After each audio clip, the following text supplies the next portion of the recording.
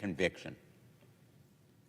This nominee epitomizes the Trump demand for loyalty and fealty above all else to him,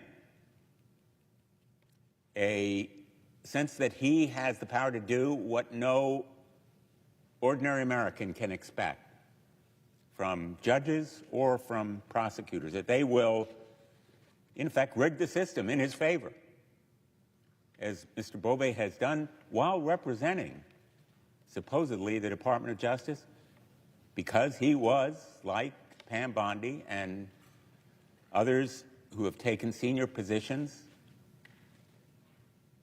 a lawyer, in fact, for President Trump, his personal lawyer, defending him against claims in his personal capacity before he took this role in the Department of Justice. A lot has been made of Mr. Bove's role in dismissing the case against Eric Adams, the mayor of New York. I'm not going to go through all the details except to say that Danielle Sassoon refused to make the argument in favor of dismissing those charges in exchange for concessions on immigration policy. She said it was an, quote, an improper offer of immigration enforcement assistance in exchange for a dismissal. The lead prosecutor on the Adams case resigned rather than take Mr. Bove's order, and he too said that it would be a violation of conscience and conviction, and that anyone who is enough of a fool, and I'm quoting, or enough of a coward to file your motion, end quote, should not do so. The judge in the case said, quote, everything here smacks of a bargain, dismissal of the indictment in exchange for immigration policy concessions. He called Mr. Bove's position, quote, fundamentally incompatible with the basic promise of equal justice under law. A quid pro quo deal, but Mr. Bove said it was fine. Even more disgracefully, he said a court cannot review at all a dismissal of this kind. This attitude toward the law alone should disqualify him, but he went further in a March meeting, according to the whistleblower. He said essentially that lawful court orders should be obeyed. That's the nominee for a judgeship, saying that judges ought to be defied. He should not be under consideration for this lifetime appointment for these reasons and others that my colleagues who are coming to the floor tonight will describe in detail. The short-circuiting and straitjacketing of consideration of Mr. Bove will be a stain on the United States Senate. And make no mistake, we will rue the day, my colleagues will, if they vote for this nominee. And we should not in any way turn a blind eye towards the other nominees that will be before us for the district court. Josh Devine, Maria Lanahan, Jordan Pratt, all nominated to serve as trial lawyers on the federal bench. They've made careers of crusading against reproductive rights. Judge Pratt wrote an amicus brief supporting Florida's 15-week abortion ban. He called the procedure, quote, barbaric and, quote, one of the most severe invasions of personal rights imaginable, end quote.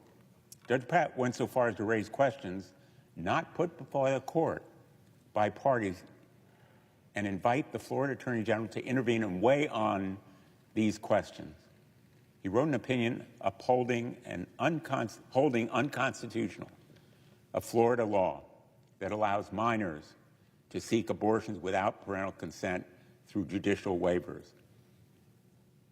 The case didn't require a court to rule on the law's constitutionality, but Judge Pratt took it upon himself to do so, and Mr. Devine led and Ms. Lanahan worked on Missouri's legal challenge against mifepristone.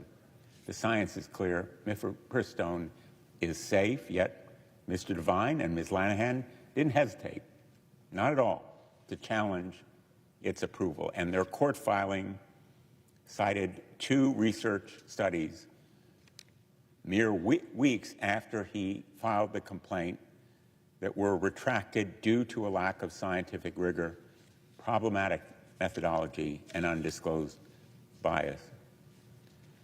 Edward Artow, nominated for the Southern District of Florida.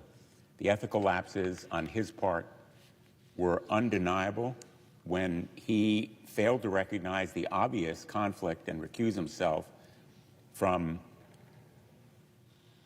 his involvement in a case involving the president at a time when he potentially was under consideration for a nomination. These nominations are unqualified. They've revealed themselves to be incapable to meet basic standards of ethical conduct, judicial independence, and if confirmed, they'd extend the administration in its reach into the courts, in effect co-signing the president's most destructive and dangerous impulses, regardless of legality. I urge my colleagues to join us in opposing these nominees. Mr. Bove should not be before this body. And I hope my colleagues will recognize the importance of standing.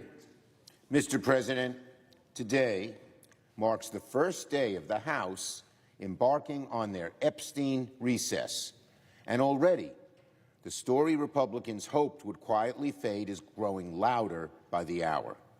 Just yesterday, the Wall Street Journal reported that Attorney General Pam Bondi and the Department of Justice informed President Trump back in May that his name appears multiple times in the Epstein files.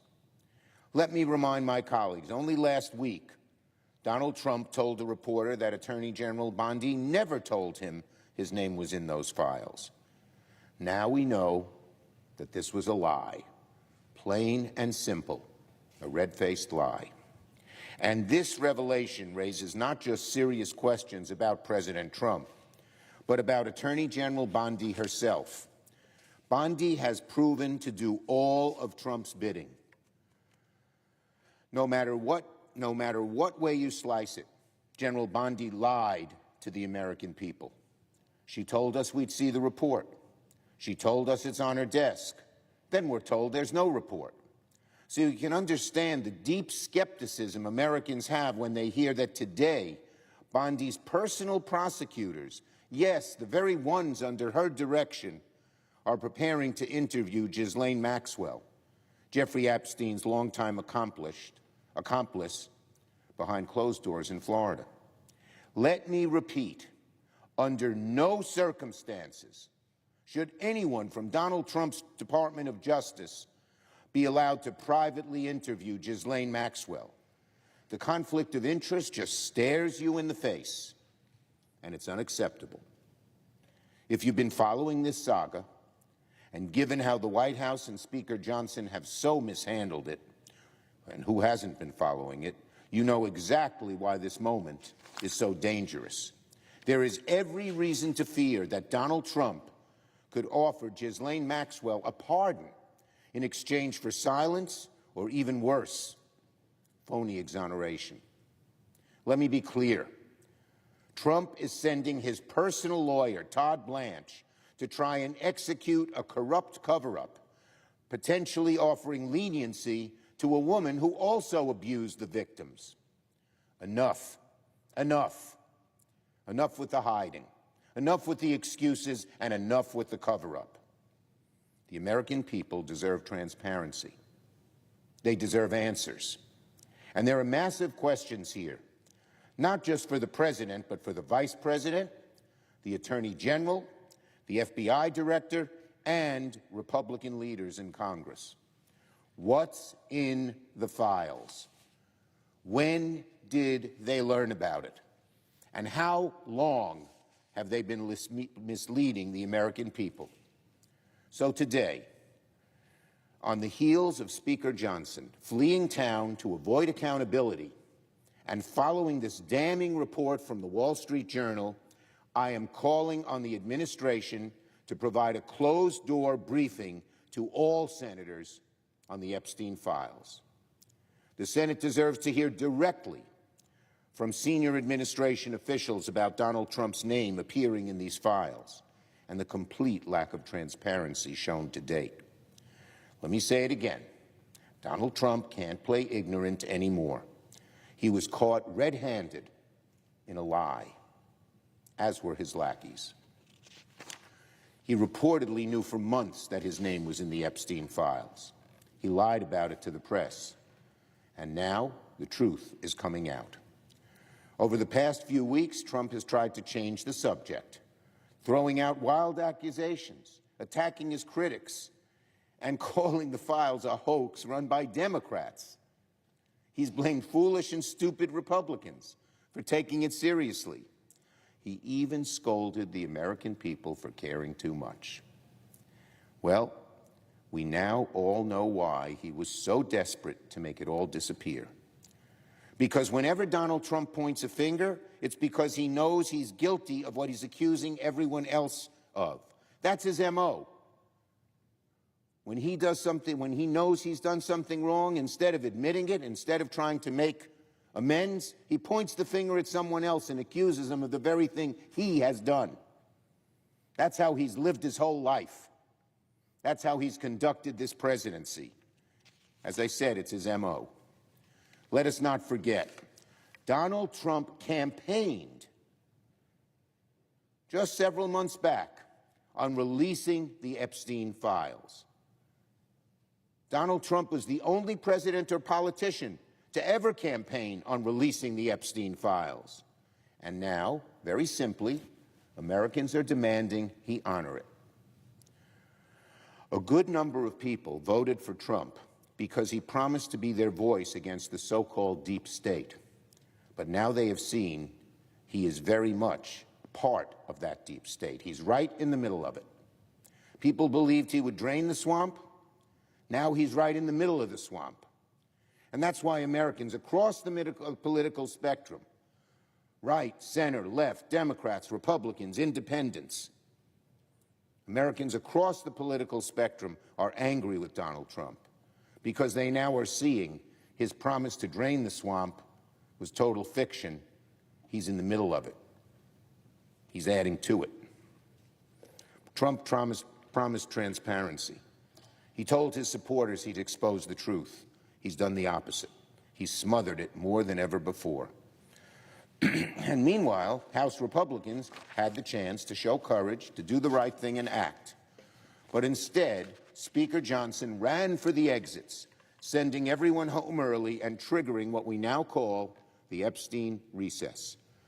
But I'd say to Speaker Johnson, I'd say to Donald Trump and his minions, I'd say to all of my Republican colleagues in the Senate, this issue isn't going away. It's only getting bigger and more dangerous the longer Republicans ignore it. Instead of focusing on appropriations or national priorities like transparency for Americans or funding the government, Speaker Johnson and House Republicans will be left cleaning up this mess, a mess of their own making. Republicans cannot escape the issue, not next week, not next month, not until the American people get answers and the transparency they were promised. Now on the Bove cloture vote. Later today, Senate Republicans will hold the first procedural vote on one of Donald Trump's nastiest judicial nominees to date, Amal Bove. Mr. Bove is beyond unqualified and unworthy of the federal bench. He's an existential threat to the rule of law and our democracy as we know it. Mr. Bove is far from the mainstream as any judicial nominee we've considered in this chamber. He's a Trumpian henchman, the extreme of the extreme of the extreme. He's openly hostile to the rule of law. He's fundamentally opposed to democratic norms. He lacks the temperament to serve as a jurist. And above all, Bove is religiously obedient to Donald Trump. We all know that one of the only things that matters to this president is brazen, unyielding obedience to him, no matter how wrong he is, no matter what lies he tells. Mr. Bove made a name for himself by cleaning up Donald Trump's dirty laundry. That's what he did. He cleaned up Donald Trump's dirty laundry. He's a devout January 6th apologist who defended Trump as his personal attorney after Trump was charged with inciting the insurrection. At the Justice Department, he wielded his power to fire prosecutors working on January 6 criminal cases and punish FBI agents, people who've dedicated their lives to our country and were simply following the law. He goes out and tries to punish them because they stopped Donald Trump's insurrection. So instead of working to hold the January 6 rioters accountable, Bove sided with the rioters who desecrated the building and violently attacked our police officers. Imagine Republicans going after people who attack police officers, all because Donald Trump incited an insurrection that he now lies about. Well, that's who Mr. Bove is. And it's not even the all of it. While at the Justice Department, Mr. Bove reportedly told DOJ lawyers to ignore court orders and even deliberately mislead judges. That's what he said. That's what he reportedly told DOJ lawyers. Ignore court orders and mislead judges. Can you believe this? We're trying to put this guy on the bench. How low can our Republican colleagues go in obeisance to Donald Trump when so many of them, not all of them, but so many of them know he's wrong? If there's even a shred of truth to these allegations, that alone is enough to disqualify Mr. Bove from ever holding federal office and federal judgeship above all. But my Republican colleagues don't seem to want to get to the facts. Republicans are so afraid of Donald Trump, so willing to do whatever he says, that many of them are going along with Bove's nomination without a whisper, without so much as a whisper of scrutiny. Also, all the signs are pointing towards Bove being a disastrous judge who will take advantage of his power on the Third Circuit to settle scores and advance the Trump agenda. So Republicans have a decision to make. If they still have any respect left for the Senate as a check on the executive, if they still have any respect for our judiciary and the rule of law, then Republicans should join Democrats, vote no on Mr. Bove's nomination. And finally, on a more solemn note, today marks 27 years since Detective John Gibson and Officer Jacob Chestnut of the Capitol Police were killed in the line of duty defending the Capitol building from a lone gunman. In the face of grave danger, not only to themselves, but to all of us who were in the Capitol that day, I was a congressman then, Detective Gibson and Officer Chestnut responded with extraordinary courage and heroism because of their sacrifice. Their sacrifice, a potentially catastrophic situation, was contained in a matter of minutes, and countless innocent lives were spared. So today we honor the memories of Detective Gibson and Officer Chestnut, and we thank all of our Capitol Police for doing the work they do day in and day out to keep the Capitol complex safe and secure. I yield the floor. And note the absence of a quorum. The clerk will call the roll. Ms. Alston-Brooks.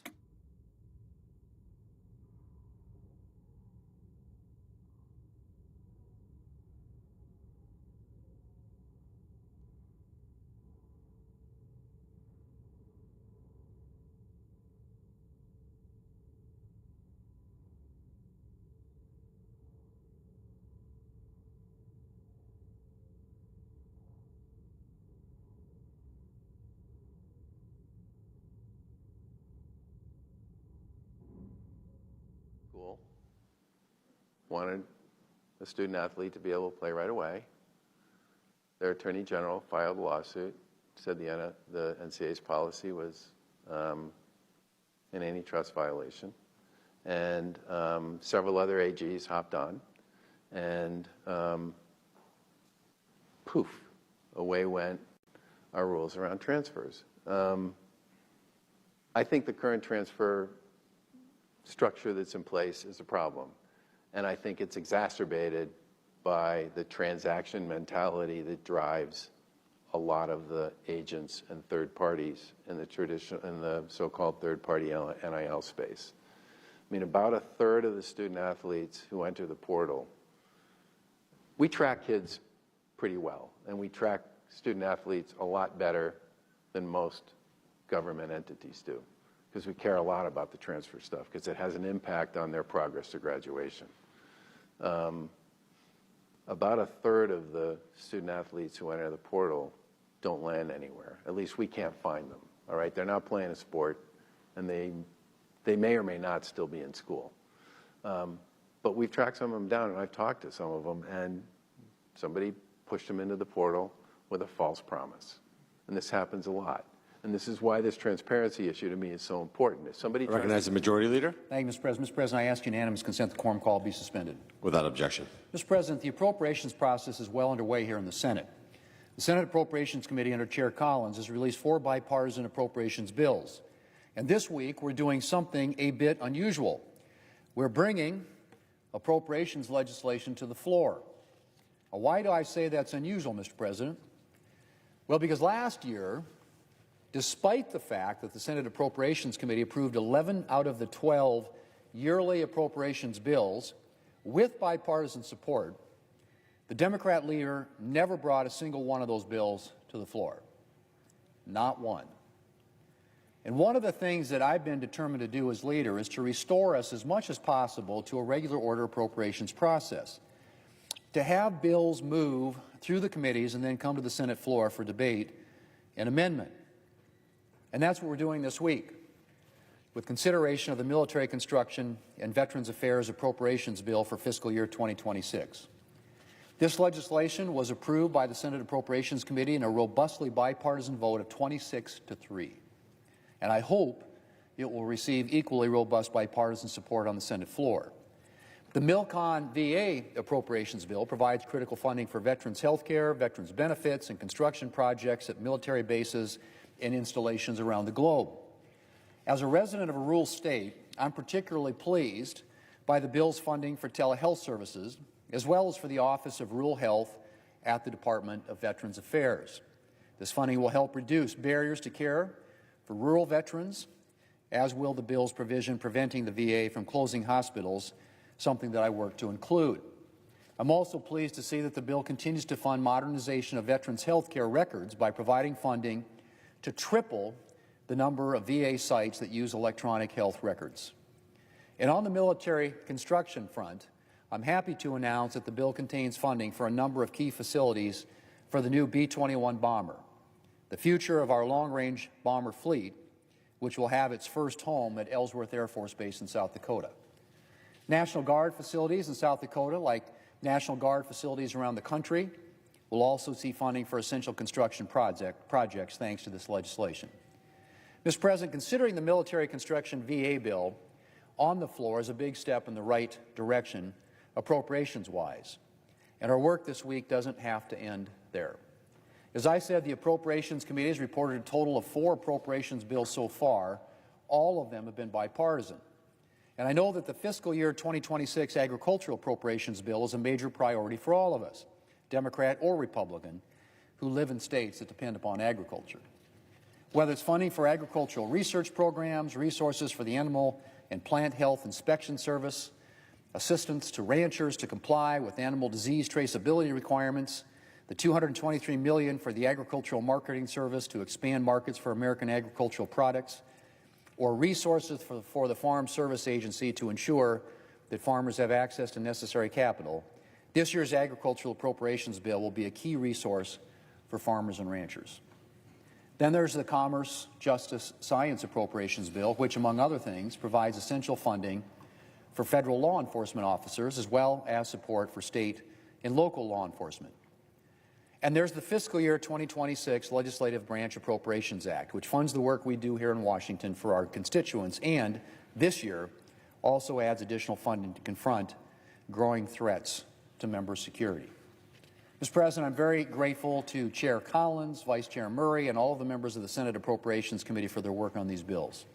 And I hope that we'll be able to consider some of these alongside the MILCON-VA appropriations bill this week and next.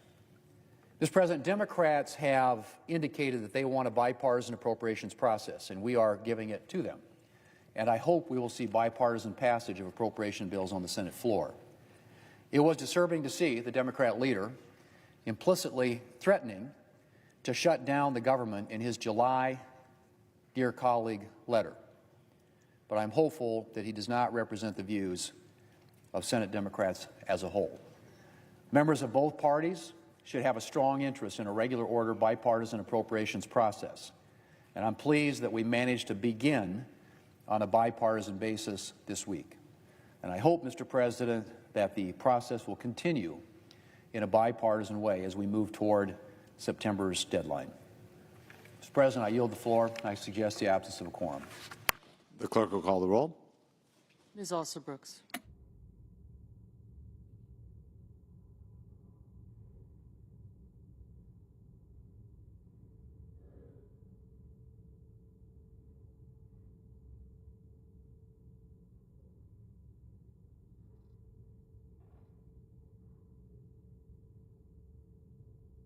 Student athletes and the ones that come after that. And that's a perfect example of that. Yeah, I mean, yeah. What kind of fix do you see? Well, let's launch the settlement, give schools back the center of gravity that they've lost with respect to their ability to support student athletes directly, and create more data so that hopefully we don't have huge numbers of kids jumping into the transfer portal with really bad information about what's truly possible and available for them. And give us some ability to actually establish some rules around transfers that would reduce this constant hunt in the transfer portal for the next whomever. Okay. So I know we're, like I said, we're not even a month into the settlement, but looking at kind of the overall impact of giving some of that power back to the universities, you know, with this 20 million or 20.5 million cap now, even though it'll increase, for a lot of these schools, the preponderance of that is going to go to college football or men's basketball. How do you make that more equitable, or can you? Is it, you know, are there going to be haves and have-nots in college sports? Well, keep in mind that the settlement does some other stuff too. One of the things it does is it uncaps the NCAA scholarship limits.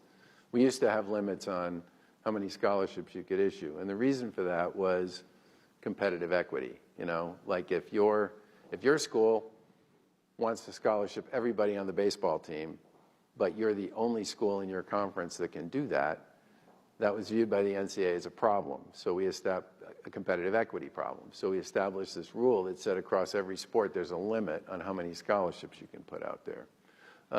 One of the things this settlement also does is it gets rid of the scholarship limits.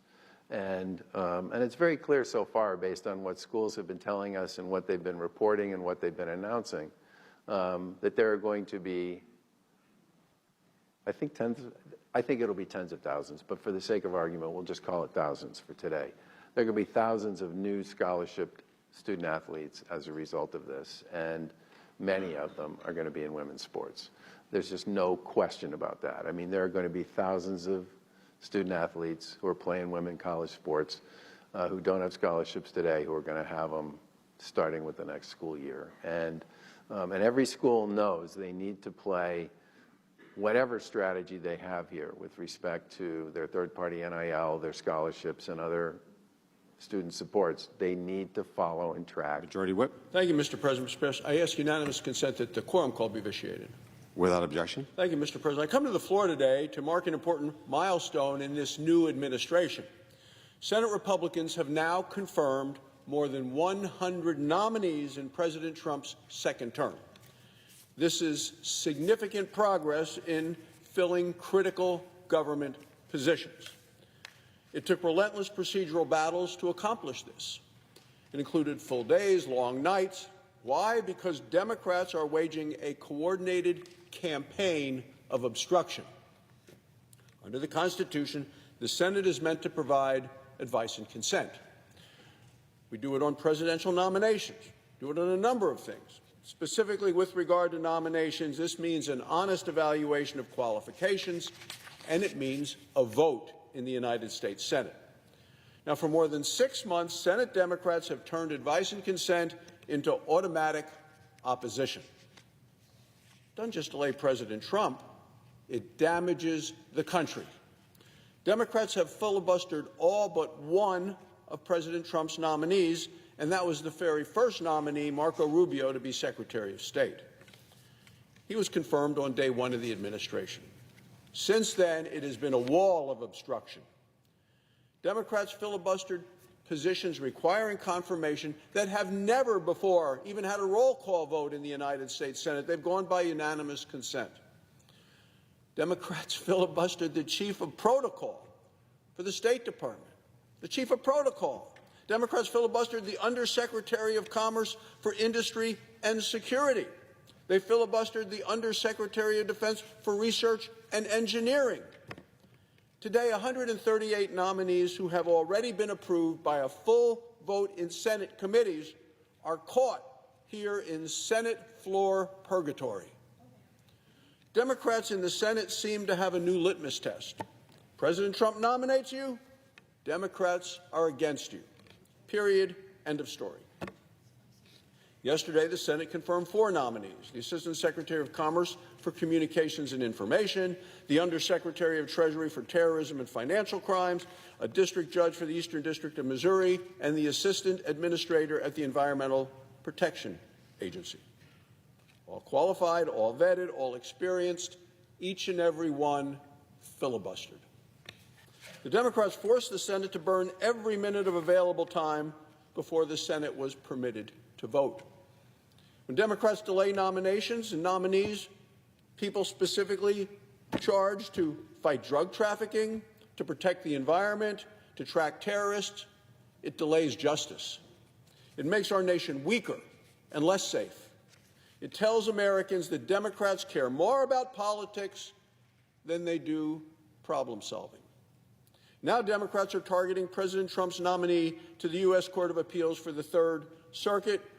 We just heard the Senate Minority Leader talk about that nominee. By any objective measure, Mr. Bove is qualified, Georgetown law, top 5% of his class, a decorated former prosecutor, someone who took on and took down violent criminals, drug traffickers, terrorists. But because he worked for President Trump, he's now a target of a politically motivated hit job. During his confirmation, he said this under oath. He said, "I have never advised a Department of Justice attorney to violate a court order." The facts support his testimony. So today, Senator Schumer came to the floor and said of Mr. Bove, he said he was, quote, "as extreme as anyone we've considered in this chamber." Mr. President, let me recall for the body some of the people that were nominated to the Biden administration, supported by Chuck Schumer, when he takes an attack on such a qualified nominee as we're debating and discussing and voting on today. Democrats confirmed as U.S. Attorney from Massachusetts someone who released a list of charges that she would refuse to prosecute if she was confirmed. She said, "I refuse to prosecute shoplifting, drug possession with intent to distribute." Okay, under the Democrats, they want her confirmed as a U.S. Attorney, and they did that for Massachusetts. They also confirmed in 2021 under Joe Biden an Assistant Attorney General who supported efforts to, quote, defund the police, an Attorney General wanting to defund the police. And then they supported and nominated and confirmed a judge for the United States Court of Appeal for the 11th Circuit, a judge who worked for a left-wing organization that, listen to this, Democrats, repeatedly called for a complete reimagining of policing in this country. That's what they're for. That's who they are. That's the Democrats today. So the kicker of all of this, Mr. President, is the Democrats' radical nominee for the Third Circuit in 2024. This same position, opposed by more than 20 police groups. 20 police groups. Served on the board of advisors of a group that called cop killers freedom fighters. The Democrats came to this to support a nominee by the president, then Joe Biden, who was a member of a board of advisors for a group that called cop killers freedom fighters and advocated for their release. Nevertheless, Democrats strongly supported the confirmation. They relented only after President Trump won the election. Mr. President, Republicans are working hard to get America back on track. On another matter, Mr. President, this Saturday marks the Day of the American Cowboy. This national celebration began 20 years ago. It started by my predecessor, Senator Craig Thomas, and I'm proud to continue it with Senator Cynthia Lummis today. By celebrating the American Cowboy, we celebrate the men and the women who transformed a vast frontier into vibrant communities. The people who paved the way for the American dream from the saddle of a horse, they made America great. The people who continue to believe that freedom is a gift from God, not from the government. That's who cowboys are. The American cowboy represents the grit and the values that America is built on. Now, I'm from Wyoming, and in Wyoming we believe in the cowboy code, and we live it each and every day. It says,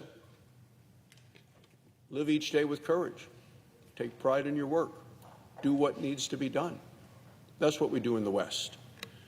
And we need these values more than ever in America, and especially in Washington, D.C. Because cowboys will tell you, it's not about the boots on your feet, not about the hat on your head, it's about the values you embrace, values that cowboys truly represent. The character matters more than the credentials. The actions speak louder than words. The best government is the government that trusts the people to govern themselves. The American frontier spirit is alive and well today. President Ronald Reagan said when he was in Cheyenne, Wyoming, in the American West, he said the thing he loved about Wyoming and the West, he said, people here still believe the future is ours to shape. People in the West continue to create and shape that future each and every day. Thank you, Mr. President. I yield the floor. Note the absence of a... At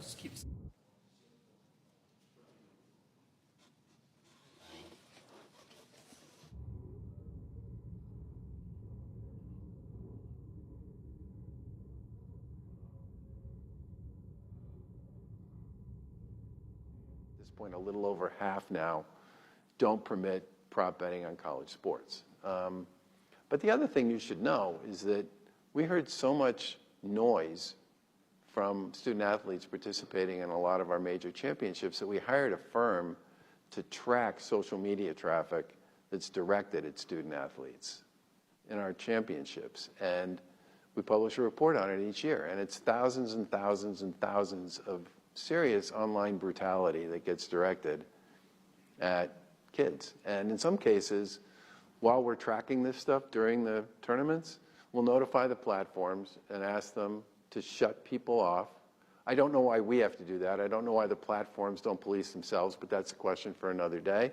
And in some cases, we end up referring some of the really ugly stuff, whether it's directed at officials, coaches, or players, to law enforcement. And we've actually had circumstances where we've put certain teams in our tournaments into 24/7 police protection for the rest of the time they're in the tournament because of some of the threats that are being directed at them.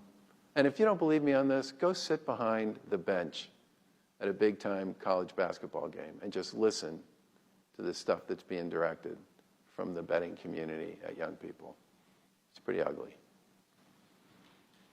We had one other NIL question on whether, and we touched on this a little bit before, and you said that it possibly be handled more by the courts and in contract law, but Senate Majority Leader Thune had said that he might be open to a federal law on NIL, on name, image, likeness, so that it's not a state by state, you know, some states have certain laws. Yeah, I think that's great.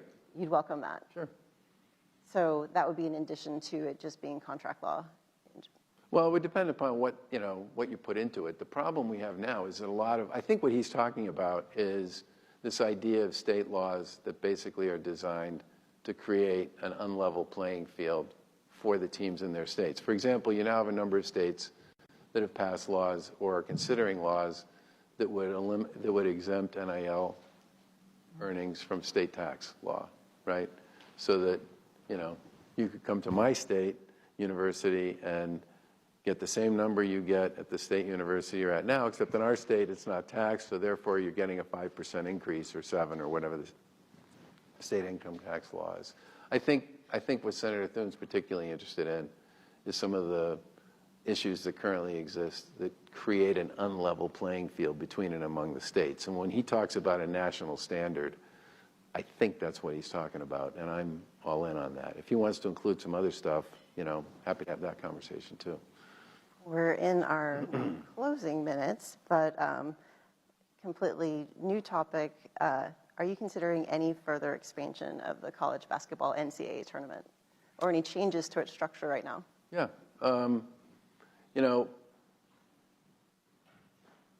there was a really interesting story. I don't know if there's anybody here from The Athletic, but there was a really interesting story in The Athletic yesterday about a debate between Mike DeSorcy and Seth Davis. Davis was for expanding the tournament, and DeSorcy was against it. And I think they both kind of captured all of the various arguments that go in both directions. For me, there's two issues associated with expanding the tournament that matter. One is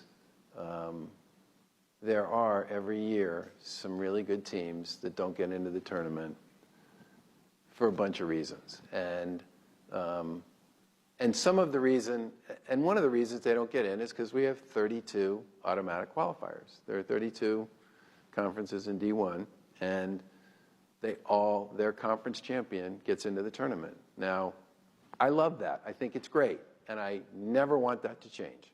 But that means there's only 36 slots left for everybody else, and in many cases, there are teams that are among the 50 or 60 best teams in the country. I don't buy this argument that none of the teams that get left out on the bubble are not good. It's not true. I mean, if you think back 2 years ago, UConn, the only hard game UConn had in the last 10 games of their season was the semifinal game against St. John's in the Big East tournament, which I thought they were going to lose. St. John's had a couple of terrible losses early in the year. They had a great team at the end of the year. They didn't get into the tournament. They should have been in it. Indiana State, one of the most fun basketball teams to watch a few years ago, lost their conference championship to Drake, didn't get into the tournament. They ended up going to the final in the NIT. That was super, but they should have been in the tournament. And so my view on tournament expansion is it's a way to not only preserve the importance of the AQs and the real Cinderellas, who in many cases get into the tournament, but it's also a way to make sure that some of the 65 best teams in the country that get left out because of the 32 AQs find their way in. And I don't think it's a big money maker. I've heard several people say, well, it's all about making money. I think all we really want to do there is cover our costs. The big challenge associated with it is sort of the logistical one, which is the tournament has to start after the conference championships are over. And right now, Selection Sunday happens like 2 hours after the last tournament game ends. And it has to finish by the Tuesday before the Masters. So it's like, there's not a lot of room there. So any expansion, we're gonna have to figure out how to put it in, and then logistically how to make it work. But I don't buy the idea that some of the teams that currently get left out aren't good. They are, and I think that sucks. And I think the committee's conversation about this has been a good one, and I think sometime this fall they'll make a decision. This has been a fascinating conversation, and I want to say... I'm sorry that you're reading that, because I don't know if that means you mean it or not. I'm not. I'm only reading it. Right there, I can see it. Yeah. Do you want to read it? I'm kidding. I just... It's just to make sure I don't forget to thank people. So with that in mind, I do want to thank our headliners team, Chair and NPC President Jen Judson and Frank Massano, who assisted with this event, as well as our club's executive director, Didier Soy, and the entire club staff who worked to make this possible every single time. As usual, we have a press club mug for you. Oh, cool. You've answered all our questions, so we give you coffee Afterward. yeah, after. You right. can fill it with the coffee. Thank you. Thank you very much. Thank you so much for being here with us today for this informed discussion. I know so much of this is still brand new, and we look forward to you coming back after you have that data. I'd be happy to come back, and I really do appreciate the chance to be here. And, you know, as somebody who comes from a family of student athletes and was one myself, I really do believe it's one of the most valuable human potential development machines we've got. And I hope we don't forget that. I just, you know, this is just a quick story if I have 2 minutes. I meet with a lot of young people all the time, and I was at the Women's Final Four last year, and I met with a bunch of women basketball players, and one of them raised their hand and said, "Can you help me understand how I can use my experience as a student athlete in a job interview?" And I said, "Well, can you take constructive criticism without losing your mind?" And she said, "Yeah." And I said, "Are you willing to put aside some of your own personal interests for the pursuit of the team?" And she said, "Of course." And I said, "Do you understand that, you know, sometimes you gotta love the grind to get better?" "Well, yeah." I mean, she was literally like getting impatient with me. And I asked her like a whole bunch of these kinds of questions. And I say this all the time. I don't think student athletes a lot of the time even understand what it is they're learning by playing a Senator from sport. Pennsylvania. Mr. President, I'm honored to be here on the Senate floor for the first time. Each time I enter the Senate chamber, I'm humbled to walk in the footsteps of the Pennsylvanians who came before me, from founding father Robert Morris to Simon Cameron, from Joseph Clark to John Hines. It was the namesake of the Commonwealth, William Penn, who said, "Patience and diligence, like faith, remove mountains." And in my short time here in the Senate, I have found these words to be of comfort. At this moment, our circumstances and fellow countrymen require us to remove mountains, and to do so with great haste. I would also not be here today without the patience, love, and example of my parents, Jim and Mary Ann. I'm also so grateful for the love and encouragement and belief in me by my incredible wife, Dina, who is in the gallery today. She believed in me when few others did. And finally, Dina and I are both so grateful for the love and support of our amazing 6 daughters through 2 hard-fought campaigns. Mr. President, I chose to rise today for the first time because something miraculous happened last week in Pittsburgh, the city that Dina and I are proud to call our home. In the middle of the so-called Rust Belt, President Trump, members of the cabinet, the CEOs of the world's leading energy, technology, and investment companies, labor leaders, and political leaders from both parties came together at Carnegie Mellon University to commit over $90 billion in new investments. Investments that affirm Pennsylvania's central role at the crossroads of America's energy and AI revolutions. These projects, announced at the inaugural Pennsylvania Energy and Innovation Summit, will bring enormous benefits to communities across our great Commonwealth.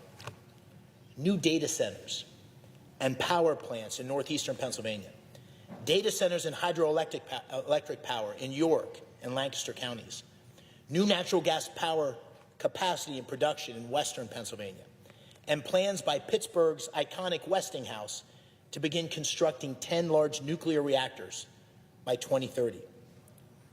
Now, for Pennsylvania workers, this will result in tens of thousands of jobs for skilled labor, including electricians and welders, steam fitters, machinists, and countless other trades. And many, many more indirect jobs supporting these projects will come to Pennsylvania communities. And perhaps most important, the significant media focus on the summit allowed Pennsylvania to tell its unique and compelling story to the world. Now, last year, President Trump and I promised to make America energy dominant and to secure our nation's AI leadership and to create jobs and opportunity for working families in Pennsylvania and across America during our campaigns. And last Tuesday, it was clear to all that we are delivering on those promises. These investments come at a defining moment, not only for Pennsylvania, but also for the future of our great nation. Embracing the AI revolution and achieving energy dominance will require us to do something very special, once again build in the United States. And in this process, we can revitalize the American dream for all Pennsylvanians and for all Americans by training and deploying workers across our economy, from the trades to engineers to our very finest scientists. The stakes could not be higher. If the United States does not rise to this challenge, we risk putting our future in the hands of the Chinese Communist Party, which seeks to dominate industries and technologies that will define the 21st century. This is a competition we must win. And it's a moment that demands leadership, sound policies, and yes, bipartisan cooperation to ensure our nation's prosperity. And that's what the summit in Pittsburgh was all about. Bringing together the president and his team together with many leaders who can seize this moment, who can chart a course forward to build the infrastructure, the talent, and the technology required to lead America's next chapter of growth and opportunity. Mr. President, I'll come back to the significance of the summit in a few minutes, but let me step back for a moment and describe the journey that has brought me here today. I'm a seventh-generation Pennsylvanian from Washington County, and I grew up in a small town called Bloomsburg. The majority leader visited in northeastern Pennsylvania. I spent my Friday nights on the wrestling mat in high school gyms from Shikellamy to Shikshinny, from Selinsgrove to Schuylkill. And I spent my summers baling hay and trimming Christmas trees with my high school buddies. Many of them are still close friends today. And this upbringing, like for so many generations of Pennsylvanians, it taught me the timeless lessons of toughness and hard work and resilience. My senior year in high school, I was nominated to the United States Military Academy at West Point, the first kid from Bloomsburg to attend the academy in decades. And there I learned 3 words that General MacArthur called the rallying points for every cadet: duty, honor, country. 3 years after graduating, I saw these words put into action when I deployed with the 82nd Airborne Division to Saudi Arabia and later Iraq during Operation Desert Storm. Following the Army, I joined and eventually led a successful technology company in Pittsburgh. I served in several senior positions in the government at the intersection of national security and our economy. And I led as CEO one of the world's great global investment firms. But Mr. President, nothing I have done in my life compares to the honor of serving as the 54th elected senator from the Keystone State. And I'm also proud, following the great senator from Rhode Island, to be the 9th senator in American history who is a graduate of West Point. I decided to enter the political arena because America is a superpower in peril. I gave up a successful business career because I could see that despite the strength and the spirit of the American people, our future is threatened by a cycle of stagnation and disillusionment and decline. The American dream is out of reach for far too many families in Pennsylvania, and the Chinese Communist Party is actively subverting America's economic and military power. Breaking this cycle and focusing on the renewal of our nation is the only way forward, and I felt a calling to try to do my part in fulfilling this mission. During his campaign, President Trump uniquely grasped this challenge. He saw the struggling communities next to the shuttered steel mills along the Monongahela Valley on the outskirts of Pittsburgh. And he understood the devastation in small towns like Bloomsburg, where I grew up, 50 miles from Scranton. The McGee Carpet Mill once employed more than 2,000 workers, including the parents of many of my high school classmates. It now occupies a mere 200. Like the president, our fellow citizens saw thousands of brave men and women who fought for 2 decades in the endless wars in the Middle East. Too many returned home with broken bodies or troubled minds, like Michael Wargo of Lehighton, the son of Dina and my dear friends Michael and Sally. They lost Michael to suicide years after he returned from a tour in Afghanistan. And I share their heartbreak, and I know many of you do too, and the disbelief that 18 veterans a day still take their own lives, every single day. Finally, we all saw the wide-open southern border, bringing millions of illegal immigrants into our towns and cities, and violent crime and deadly fentanyl in our communities. More than 4,000 Pennsylvanians lose a loved one every year to a fentanyl overdose. One of those families is that of my good friend, Blair County Sheriff Jim Ott, who lost his 33-year-old son, Josh, to the scourge of fentanyl. Mr. President, last year I heard these concerns over and over and over again from my fellow Pennsylvanians in hundreds of campaign stops I made across the Commonwealth. And in November, the people spoke. Pennsylvania voters gave President Trump and me a mandate for change. They wanted a dramatic turnaround from 4 years of open border policies, soaring prices caused by reckless spending, and weak leadership on the world stage that emboldened China, Russia, and Iran. And after only 6 months, Mr. President, the results speak for themselves. President Trump, with the support of this Congress, has made enormous progress. Illegal border crossings are at a record low, with more resources on the way. The One Big Beautiful Bill just delivered and made permanent the largest tax cut in history for working families. And U.S. economic indicators across the board are getting better by the day. And we're making America safer. We're rebuilding our military. President Trump ordered a flawless attack on Iran's nuclear enrichment facilities so the mullahs can never wield a nuclear weapon. And we are working together to end the Russia-Ukraine war while preserving Ukraine as a free and independent country. Mr. President, as a senator, my job is to deliver for the people of Pennsylvania, whether they voted for me or not. We're going to have some tough fights in this chamber. This year, we already have had many. But when I look back on my time serving the people of Pennsylvania, I want to be able to tell my children and my grandchildren that I worked with anyone, regardless of their party, who shares the goal of delivering results and much-needed change for Pennsylvania and our nation. And that's why I appreciate my collaboration with my colleague and friend, Pennsylvania Senior Senator John Fetterman. Despite our differences, we found a way to work together on critical issues, such as fighting anti-Semitism at home and abroad. In the months and years ahead, I hope to serve my constituents not only inside this chamber through legislation and hearings and votes, but also outside this chamber by using my platform, my voice, and my leadership to bring about meaningful change. And that's why I began today by talking about the Pennsylvania Energy and Innovation Summit. Our vision for the event came from a realization that Pennsylvania sits at the crossroads of America's energy and AI revolutions. Yet the key political, business, and labor leaders had never actually been brought together in one place to make things happen. I highlight the summit not because it's the answer to all of the problems we face, but because it exemplifies the key ingredients that I believe we need as a country at this unique moment.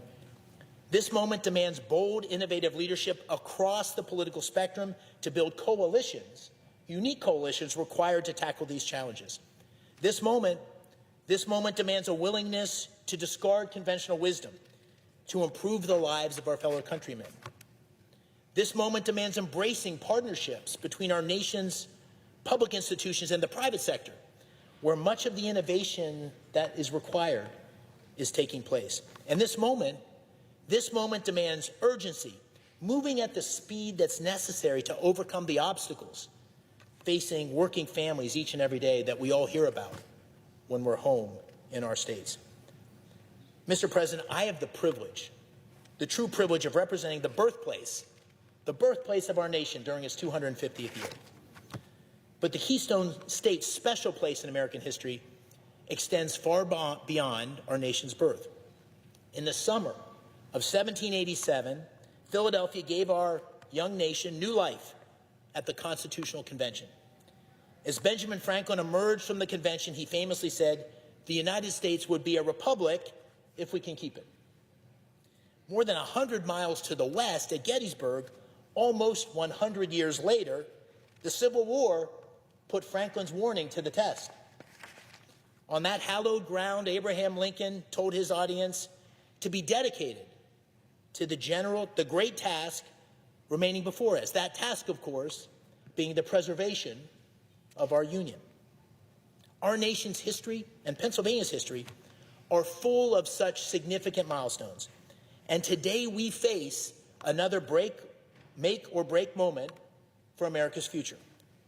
I've seen our country at its best, as many of you have, from the brave men with whom I served in Iraq, to the shopkeepers, the storekeepers along the streets of vibrant small Pennsylvania towns, to the farmers whose plowed fields dot our Commonwealth's beautiful landscape, beautiful countryside. And I've witnessed firsthand our uniquely American ability to get to the edge of the cliff and to pull ourselves back in times and moments of national peril. We can do it again. A bright future can and should be ours, but it depends on what we do next.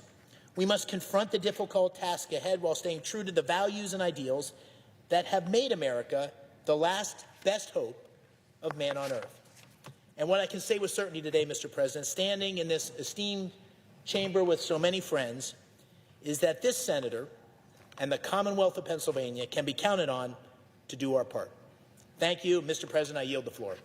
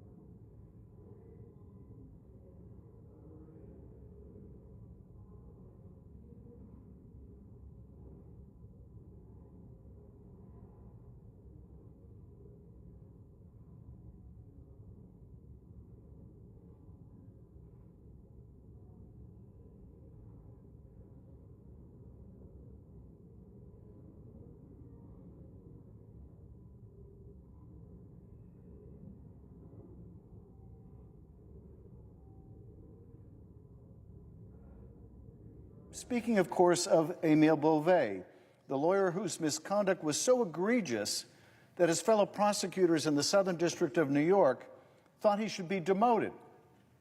Someone whose management of cases was so flawed that a federal judge not only concluded that his team... Mr. President. Senator from Arkansas.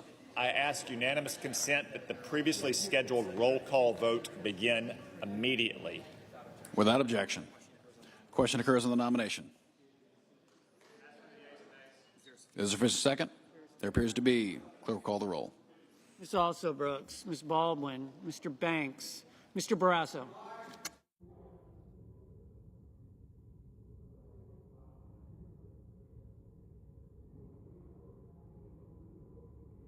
Mr. Bennett.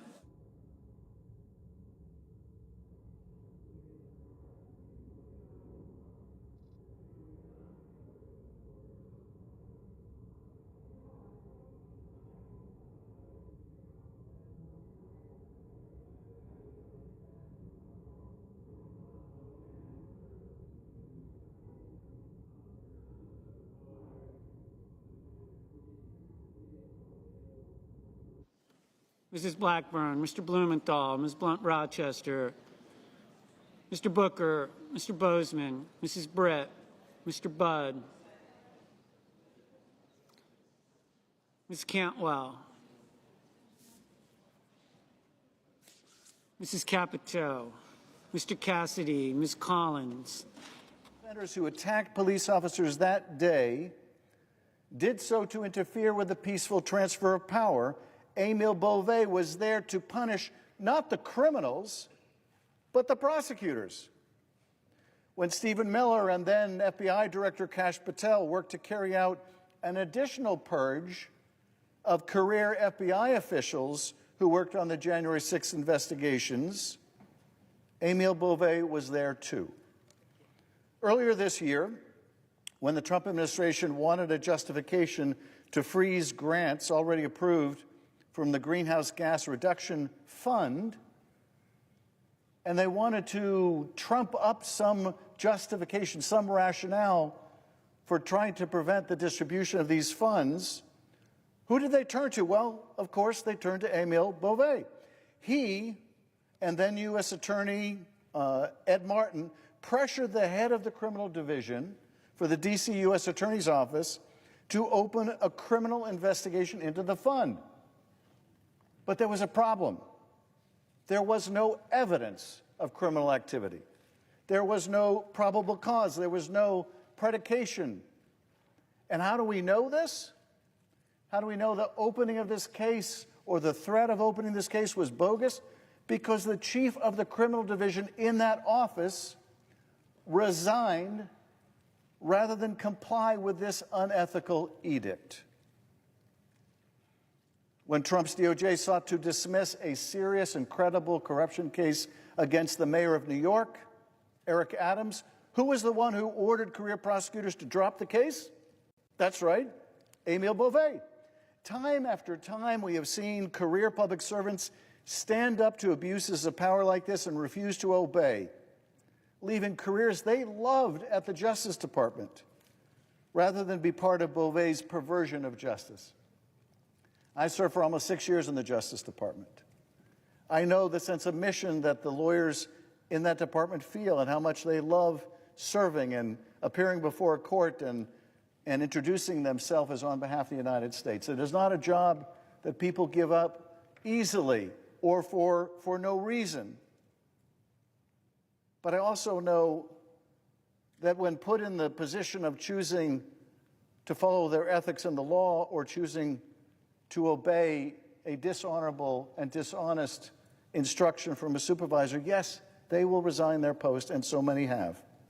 Acting U.S. Attorney Danielle Sassoon was ordered by Bove to dismiss the indictment against Eric Adams. In refusing, she called it what it was: an improper offer of immigration enforcement assistance in exchange for the dismissal of his case. In other words, a quid pro quo. Now, I just want to underscore for people what this means and how astonishingly abnormal, unethical this action was. The Justice Department intervened in a criminal case in New York over the objection of the prosecutors handling the case, including the acting U.S. attorney, to dismiss that corruption case against a public official, not because there was a lack of evidence. They didn't even try to claim that. Not because there was any prosecutorial misconduct. They didn't even try to argue that. But because he was useful to the president on his immigration policy.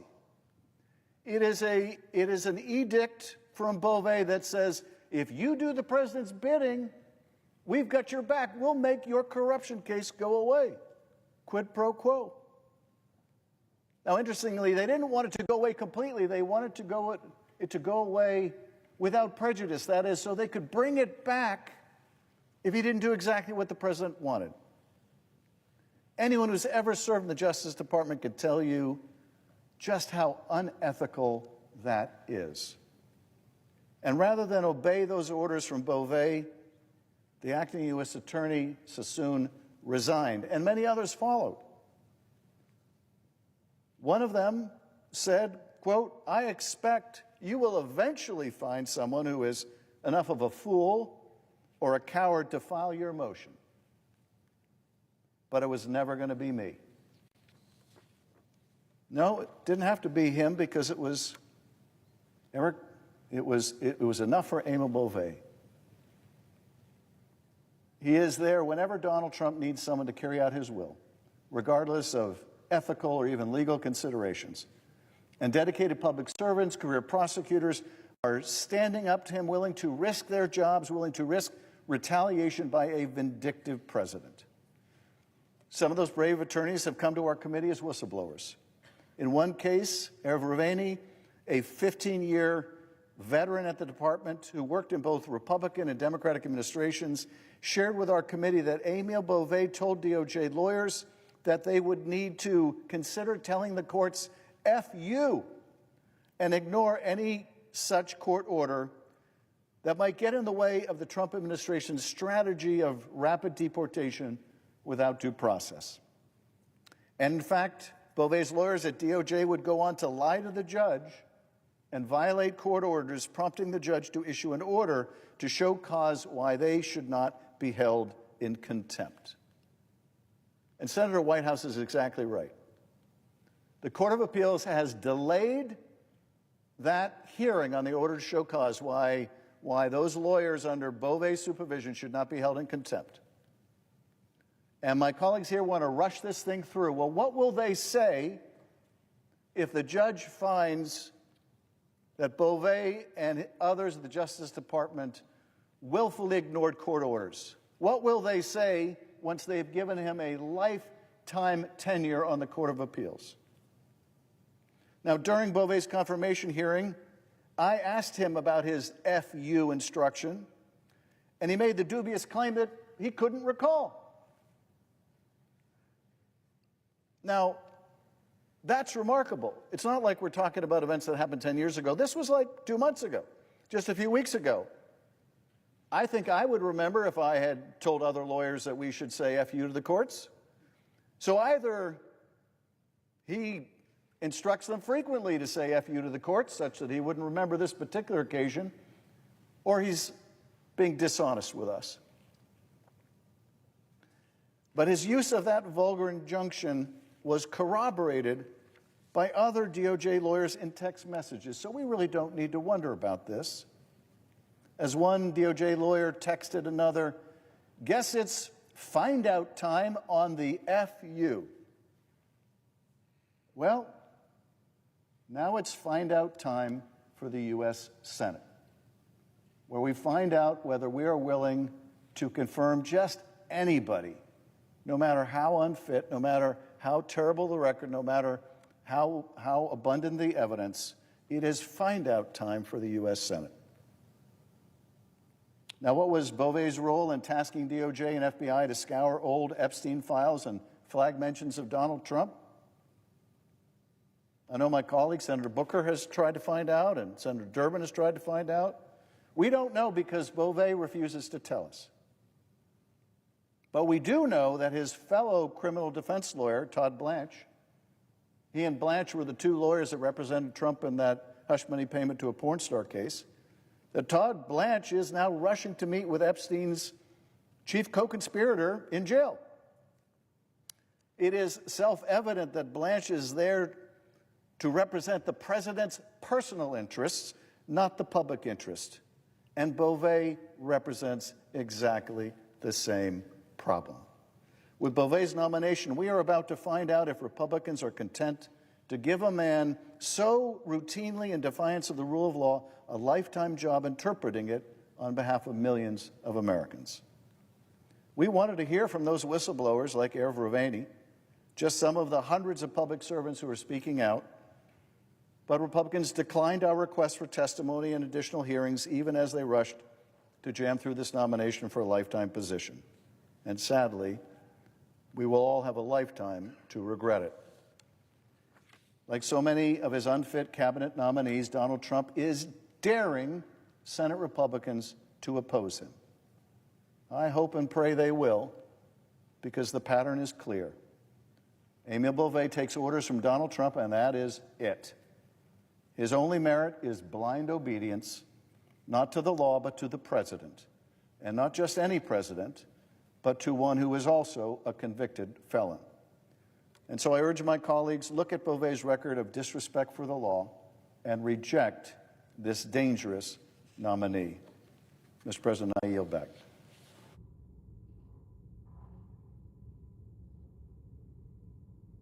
President. The senator from New Jersey. I really appreciate that recognition, sir.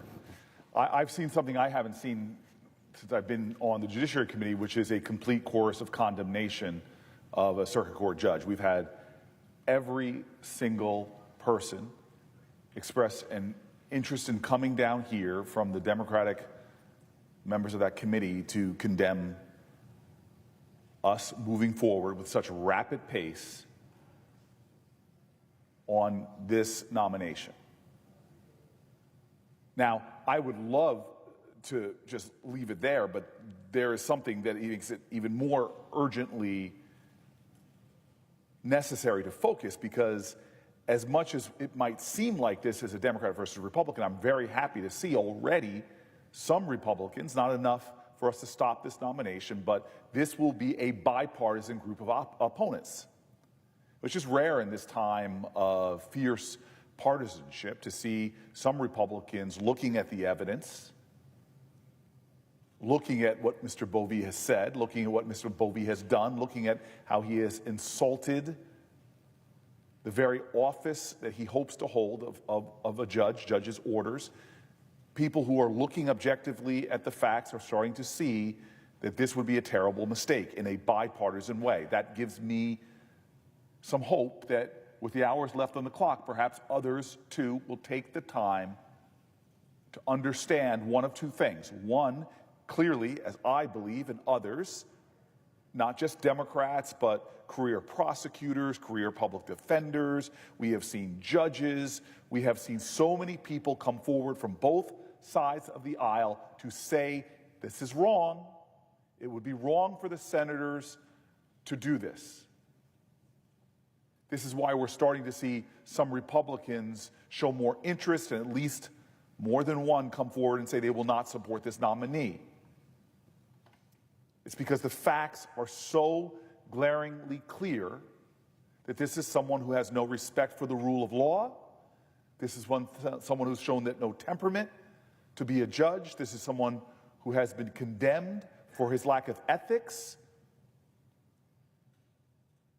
that has withheld exculpatory evidence as a prosecutor, has been given the worst Brady violation condemnation from a judge. There are so many things that are legion about this individual that on the face of it is why so many career professionals are coming forward to say that we should not be moving forward. But the second reason why people are having pause is because we are rushing this nomination before questions are answered.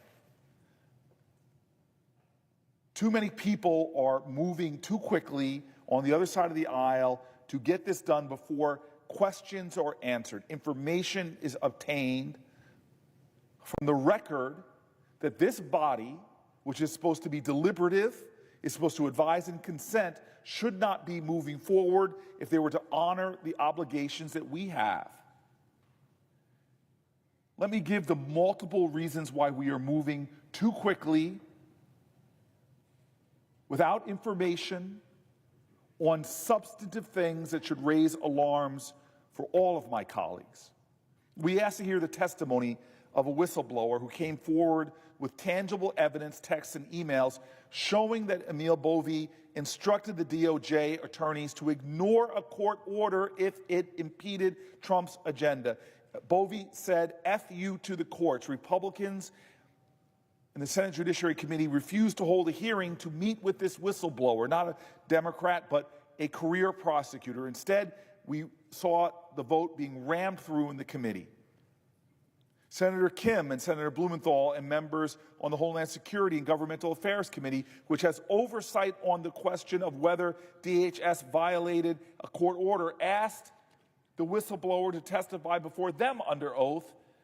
That committee has also not concluded their oversight. It is just a stunning and alarming fact that my colleagues on the Republican side have disregarded the credible account of someone who dedicated 15 years to public service and jeopardized their career and reputation to come forward at a time that people who step forward and tell the truth often face real reprisals.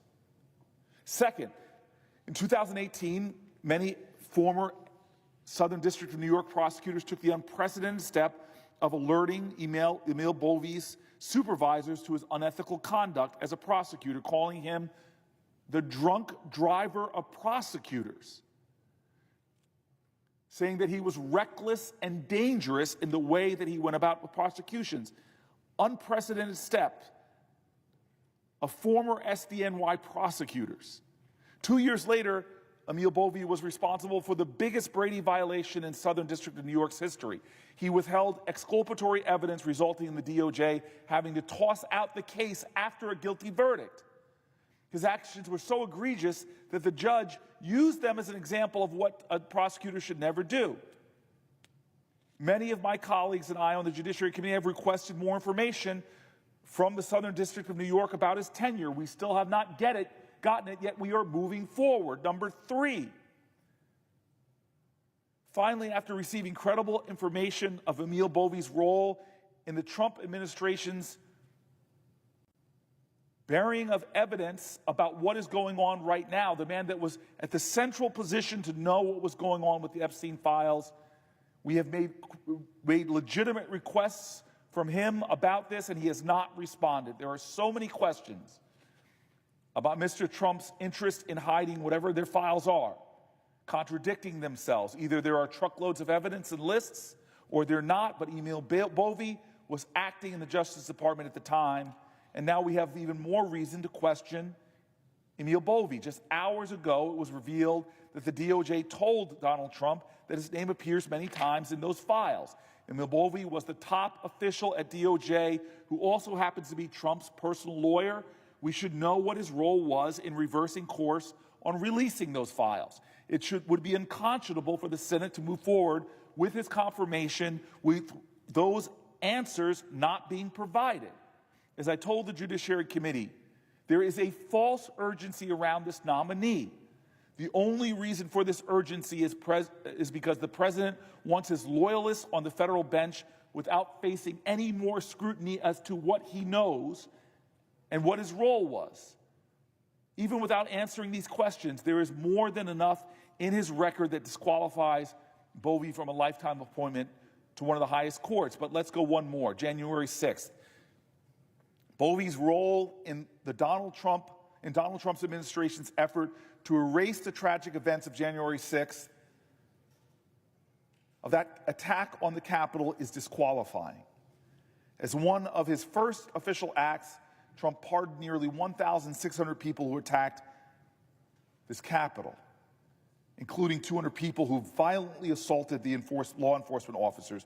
Bove was one of the highest-ranking officials at the DOJ, and he said under oath that he advised the president on these pardons, and then he turned from freeing dangerous people convicted for assaulting police officers from prison to punishing the dedicated law enforcement agents who investigated those cases. Bove wrote a memo saying that prosecuting those who attacked the Capitol was, quote, a grave national injustice. So he went after those prosecutors. He fired those federal prosecutors and FBI agents who worked on the January 6th investigations. Bove then demanded a list of every single FBI employee who touched one of those cases, and in doing so, he exposed thousands of law enforcement officials to potential retribution by the pardoned and dangerous January 6th offenders. They're now roaming free. Several of these prosecutors reached out to my Republican colleagues and wanted to share their concerns, but not one person agreed to meet with them. The president can nominate judges to the court, but, and this is critical, he can only do so by with the advice and consent of the Senate. This is a constitutional duty imposed on this House, and it requires us, every single senator, to fully and fairly consider every nominee. Willful ignorance does not excuse any of us from our responsibility to seek the truth. It does not excuse us from our constitutional duty to provide advice and consent. I plead with my colleagues, look at the facts, give it your scrutiny, analyze this nominee, look at his record. Amal Bove has shown time and time again his disrespect for the very office he seeks to hold. For God's sake, we have a whistleblower who brought testimony, receipts, texts, and emails showing that Bove said, despite the fact that he denied it in our hearings, said F you to court orders. He withheld evidence that could have helped to release an innocent person or a defendant. He broke his code of conduct. He broke his ethics. He advised for pardons on January 6th and then fired the dedicated law enforcement agents who investigated and prosecuted violent insurrectionists. And now he has critical information regarding the Epstein files. There's a lot of pressure these days to hastily push a person through who cannot be trusted on the federal bench. There's a lot of pressure these days to rubber stamp nominees. There's a lot of pressure these days to look the other way, even though the evidence is clear. There's a lot of pressure these days, but some of my Republican colleagues have broken and are standing, despite the pressure, are saying this person does not belong on the bench. I am grateful that some of my Republican colleagues are standing up and doing the right thing. There is a lot of pressure these days. There are a lot of threats. The president has put enormous pressure on people in the Republican Party who stand up and do the right thing. And yet, I've seen profiles in courage. In the first Trump administration, I saw them numerous times. I could tell you their names, from Corker to Flake. I saw my colleagues who, in times of great distress, stood up when we had a trial here. Multiple people said the president was guilty, who voted against judges that were not fit for the highest office in the land, who voted against nominees for his administration. I've seen this time and time again, the courage of Republicans in times of distress. I don't know of another case I have seen in my 14 years in the Senate where someone so unqualified for the bench is before us, but somehow right now it just seems to be too few Republicans willing to stand up with courage of their convictions, to call it like it is, to do their constitutional duty, to look squarely at the qualifications of this judge and see what plainly professionals, prosecutors, judges by the hundreds from both parties have come forward and said to this body, do not let him to go forward. There are just hours left before our final vote on this nominee. This is a time for another profile in courage. I'm hoping my Republican colleagues will look at the evidence and join with a conclusion held by so many patriots in our country and not let this man to the highest court, to one of our highest courts in the land. Thank you, Mr. President. Chair recognizes the senator from Connecticut. Thank you, Mr. President. As we close this colloquy, I want to thank my colleagues who have come to the floor, Senators Durban, Kim, Welsh, Whitehouse, Hirono, Schiff, and now my great friend and colleague, Senator Booker. And to my Republican friends, let me just say, there's ample evidence on the record already to say no to this nominee.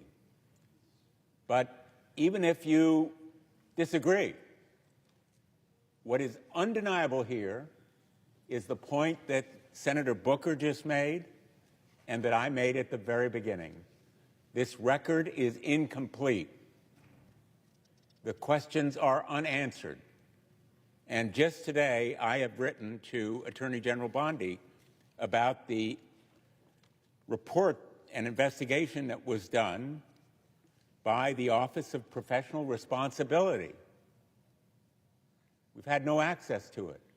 It was done because of a conclusion by the court in a case before it between 2019 and 2021 in the Nijad case that criticized Mr. Boie for offering little in the way of supervision when material was denied to the defendant, and the case had to be dismissed. The extent and scope of that investigation has never been disclosed. That's just one example of material that we have a right to see that raises questions that we should insist on being answered. That letter almost certainly will never get a response, certainly not in time for our vote, but my Republican colleagues will be haunted by those questions. They will be compelled to answer those questions one day to their conscience, because this nominee is different. This nominee should be rejected. Thank you, Mr. President. I yield the floor. And the Senate now holding its first vote of the day on whether to confirm Matthew Lommire to be Undersecretary of the Air Force. Mr. Lommire is an Air Force Academy graduate. He served as a lieutenant colonel in the Space Force before he was fired in 2021. Air and Space Forces magazine reported the dismissal happened after Mr. Lommire's comments alleging that, quote, Marxist ideology had become widespread in the military, unquote. And he criticized the Pentagon's focus on diversity, equity, and inclusion. If confirmed, Mr. Lommire would be the second in ranking under Air Force Secretary Troy Mink. And while we wait for senators to finish up this vote, we'll show you a House subcommittee meeting from yesterday where members voted to subpoena the Justice Department for records related to the Jeffrey Epstein case for lawmakers to review. That vote was 8-2, with 3 Republicans joining every Democratic member of the subcommittee to vote in favor of the subpoena. Here's a look. Well, no.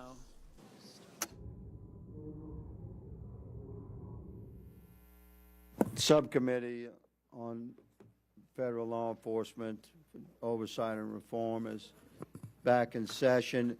Let me just announce to the members that we're going to get as much done as we can while votes are about to be called so we can move forward with these proceedings reflective of our rules. I believe Mr. Perry had sought recognition for. That's right, Mr. Chairman. Thank you. Mr. Chairman, I have a motion to subpoena the following individuals to expand the full committee's investigation into Ms. Maxwell, and the list reads as follows.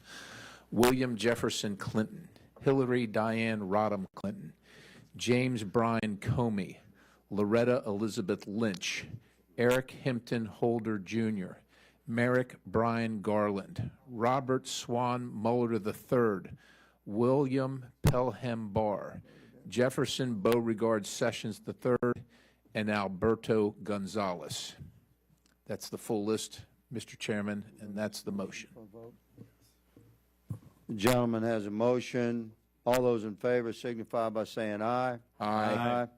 All those opposed signify by saying no. No.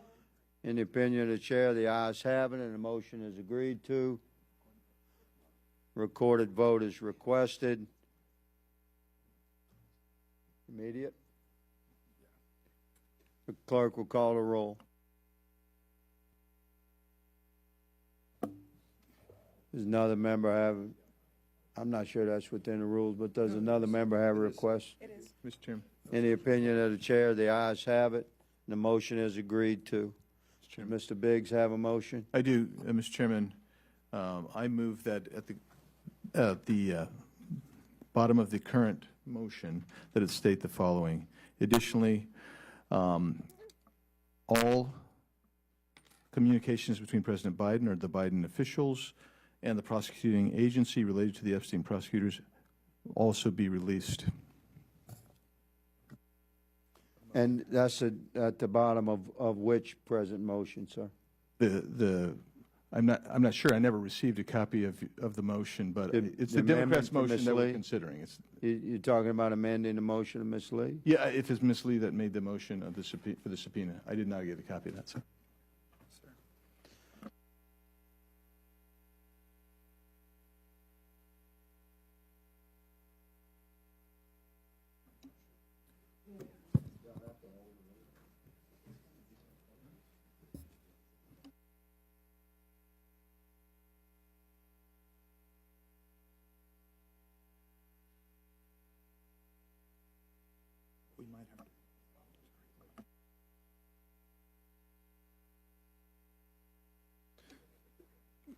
And Mr. Chair, I think our preference and our request is to have the clean motion that Ms. Lee made to release the Epstein files. This is the vote that we'll be voting for. Yes, and the gentleman's argument is being discussed. There's a parliamentarian discussion going on between the majority and the minority right now. We're going to follow the rules. In the meantime, votes have been called, and pursuant to the previous order, the subcommittee stands in recess. We'll be returning as fast as possible after votes, so we're going to call it a 1/2 hour window to return after votes.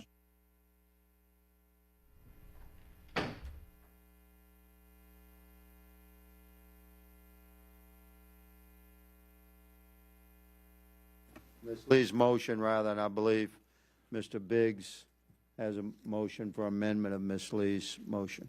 Yes, thank you, Mr. Chair. I move to amend Ms. Lee's motion to include the release of all communications between President Joe Biden and or the Biden administration officials and the Department of Justice related to Jeffrey Epstein. Motion is offered. All those in favor signify by saying aye. Aye. All opposed? Prior to vote? Yep. Thank you, sir. You have an amendment to the amendment? I do, Mr. Chair. Mr. Garcia is recognized with an amendment to the amendment that Mr. Biggs has offered. Thank you. To Ms. Lee's motion. I move to add a second amendment to the amendment to Mr. Biggs to strike President Joe Biden and or Biden administration officials and replace with, quote, any president or executive branch official, end quote. We will dispense with Mr. Garcia's motion to amend the amendment of Mr. Biggs before we vote by voice on Mr. Biggs' amendment to Ms. Lee's motion. All those in favor of Mr. Garcia's motion to amend Mr. Biggs' motion, say aye. Aye. All those opposed, no. In the opinion of the chair, the noes have it, and the motion is not agreed to. Recorded vote, please, Mr. Chair. Recorded vote is requested. The clerk will call the roll.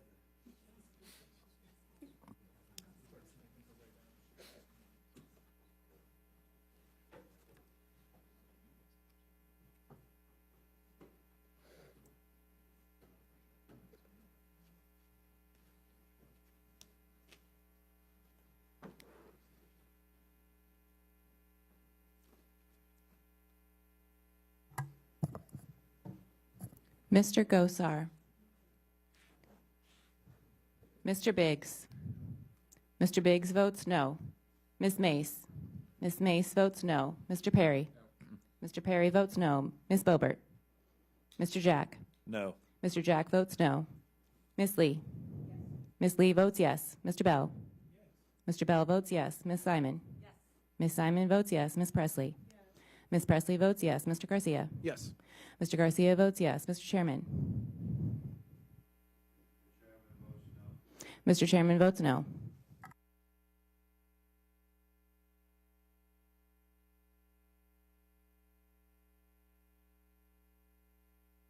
Mr. Chairman, on this vote, the ayes are 5, the nays are 5.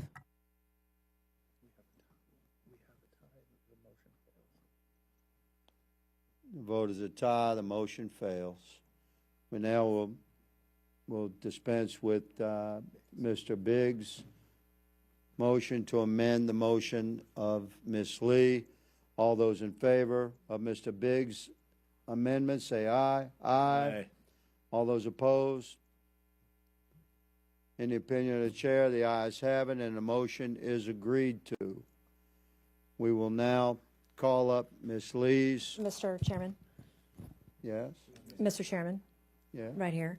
I move to amend Ms. Lee's motion to include the redacting of names of victims and any personally identifying information of said victims and any possible child sexual abuse material or CSAM. I think it's very important that we protect any potential victims.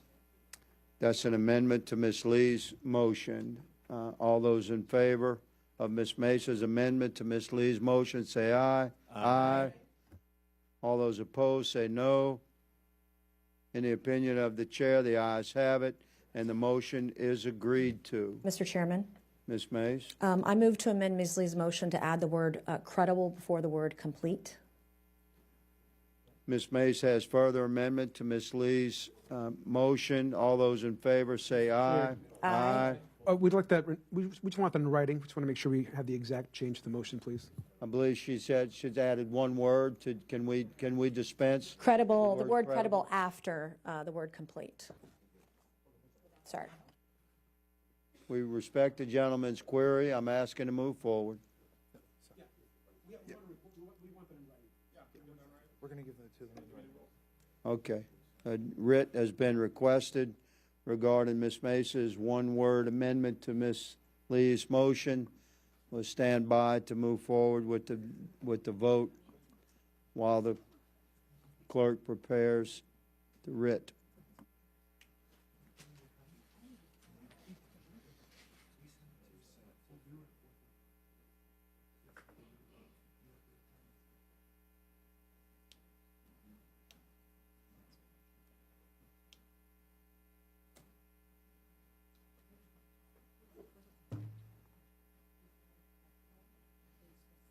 Mr. Chair, is there an opportunity to comment on the motion? Not during the, not at this time. You're asking to be recognized for comment? Yes. After we've dispensed with this, yes, sir. Thank you.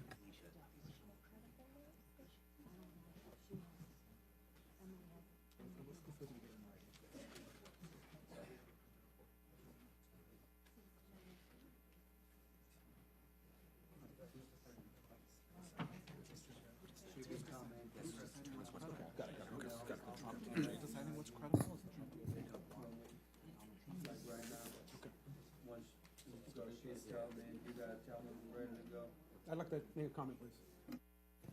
Mr. Chair. Mr. Garcia, you recognize the writ of Ms. Mesa's amendment to Ms. Lee's motion has been distributed. Mr. Garcia, you recognized for comment.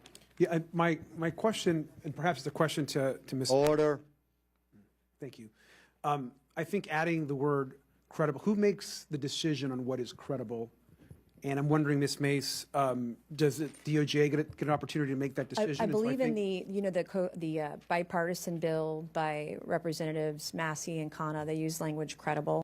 Also, I think it's important that this doesn't need to be a witch hunt. We all want transparency on this committee, and you're seeing that process in play in real time right now. And I think it's really important that this is not a witch hunt, that we're talking about credible information, credible files, et cetera.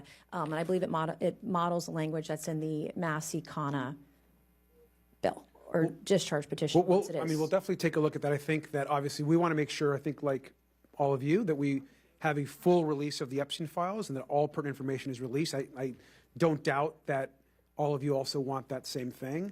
I just think it's important that the word credible, I think, adds a concern that who's making the decision of what is actually credible within the actual file. May I? Please. I think it's important that we ensure that we're not releasing unverified documents, that the documents that we are subpoenaing to have released are actually verified. So we've all worked on, I've worked on many issues with women and children. I happen to be a victim of a similar thing that I uncovered about 1 year, 9 months ago. I discovered possible child sexual abuse material in a device from someone in my district. And I reported it to the feds. I reported it to the State Law Enforcement Division, where there is an open and active investigation right now based on that information. And I understand when we are doing an investigation, because of the experience that I've just been through the last 1 year, 9 months, one, protecting victims, which we just did in my previous motion. But now I want to make sure that the information that we do release is verified and is credible. And I think that's fair. And you're watching us. This is democracy in motion. This is a Republican motion. You're seeing us work together to make sure that we're putting verified information, verified documents forward. That is, in my estimation, the best path forward to ensure that this isn't just some political witch hunt, that we're being actually very thoughtful about it with all parties involved. I appreciate that. And I think our concern, and certainly mine, is that, you know, if it's the White House or anyone else that's making a decision of what's actually credible or not, or the DOJ, we want to... We as a committee are doing that. I understand that. I just want to make sure that we receive as much information as possible and that the decision of what is actually credible is not being made by an outside party. Well, we are making that... The gentleman's time for comment on Mr. this Chairman, has expired. May I, Mr. Chairman? I would ask that in the interest of all members, we're debating one word, on an amendment to a motion that we have yet to vote on. Mr. Chairman, may I have 1 minute? I recognize Ms. Mace. We as the Oversight Committee, we have writ authority over our subpoena, over this motion, over the subpoena. So there's no one from the White House in the room today. There's no one from the DOJ in the room. This is us operating as our own legislative vehicle, doing this independently of anybody. And I think we want to be sure that this is structured in a way that is taken seriously, is real, and that it's verified. And we as a committee have that writ authority, Mr. Chairman, as you know. Thank you, and I yield back. The gentlelady yields. Let me say again, we're debating one word. If you oppose, I would suggest that we move forward with a vote. If you oppose a motion, oppose a motion. Mr. Chair, may I be recognized? The good lady's recognized. Thank you, sir. I would like to yield my time to Ranking Member Garcia. Thank you. And I appreciate the back and forth. I know we're gonna vote here real soon. We're scanning the resolution. We don't see right now the word credible in there. Maybe it's there. We haven't seen it yet, but it's not something that we're seeing in the master resolution. Okay. And so I'm a co-sponsor. I thought that was in there. So my apologies to the committee. And so I think your initial motion, I think, is one that we obviously supported with the redacting of those names and information. I think we can just move on from that credible word and allow the files to be released as they've intended. I think the motion as is was appropriate. May I? So you're okay with having unverified, undocumented files released to the public? I mean, but they're being released to the committee. They'll be released to us. But you want unverified, undocumented. Yeah, let's take all the information, Ms. Nace, and then at that point, this committee can make those decisions. You're going to have that information. We'll all have it. As far as what's released to the public is a separate question. Right. I just think it's very important for this to be taken seriously, that we're using legitimate documents, that they are verified. I'm going to yield to Mr. Biggs, who would like to. Is that okay? Thank you. Sure. Oh, yeah, it's not. Yep. I believe that I yielded my time, Mr. Chairman, to Mr. Garcia. So if he wants to yield it back to me. Yeah, what I would do is hold on. I had recognized Ms. Mace. Did Mr. Garcia's? Yep. Oh, on my time. Simon. Thank you. Okay. I'm just. There's a lot of recognition here. Thank you, sir. Last piece. I think, look, if you want to adopt the language that's actually in the master resolution as it relates to the information and what information we want to get back, I think we'd be okay with that. Well, let's do that. Let's do that. We're happy. We're happy to do that. Yeah. Okay. There's language in the master resolution that we'll have to write it out. So you'll need to give us some time, but we're happy to do that with our two teams.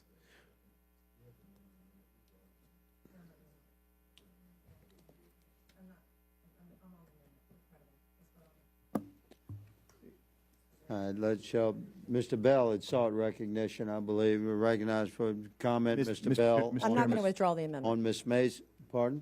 I'm not withdrawing the amendment. I want to vote on it. I understand. On Ms. Mace's amendment to Ms. Lee's motion, Ms. Mace's amendment being adding the word credible to Ms. Lee's motion. Mr. Bell is recognized, and let us move forward, please. With respect to how this the legalese of this is that when you introduce a word like credible, essentially what you're saying is that someone is going to make a decision on what's credible and what's not credible. And when we're talking about due process, and I don't care whose name is in this report, Democrat, Republican, or whomever, the public has a right, folks have a right to know, particularly when we're dealing with folks who have been preying on children. And it's disappointing to me that people on this committee do not want to see all of the information regarding potential trafficking, potential or alleged child preying on children.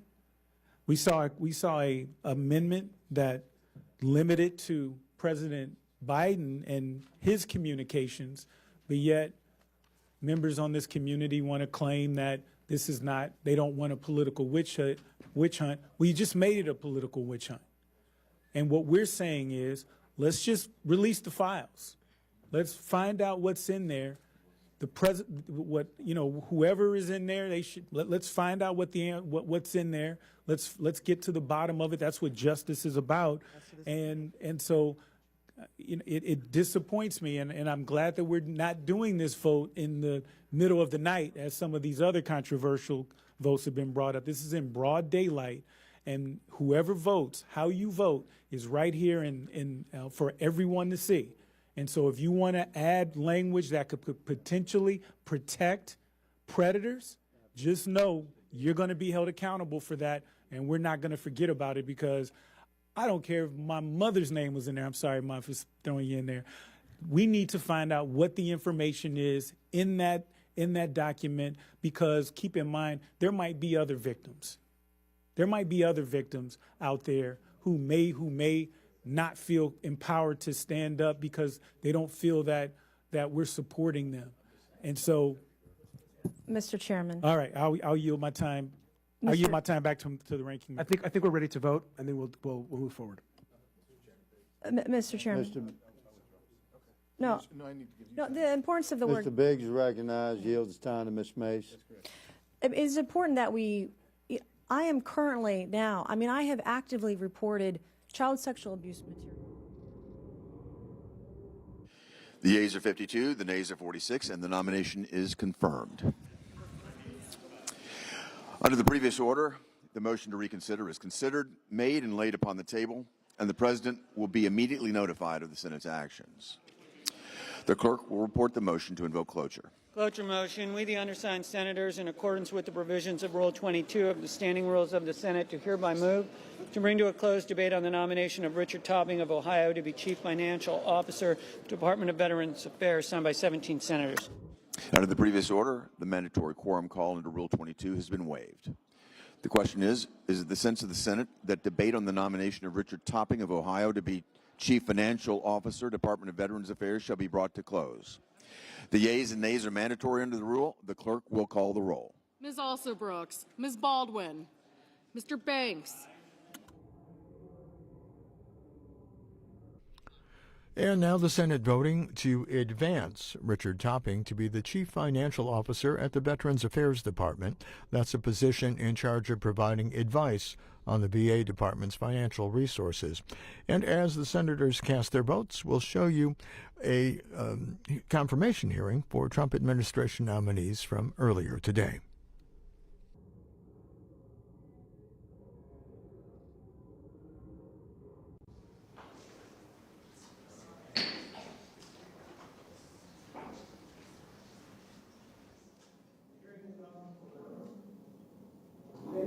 Meets to consider 4 nominations. First is Pedro Allende. Pedro is to be the U.S. Undersecretary for Science and Technology at the Department of Homeland Security. Mr. Allende serves as the Secretary of Florida's Department of Management. He previously served in several roles in the executive branch, including a Deputy Assistant Secretary at Department of Homeland Security. Second is Sean Planke, to be the Director of Cybersecurity and Infrastructure Security at the Department of Homeland Security. Mr. Planke currently serves as Senior Advisor at the Department. He is a veteran of the United States Coast Guard and served at the Department of Energy during the first Trump administration.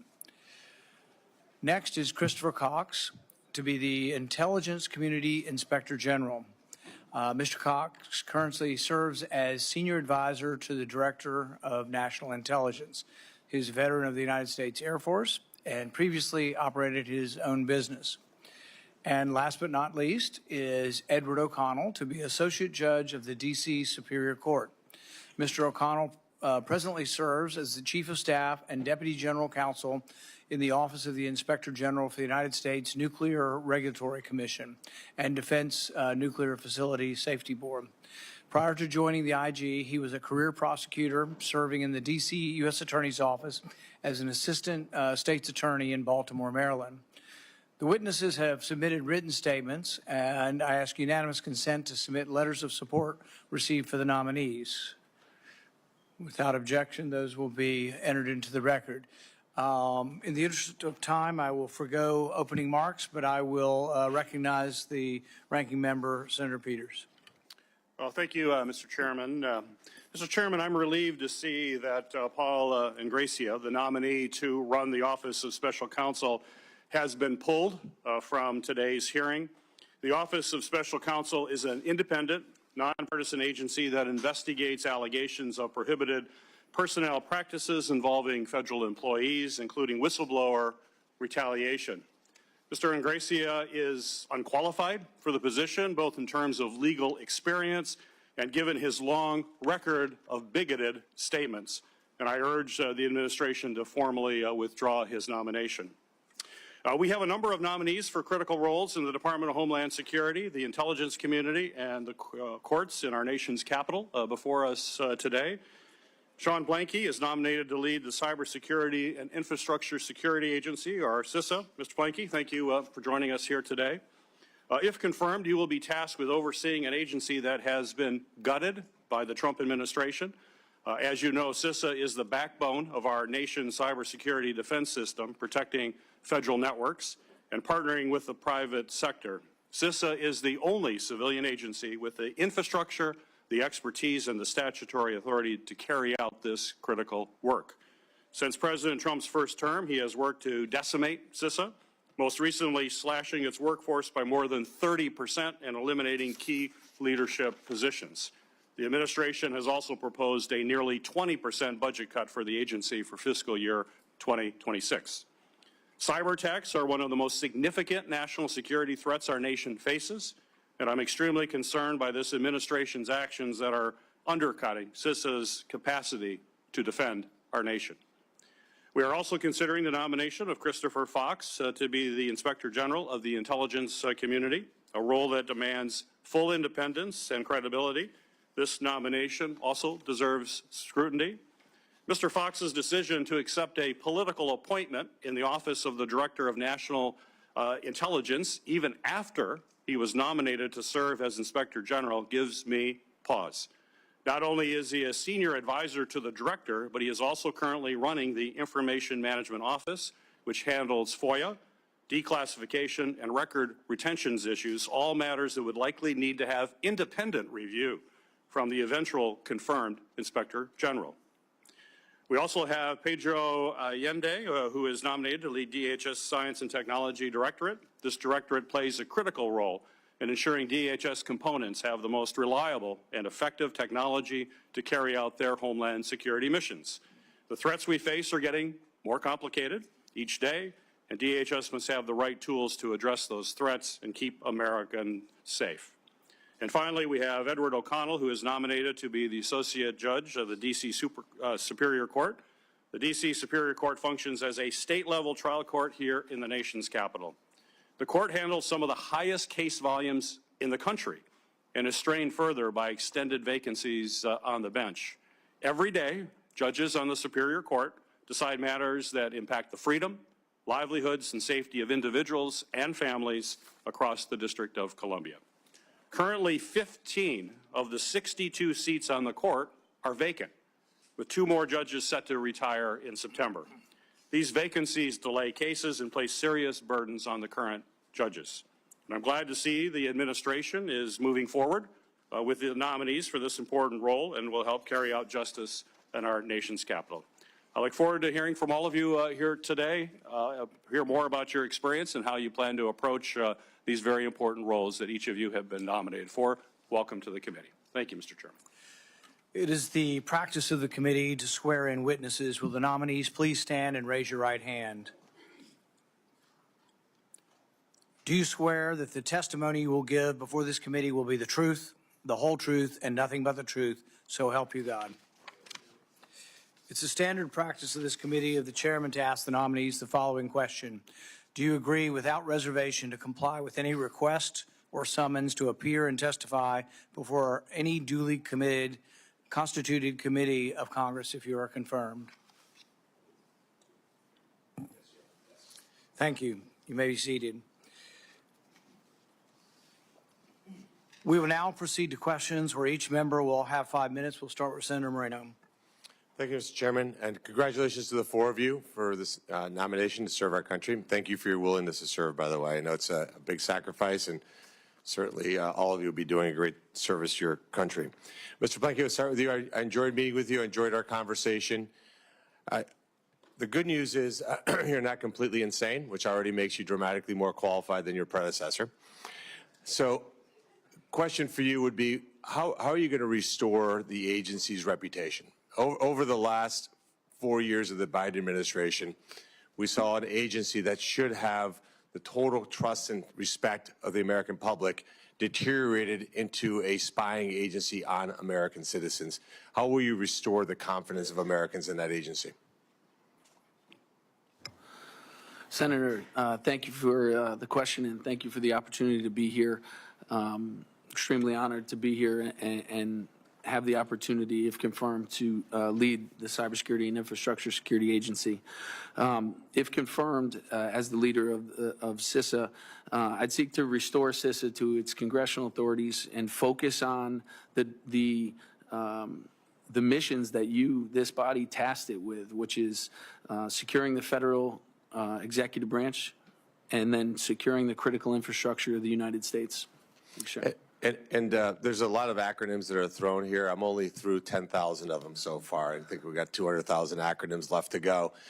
Can you explain, for the record and for my colleagues, the difference between CISA, the agency, which you're going to restore back to its original mission, as we just described, and CISA 2015, which is set to expire in September, and what the implications are of not having that renewed, and how that's very, very different than the agency that we just discussed?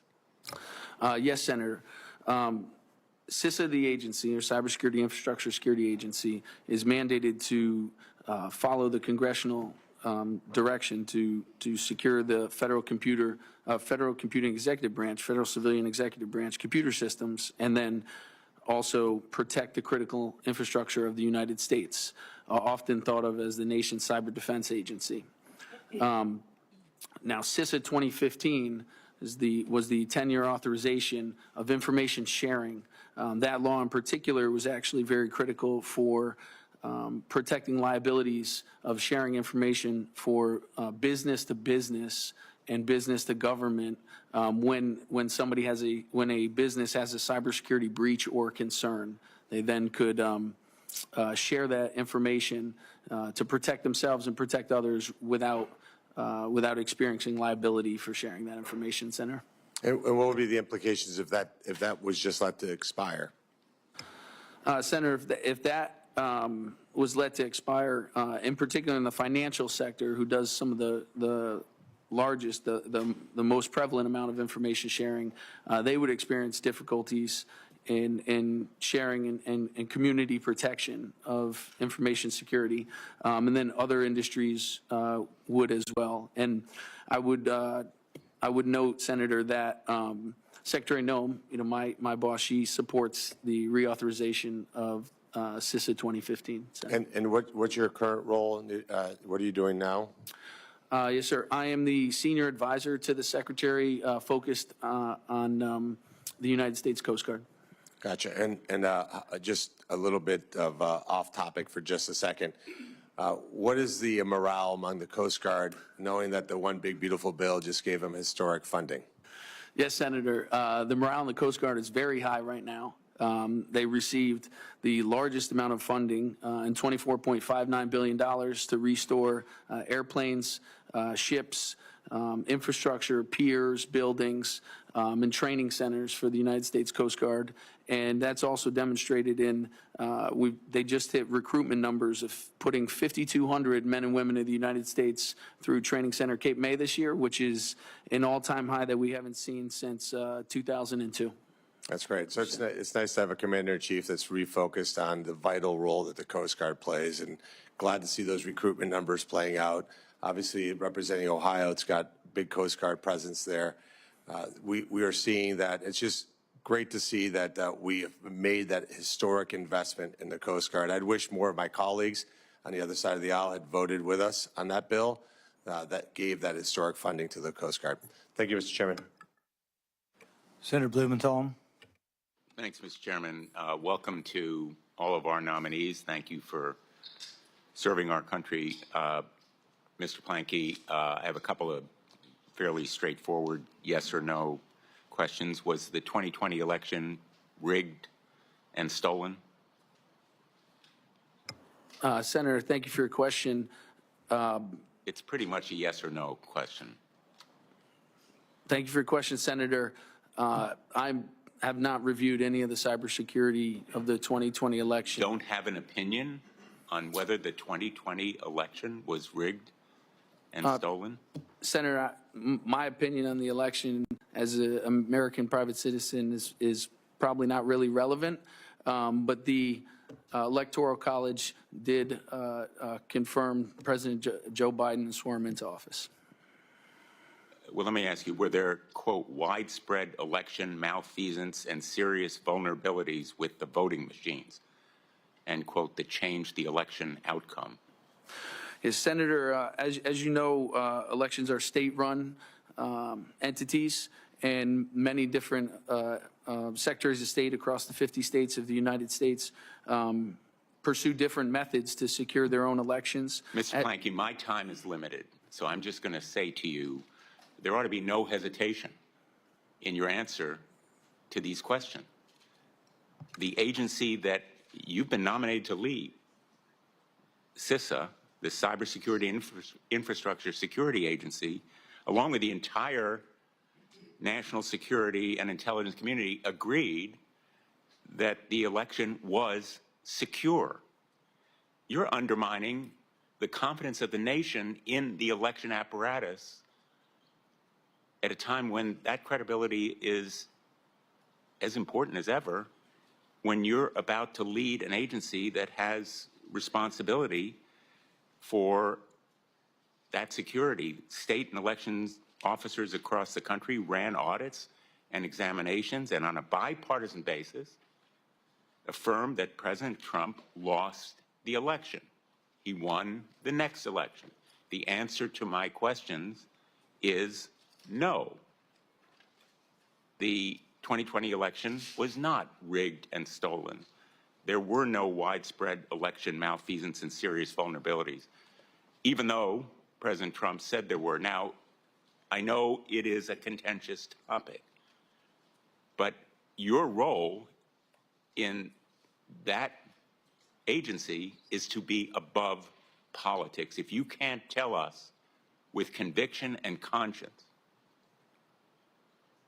that those elections were secure, I have very serious doubts about your ability to lead this agency. Let me ask you, if President Trump comes to you and he demands that CISA falsely claim that the 2026 or 2028 elections were rigged, what will you do?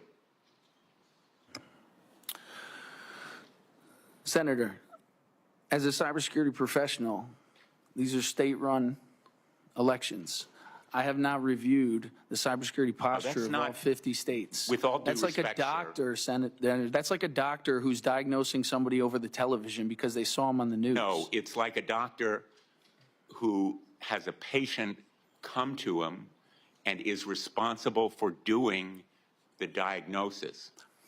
It may be a second opinion, but it actually is the determinative opinion because you are the head of the federal agency that oversees the security of our election system for the entire nation. And you're telling me, in effect, you're just going to dodge, you're going to jump ship, you're going to evade that responsibility. I think that answer is completely unsatisfactory. Senator, I did not say that I would dodge or abate any of my responsibility. I would remind you, Senator, that CISA is a consent-based cybersecurity agency, and cybersecurity, CISA is postured to respond and support every state across the United States, and we will gladly and do our due diligence to support those states across the United States. You seem not to understand the responsibility of CISA. People turn to this agency for unbiased, objective, science, evidence-based, expert information. And you're in effect saying that if President Trump comes to you and he says, I want you to say this election was rigged, you're going to yield to him. Thank you. You know, when we talk about elections and whether or not they're rigged or not, I don't think one party or another is particularly immune to this. There's still people who believe that the Daley machine and the mafia conspired in Cook County in 1960. There's some evidence of it. You know, it's a long-time American tradition, you know, for both parties to question the other party in elections. I will say that in 2016, when Donald Trump won the first time, Hillary Clinton to this day says that he was an illegitimate president. Jimmy Carter said he was illegitimate. From the very beginning, they tried to delegitimize Trump. So I would say it's no different. And in fact, if we're going to criticize Donald Trump for questioning the 2020 election, we should be equally critical of Hillary Clinton for questioning the 2016 election.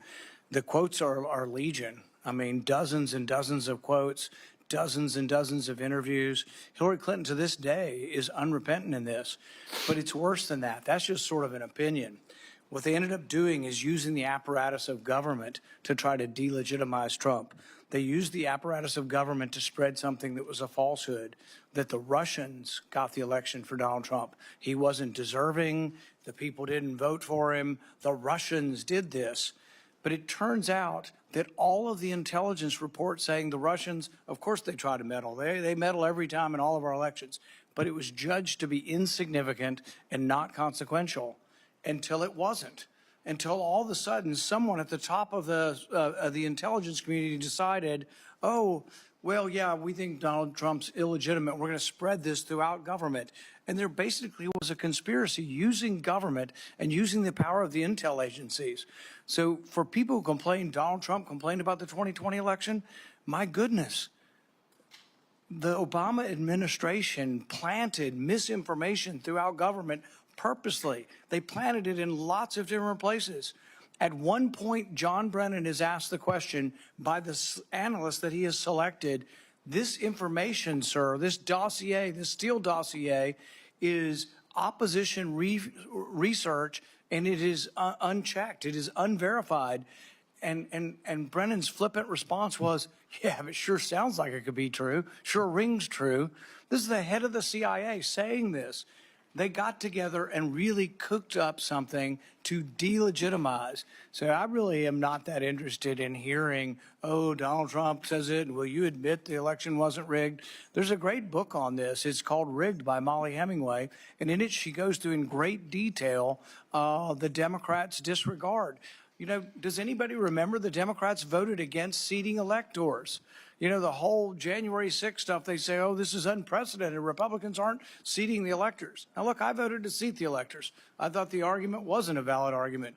But the thing is, Democrats, including one of the ones who worked, Raskin, to impeach the president, he voted not to seat the electors in 2016 because he thought the election was rigged. So for goodness sakes, let's put this to rest. Both parties have accused each other of malfeasance. Both parties have accused the elections of being rigged. And let's just try to move forward. Mr. Chairman, with all due respect, nothing you've said absolves this witness of a responsibility to answer these basic questions about the core responsibility of the agency he's been nominated to lead. The CISA has nothing to do with the elections. The CISA has nothing to do with the state-run elections. Senator Moody. Well, we will Thank you, agree Mr. to Chairman. disagree, I guess. Thank you, Mr. Chairman. And thank you to our nominees for being here today. I know this is not an easy process, and we appreciate you standing ready to answer our questions. And to your families who are here with you and supporting you not only today, but after you are confirmed in these incredibly important roles. Public service is not easy, and we understand that and are grateful to you for the service to our country. I'd like to recognize we did not do introductions for efficiency's sake. If we were doing them, I would have proudly introduced one of our nominees today, Pedro Allende. Pedro has served the great state of Florida in his capacity as the Secretary of the Florida Department of Management Services, which comprises 3 areas of service, business, technology, and workforce. He oversaw a $1 billion budget and workforce of nearly 1,000 employees. He previously served as Deputy Assistant Secretary for Infrastructure, Risk, and Resilience Policy with the Office of Strategy, Policy, and Plans at the U.S. Department of Homeland Security. And in this role, he led policy development to protect U.S. critical infrastructure against cyber, physical, and natural threats, while overseeing policy efforts to increase federal and state local preparedness, response, and recovery capabilities. He's also served as a member of our Florida Cybersecurity Council. I have no doubt, if confirmed, he will once again serve the United States of America with great honor, and we appreciate you stepping up. Mr. Allende, if you can quickly For the position for which you are nominated to serve now, it will be responsible for integrating cutting-edge technology and reliable scientific research to support the department's mission of keeping America safe. Can you give this committee an example of how, in your role currently as the Secretary of Florida's Department of Management Services, you've utilized new technology to better serve and protect the people of Florida?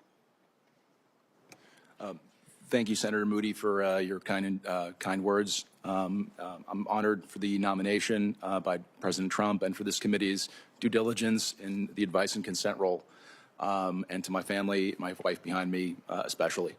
In Florida, we have had the great opportunity to do interesting things, is how I describe it.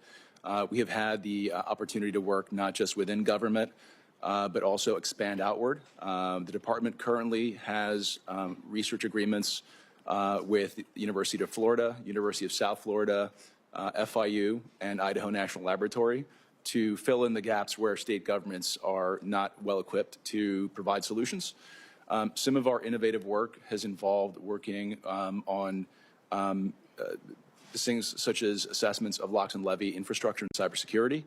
Also, we have a project coming up that has been projected for next year with Idaho National Lab and Florida International University to assess battery technology and its security, which will include the issue that's been recently in the news about inverters on solar panels. So there's just a few of the examples. One example of just leveraging existing technology has been during Hurricane Ian in Southwest Florida.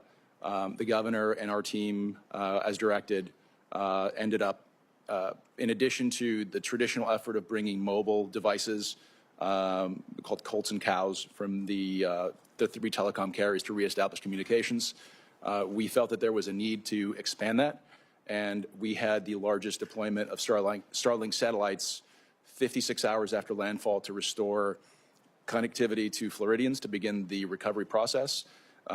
Grocery stores, pharmacies to establish communications to manage their inventories and to bring that service to Floridians in need. Well, thank you so much, and we look forward to continuing your great service to the United States of America. A lot of leaders coming out of the great free state of Florida, and we're proud of you, sir. I'd like to also turn my attention now to Ed O'Connell. Welcome. You are nominated to serve on the Superior Court of the District of Columbia. As a former judge myself for over a decade, I know what goes into serving in a trial court when you're dealing with criminal matters, civil matters, family law matters, probate matters. Very important to this country and to the jurisdiction you will be serving specifically is efficiency in court. The delay sometimes denies justice to the litigants that come before it. What is your approach to maintaining efficiency within a court as a judge? Thank you, Senator. The Superior Court of the District of Columbia is extraordinarily overburdened. There aren't enough judges on that court to move the caseload as it needs to be moved. So I view my role as a new judge on that court as one of the most important things I would have to do is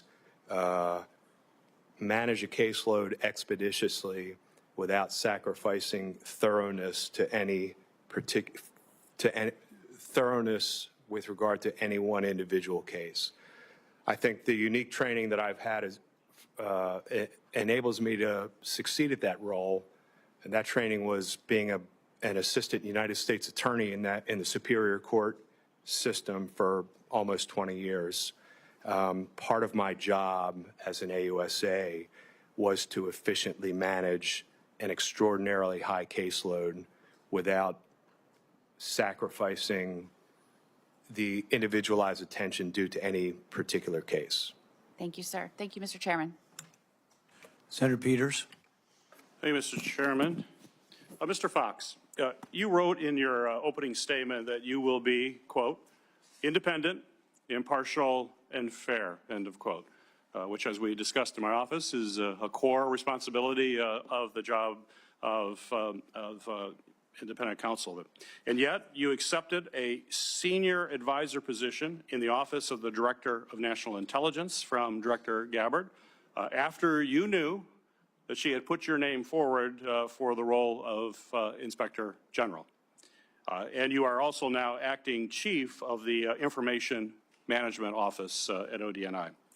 So my question for you, sir, is how can we, or the employees of the intelligence community, trust that you will indeed be independent, impartial, and fair when you chose to work in the very office that you were nominated to oversee?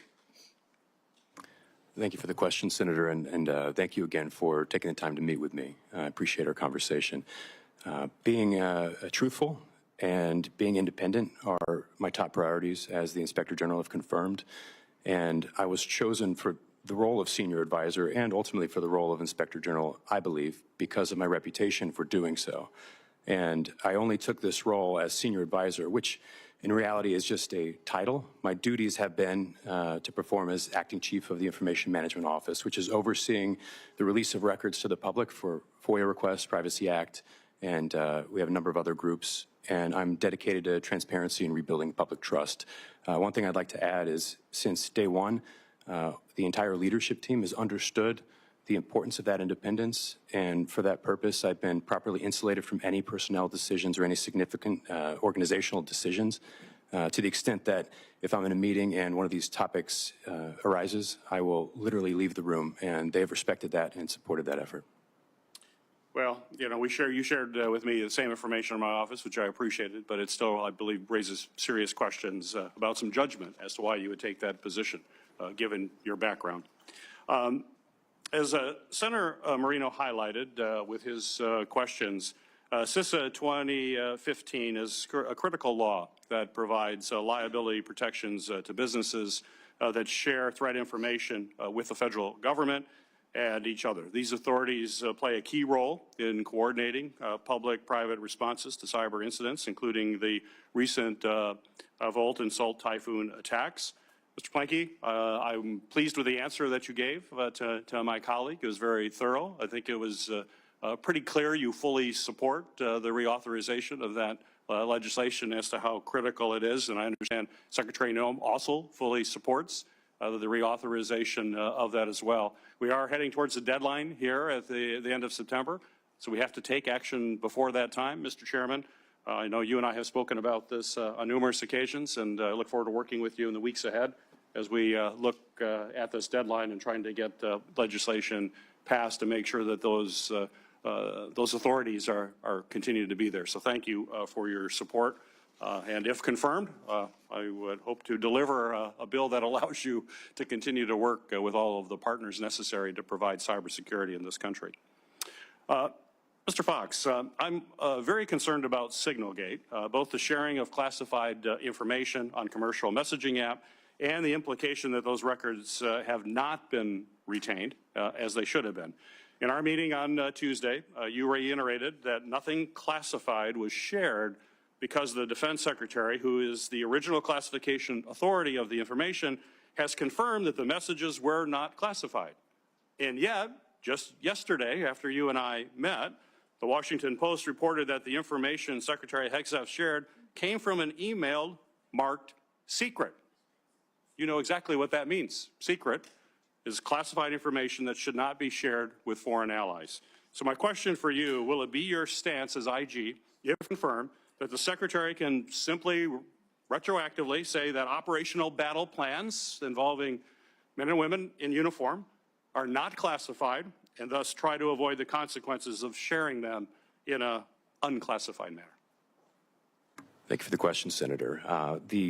With my IMO role, when we review information for classification, a part of that involves a line-by-line review. So if a document is marked secret no foreign, for example, it's likely that there are portions within that document that may be unclassified entirely.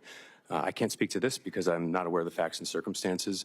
I'd also like to add that national defense information and DoD information would be originating from DoD, and thus DoD would be the appropriate entity to make any determination for that. That being said, to answer your question, as ICIG have confirmed, nobody is above the law, and I'm committed to conducting every single activity of the Inspector General's office in an impartial manner without fear or favor. Very good. Thank you, Mr. Chairman. Senator Scott. Thank you, Chairman. Well, first, I thank all of you for being here. Congratulations on your nominations. Our country faces numerous threats, and the work you are nominated to do is essential to supporting President Trump's mission of protecting American lives and infrastructure against the threats of Communist China, Russia, and more. Under both the Obama and Biden presidencies, we saw our intelligence community and other agencies weakened and weaponized against its own citizens, putting Americans at risk. We've seen policies put in place that undermine the agency's credibility and attempt to enforce security at the expense of hardworking Americans. Thankfully, we have President Trump back in office. He and his administration take the threat that Xi Jinping and others pose to our country very seriously, and he knows too well the experience of intelligence agencies being weaponized for political purposes, with no one being held accountable. So let me ask Mr. Fox the first question. We've known for years that both the Obama and Biden administrations weaponized every element of the federal government against President Trump, including the intelligence community. Just last week, Director of National Intelligence Tulsi Gabbard released over 100 declassified documents that she said provided overwhelming evidence of a treasonous and conspiracy by senior Obama administration officials to undermine President Trump's 2016 election. If confirmed, how would you prioritize reviewing the actions of our intelligence agencies during the 2016 transition, and how would you ensure your office's full independence when investigating current and former senior government officials? Thank you for the question, Senator. I share the priorities of this administration and the Director of Rebuilding Public Trust, and there's a lot involved in that effort. If confirmed as IG, then I will take every action as appropriate to properly investigate or conduct audits and inspections as needed, aligned with the national intelligence priorities as best we can, and of course, consistent with congressionally directed actions. Based on the evidence Ms. Gabbard put out, what reforms or safeguards would you advocate to prevent any future political weaponization of the intelligence community?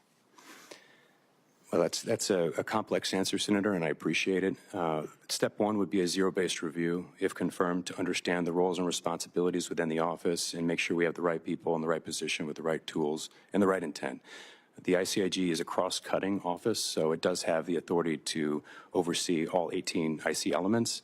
And I would work with the ICIG Forum to ensure that we're working together as appropriate and ensuring that the watchers are conducting their oversight in each element of the IC appropriately and fully. Thank you. My next question is for Mr. Allende and Mr. Planky. In May, U.S. energy officials found secret communication equipment inside Chinese-made devices like power inverters, which are used throughout the U.S. and the world to connect solar panels and wind turbines to electricity grids, and are also found in batteries, heat pumps, and electric vehicle chargers. The Biden administration recklessly rescinded Trump's first-term executive order that banned Chinese procurement or involvement in the U.S. power grid. I know this administration has restored that EO, and I previously filed a bill to codify that. Does the Chinese Communist Party have a kill switch embedded in our power grid through our use of Chinese renewable energy infrastructure like solar panels and Chinese batteries, and how we combat this and make sure we are not procuring CCC-made energy infrastructure? Mr. Yend, if you want to go first. Thank you. Senator, thank you for your question. At present, I am not in the Department of Homeland Security. I don't currently have any insights into that matter. If confirmed, however, I look forward to studying that very deeply with the experts at the Directorate of Science and Technology. I can tell you that based on public reports, that is a concern that we have had in Florida, and we have taken action. We have started some work with Idaho National Laboratory to assess battery technology, which will include the inverters and solar panels. We previously conducted an OT security assessment of Florida's locks and levees, and the Florida legislature in the 2023 session banned the use of Chinese drones, which our department effectuated regulations to ban those. Those were ultimately sent to the University of South Florida for testing for those very issues that you are describing. I'm just not aware of the results of those tests. Senator, thank you for your question. I share the concern of you and my colleague, and we worked together in the original Trump 45 administration on this very issue. We are both concerned. I am concerned, and if confirmed, that it will be a priority of mine to remove all Chinese intrusions, exploitations, or infestation into the American supply chain. Yes, Senator, and I look forward to working with you on that. Thank you. Thank you, Chairman. Senator Hassan. Well, I thank you, Mr. Chair, and Ranking Member Peters for holding this important hearing, and I thank all of the nominees for your willingness to serve, and congratulations to you and your families, and I thank your families for their support as well. I'm going to start with a simple question, and we'll go right down the line from Mr. Allende to Mr. O'Connell. If you're directed by the President to take an action that would violate the law, would you follow the President's directive or follow the law? Mr. Allende. Senator, thank you for your question. If confirmed, I find it very unlikely that the President or anyone acting on his behalf would ever instruct me to break the law. I don't believe that would ever happen. But if it did? If it did, as unlikely as that would be, I would consult with the Office of General Counsel as to the interpretation of the law.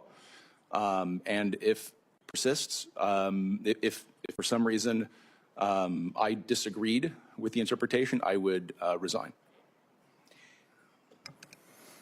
So are you committed to following the law or not? Senator, forget for the minute who instructs you to follow the law or whether there's a difference of opinion. Are you committed to following the law or not? I am, Senator, and I think thank you. That's a yes. Mr. Planky. Thank you, Senator. I share my colleague's process that I don't believe the President would ever ask me to violate the law, but I do believe in upholding the rule of law. Yes, Senator. Thank you. Mr. Fox. Senator, in my professional capacity now, and if confirmed as ICIG, I will always follow the law. Thank you. Mr. O'Connell. Thank you, Senator.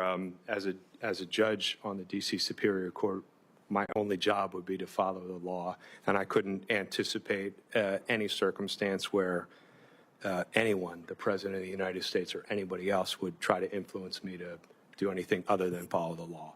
Well, I appreciate your commitment to following the law. I will say to those of you who have just said out loud that you do not believe or expect the President of the United States to instruct you to break the law, that reflects a disconnection from reality that concerns me.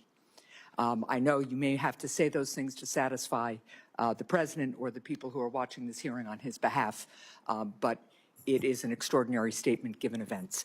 Now, Mr. Planky, as you know, CISA helps state and local governments improve their cybersecurity and protect critical assets.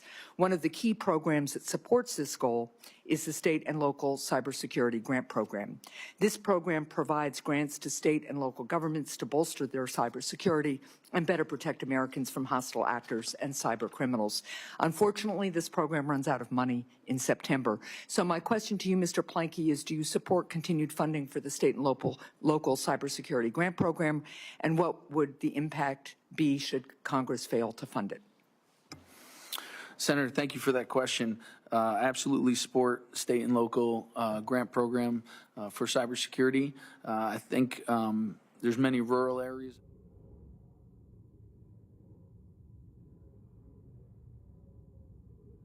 One more thing for you. The yeas are 52, the nays are 46.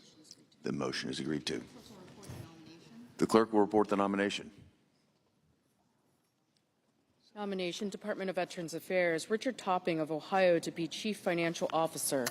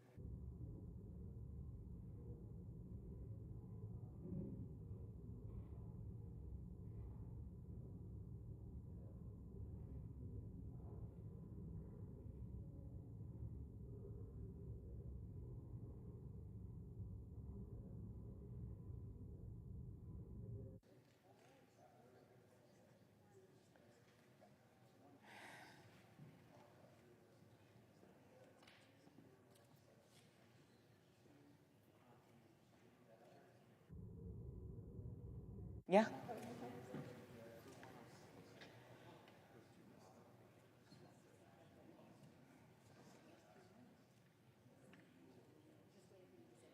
Oh, okay. It's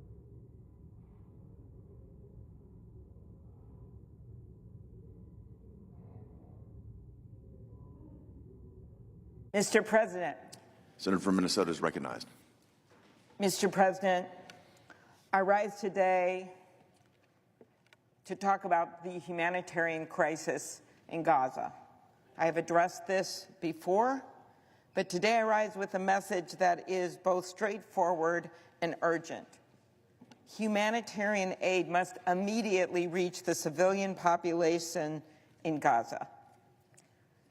As one pediatric doctor, the leader of the ward at Nasser Hospital in southern Gaza, said, "There is no one in Gaza now outside the scope of famine, not even myself." This is the pediatrician who leads the ward. He says, "I am speaking to you as a health official, but I too am searching for flour to feed my family." As the New York Times notes, the World Food Program, an arm of the United Nations, said this week that the hunger crisis in Gaza has reached, in their words, new and astonishing levels of desperation, with 1/3, that's right, 1/3 of the population now eating for multiple days in a row. If you could ask our colleagues on the other side of the aisle to tell them this is an important matter. Give order, please. The suffering we are seeing every day is unacceptable. More measures can be and must be taken to allow Palestinian families to access basic necessities. Those include food, medicine, and shelter. At the same time, we must focus on achieving a ceasefire as soon as possible, one that would release hostages held by Hamas and allow displaced Palestinians to return home.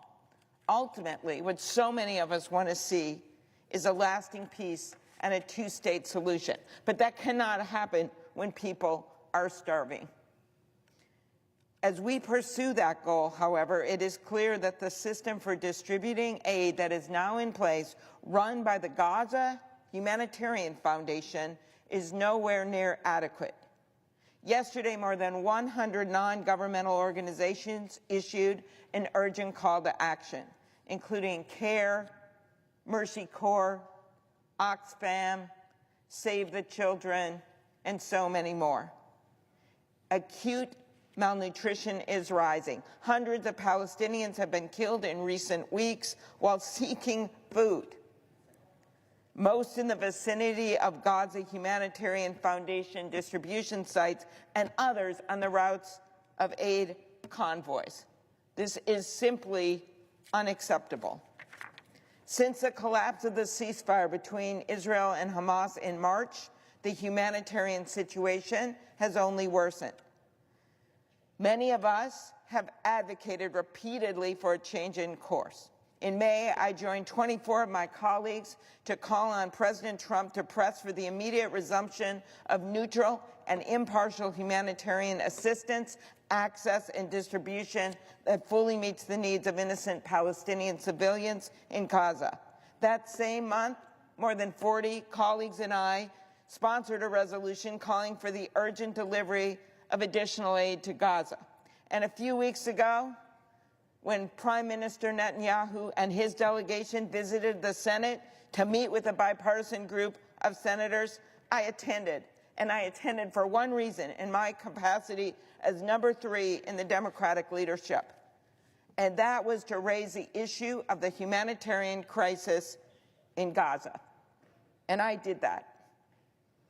I expressed my strong opposition to cutting off vital humanitarian aid, arguing that more aid groups should be allowed into Gaza at more entry points, and also conveyed my opposition to the continued displacement of Palestinians. And I say to my colleagues, you can support the people of Israel. You can be horrified and condemn, as all of us did, the terrorist attack. But we cannot continue to allow people to starve. I believe U.S. diplomacy must focus on an urgent return to a ceasefire, the release of remaining hostages held by Hamas, and an increase in humanitarian aid to the Palestinians. And following a ceasefire, we must pursue steps to end the war, establish post-war security and government arrangements in Gaza, and ultimately, as I noted, reach a two-state solution, an outcome I have long supported, and a view I have conveyed in the past strongly to Israeli and Palestinian leadership in meetings here in Washington, D.C., in meetings in Israel, and a meeting in the West Bank. In the immediate term, lives are being lost on a daily basis, kids, innocents, and the government of Israel must change course. Thank you, Mr. President. I yield the floor.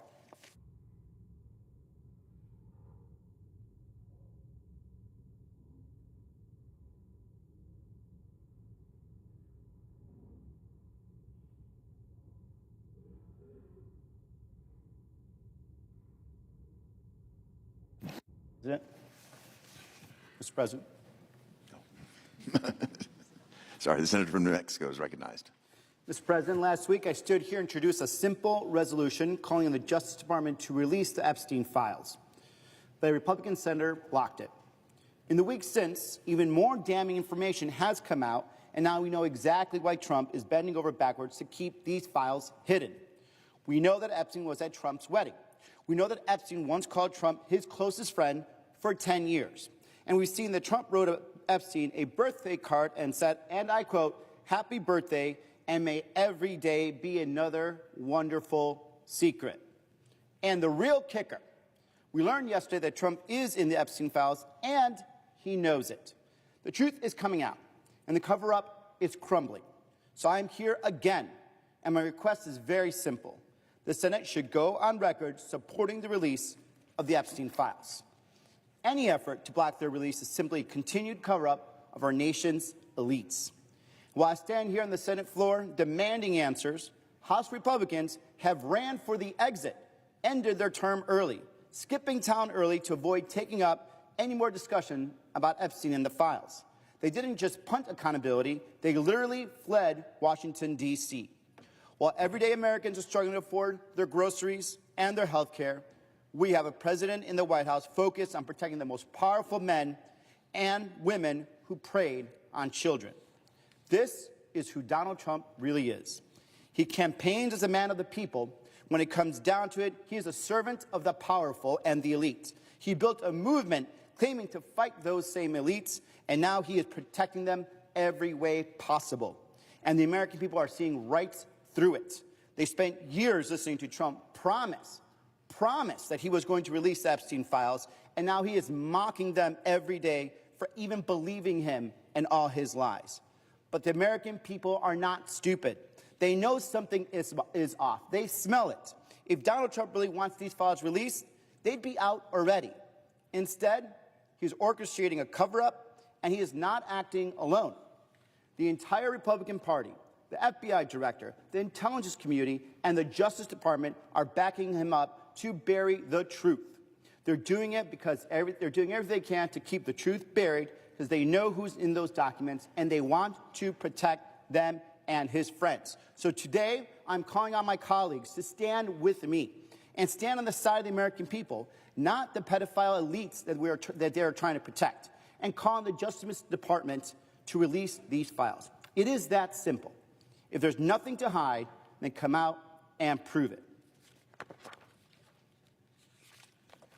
As if in legislation, and notwithstanding Rule 22, I ask unanimous consent of the Committee on Judiciary be discharged from further consideration, and instead now proceed to consideration of S.R. 325. Further, I ask unanimous consent that the resolution be agreed to, the preamble be agreed to, and that in the motions to consider be considered made and laid upon the table with no intervening action or debate. Is there objection? Mr. President, The senator from Oklahoma is recognized. I reserve the right to object.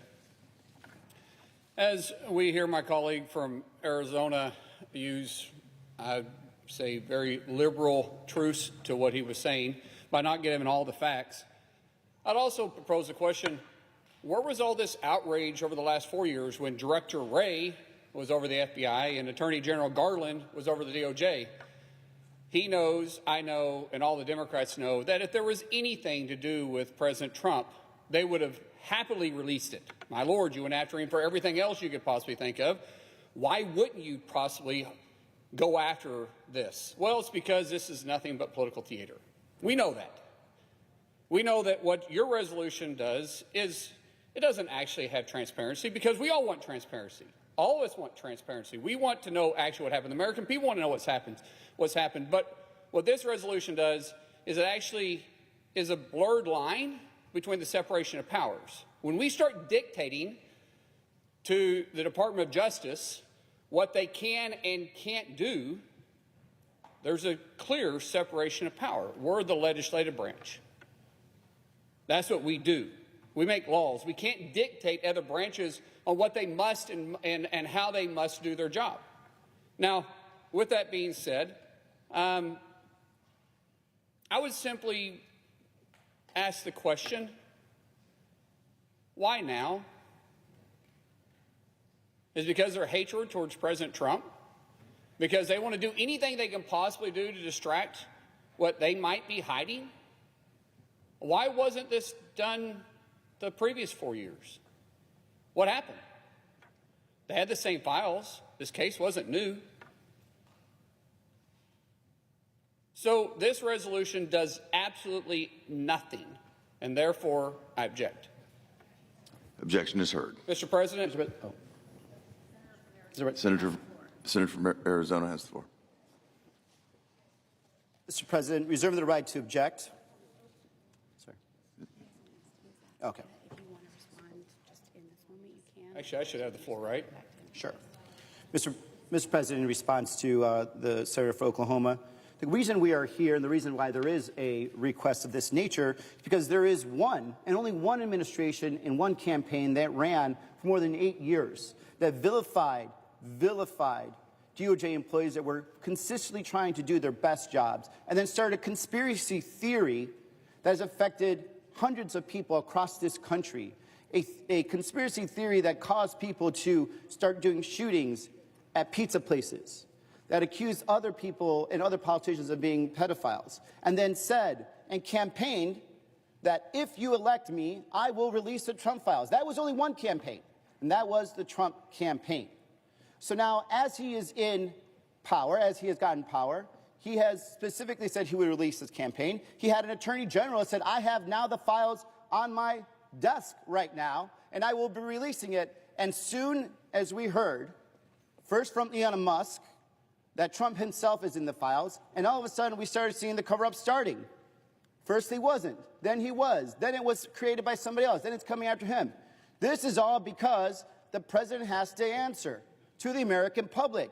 Did you lie for those 8 years and put all these employees, all these innocent people at risk to cover up for your elite friends? Or is there something in the file you are trying to hide to protect your friends? Because this whole issue has been started because of only one person and one campaign has made this a campaign issue. That is why the American public is demanding this. That is why the Republican House of Representatives has fled Washington, D.C. Washington, D.C. I have not heard of House of Representatives leaving Washington, D.C. since we had to get away from the redcoats. But that's what happened because this president wants to avoid accountability, and this president wants to continue to cover up for his elite friends. You get back. Mr. President, we all want transparency and for credible information on the Epstein case to be made public so that the American people can decide. The Trump administration has already said they are committed to releasing all available files. Last week, President Trump directed AG Bondi to produce any and all permanent grand jury testimony in the Epstein case. The resolution, my colleague from Arizona's resolution, tells the FBI and the DOJ how to do their job. My resolution would echo the seriousness of the directive from the President and the DOJ to the courts and calls the immediately to unseal all materials. When combined with what our House colleagues have done, this resolution moves forward providing justice to the victims and transparency to the American people. Mr. President, as I said before, we want transparency. But the courts control the grand jury. The judges that oversee the courts control the grand jury. We, in this body, can have resolutions back and forth and suggest that it be done, but truthfully, the judges have to do it. AG Bondi and the President has both already called upon the judges to release this information. What my resolution is simply saying is we agree with the President, we agree with AG Bondi on the judges and calling upon the judges to release it. So as if in legislation session and notwithstanding Rule 22, I ask unanimous consent that the Senate proceed to the consideration of S-Res 335, which is at the desk. Further, I ask unanimous consent that the resolution be agreed to, the preamble be agreed to, and that the motion to reconsider be considered and laid upon the table with no intervening action or debate. Is there objection? Reserving the right to object, Mr. President. Senator from Arizona is recognized. Mr. President, let me explain to the American people what just happened. My colleague from Oklahoma refused to join me in calling on the DOJ to release all the Epstein files. Instead, he offered his own resolution calling on the courts to unseal the records. When asked if we did both, which I am asking to do both, I want to call for transparency, and of course we could ask the Justice Department and the courts. He's also going to object. Republicans are demanding the courts be transparent, but aren't willing to ask the same thing of the Trump DOJ. This is the height of hypocrisy. They want to tell the courts to be transparent, but aren't willing for themselves to be transparent. This is for the second time in 1 week the Senate had the chance to demand transparency and stand up for the truth. Instead, my colleagues chose to protect, again, the powerful elites. If there's truly nothing to hide in those files, then what are they so afraid of? What are they hiding? Why the panic? Why the backpedaling? And why all the objections? Congress should work for the people, not the powerful elites, and definitely not for one man or one administration. Today's resolution should have made that clear. Therefore, I ask the consent that the consent request be modified such that my resolution, SR 325, be discharged from the Committee on the Judiciary. Further, that the Senate proceed to the en bloc consideration of SR 335 and SR 325, that the resolutions be agreed to, that the preamble be agreed to, and the motions to be reconsidered be considered made and laid upon the table with no intervening action or debate, all en bloc. Is there objection to the modification? I reserve the right to object. Senator from Oklahoma is recognized. It's interesting that my colleague wants to continue talking about the elites, but the elites was the ones that actually covered up the last 4 years of the Biden administration. I mean, think about what happened during the Biden administration. They covered up, 1, for his cognitive behavior. 2, they covered up the Hunter Biden laptop. 3, they covered up the Russian gate and continue to cover up the Russian gate. And 4, they covered up the fact that an auto bin signed every one of his papers except one. Where was the cover-up? Where did the elites come from? Well, it's because of the pressure from the Biden administration that actually did put it on the elite, on all the social media outlets. It's interesting, when I started talking to social media's founders after President Trump was elected, they said, we feel like we can actually do our job again. Why? Because the DOJ wasn't threatening to sue them. The Biden administration wasn't threatening to blackmail them. But yet my colleague from Arizona is saying that we're covering up for the elites. Let's be honest. We know these files have been out there forever. I don't remember a single time the Biden administration called on these things to be released. And I definitely don't remember my colleague from Arizona calling on these files to be released. As I've said before, this is nothing more than political theater. Everybody sees it. The American people sees it. And what else can President Trump and AG Bondi do but call on the judges to release the information? We're simply going back and forth here saying the same thing. The difference between my resolution and my colleagues from Arizona's resolution is mine isn't blurring the boundaries between separation of power. Mine is simply calling upon the judges to release the information. What my colleague's resolution does is truly trying to tell the FBI and the DOJ how they can proceed in doing their job and how they can actually present the information. Basically saying that we want all that information to go through Congress. Well, I'm sure Congress has never once played politics with any information. I'm sure that this investigation will be handled much like other investigations into this administration that the Democrats have done over the last, 8 years. I'm sure this would be handled just like any other thing that they've tried to go after, like the baseless impeachments or the baseless special counsels or the unbelievable amount of charges they've tried to file against the president. I'm sure this would be handled the exact same way. What we're simply wanting to do here is give them cover. So if my colleague from Arizona actually wants transparency, then he would drop his objection to my resolution and just simply have mine go through, and we can move forward with the transparency that maybe both of us actually want. So therefore, I object to combining them. I would ask my colleague once again to accept my resolution. The objection is heard to the modification. Is there objection to the original request? Mr. President, reserving the right to object. Let's just understand New why Mexico we're is here. recognized. Let's just understand why we're here. The political theater was started more than 8 years ago. The political theater started just 5 months ago when the president said, after appointing his attorney general, that they're going to release the Epstein files. When the attorney general said, I have those files right here, I'm going to show them to you. And then all of a sudden, the shenanigans started. All of a sudden, the files are gone. They're not there. They're made up by somebody else. That's where this political theater is coming from. And the American public wants to know why.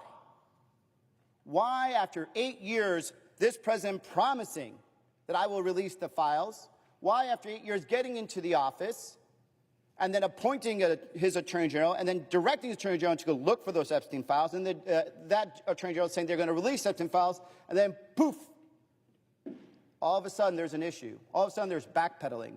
This is what stinks for the American public. This is what smells like an elite cover-up. That's what we're trying to get to. And if my good colleague from Oklahoma agreed with me, then we would do both, because that is what is demanded by the American public, because the first promise was made by this president that they were going to release the files. That is where it's political started. So with that, Mr. Chair, I object to the good senator from Oklahoma's motion, and I yield back. The objection is heard. Senator from Oklahoma is recognized. In closing, I would just simply say, well, maybe my colleague from Arizona and I can work together if he wants to, and we can drop some of the stuff in his resolution. Maybe we can come up with a conclusion with my resolution where I have concerns about yours, blurring the lines between the separation of powers and at the same time wanting transparency. If we can both agree we want transparency, then we've worked together on several issues in the past. Let's sit down and try working this one out. With that, I yield back.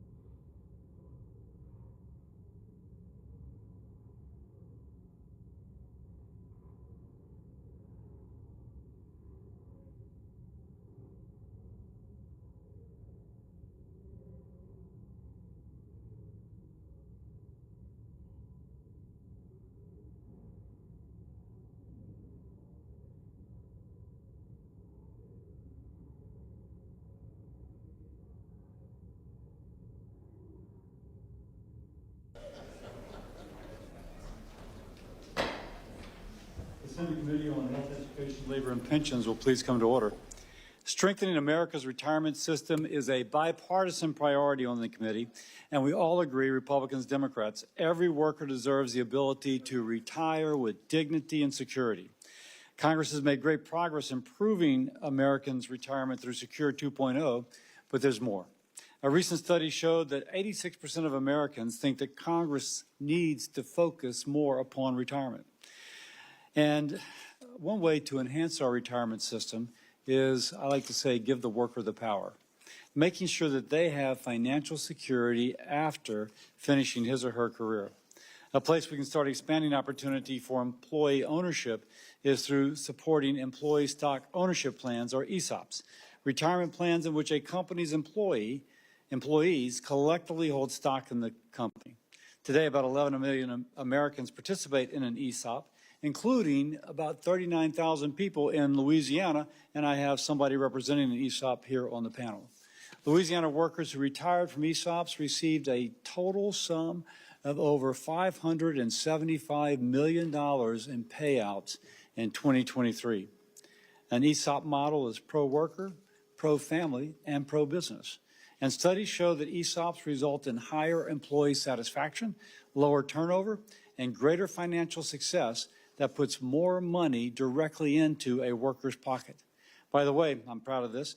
Louisiana Senators Russell Long and John Breaux, representatives at that time, John Breaux, led the effort to create ESOPs when Congress passed ERISA in 1974. And I understand one of our witnesses, Dr. Blasey, is actually the guy that was hustling when he was 22 years old to get co-sponsors on both sides of the Hill. So we've got that history here today. Today we'll hear from Acadian companies from Lafayette, Louisiana, giving firsthand testimony on how ESOPs empower Louisiana workers, creating economic growth. And while ESOPs are proven to help workers succeed, outdated federal law makes it difficult for companies to implement the model without being in legal jeopardy. In ERISA, Congress required the Employees Benefit Security Administration, or EBSA, to develop clear regulations making it easier for ESOPs to sell stock to their employees. Now, this sounds like a joke. But 51 years later, EBSA has failed to put in place any rules on this issue, despite repeated bipartisan requests from the committee, and 51 years later, they still haven't done it. Additionally, the ERISA Advisory Council, which advises the Department of Labor on regulating employee benefit plans, does not have ESOP representation. Workers who are also owners should have a seat at the table in shaping policies that affect the combination of a worker and an owner. As chair of the HELP Committee, I'm committed to enacting a pro-worker, pro-family agenda that helps Americans succeed in their career and afterwards. That's why this committee is leading multiple efforts to strengthen ESOPs so workers can have a stake in their company, building wealth for themselves and their families. Senators Marshall and Kane, they're leading legislation to clarify federal law, ensuring that ESOPs can sell shares of their company without fears of frivolous lawsuits. I introduced two pieces of pro-worker legislation to better support ESOPs. The Employee Ownership Fairness Act authorizes ESOPs to provide generous and diversified benefits by permitting ESOPs to contribute into 401k plans without exceeding contribution limits. As a result, employees will save more money for retirement and can invest more in their employer's stock. The Employee Ownership Representation Act would add 2 new ESOP board members to the ERISA Advisory Council. Mr. President, thank you for the recognition. I want to speak just a moment before we cast a vote in just a few minutes. I want to speak about the importance of confirming the nomination of Army Captain Richard Topping to be the Chief Financial Officer at the Department of Veterans Affairs. I chair the Senate Committee on Veterans Affairs. We've had Mr. Topping before us, and he is, as the Chief Financial Officer, if confirmed, is responsible for making certain the VA is a good steward of taxpayer dollars, that the VA has the resources to carry out the department's mission of caring for our nation's heroes and their loved ones. We must have a Chief Financial Officer who puts veterans first, prioritizes accountability and transparency, and understands the importance of this responsibility in helping the Department of Veterans Affairs fulfill its mission. Captain Topping was raised in a military family and served in the United States Army, so he is a veteran. In his testimony before the committee, he shared about the important role the VA played in his life, from caring for his sister who became ill while serving in Iraq to enabling his grandfathers, both World War II veterans, to receive a college education through the GI Bill. He also discussed the importance of using his experience as a service member and a veteran to advocate to enhance the VA's financial systems to make certain taxpayer dollars are used effectively and transparently, and to improve budget forecasting and management, all which is critical to the department's success. I'm grateful to Captain Topping for his willingness to continue serving his fellow veterans in this new capacity, and I look forward to working with him to improve the lives of veterans, caregivers, survivors, and military families in my home state of Kansas, but across the country in the coming years. I will be voting aye.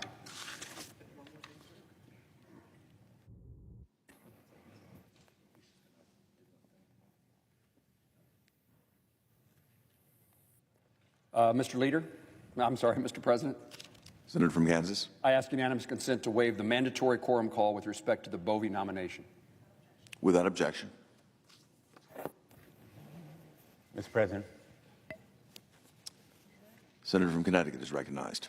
Mr. President, I rise sadly and reluctantly to oppose Richard Topping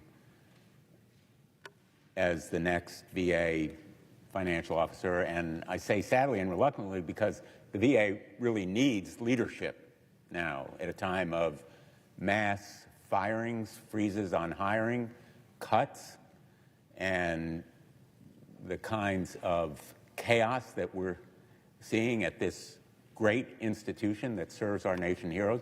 We need a really experienced, steady, principled, financial leader. And unfortunately, Richard Topping is not that person. He is not the kind of accountable and transparent leader that the American people and veterans across the country expect at the VA.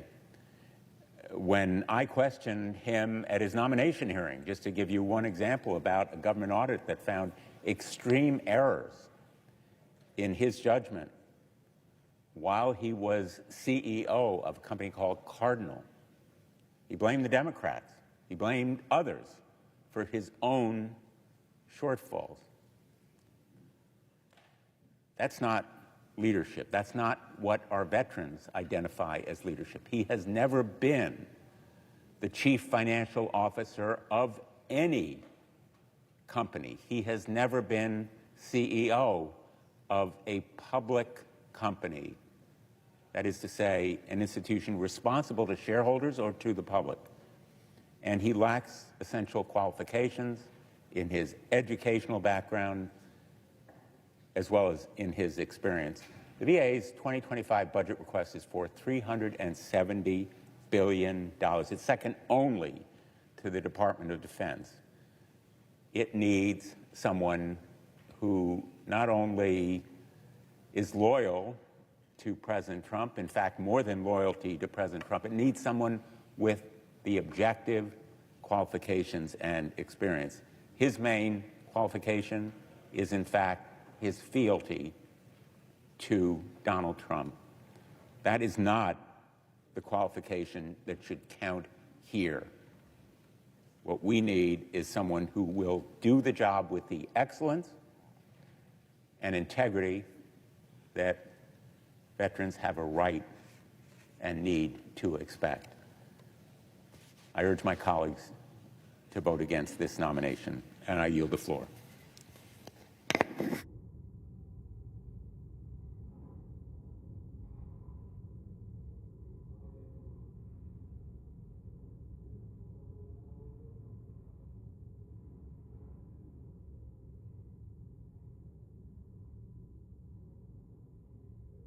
Mr. Roark is the co-founder of Torch Technologies, Inc., founder and executive chairman of the board of Starfish Holdings, Inc., and founder and chair of the board of Freedom Real Estate and Capital, LLC, so he stays pretty busy.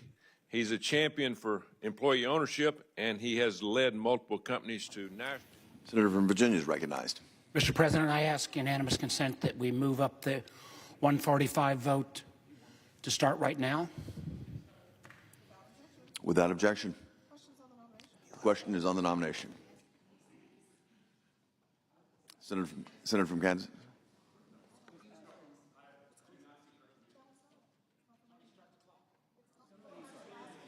Somebody asked the. Is there a sufficient second? There appears to be. The clerk will call the roll. Ms. Alsobrooks, Ms. Baldwin, Mr. Banks, Mr. Barrasso, Mr. Bennett, Mrs. Blackburn, Mr. Blumenthal.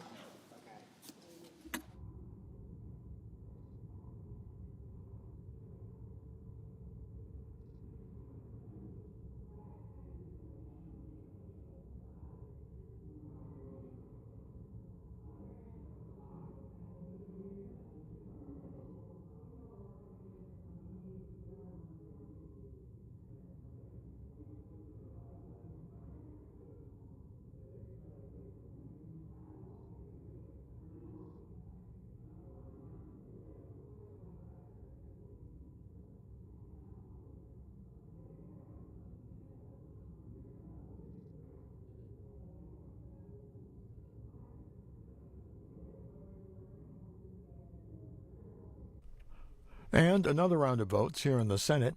Lawmakers have been working on President Trump's executive nominations. Currently, senators deciding on whether to confirm Richard Topping to be the Chief Financial Officer of the Department of Veterans Affairs. If approved, he would be responsible for the VA's financial resources and would oversee the budgetary and financial management process. This is the first of two votes in this series. Up next, lawmakers will decide whether or not to limit debate on the nomination of Amal Bove to be a United States Circuit Judge for the Third Circuit. That would require 60 yes votes. If the nominee passes that procedural hurdle, a final confirmation vote is expected. Mr. Bove is opposed by Democrats who walked out of his confirmation hearing earlier this year.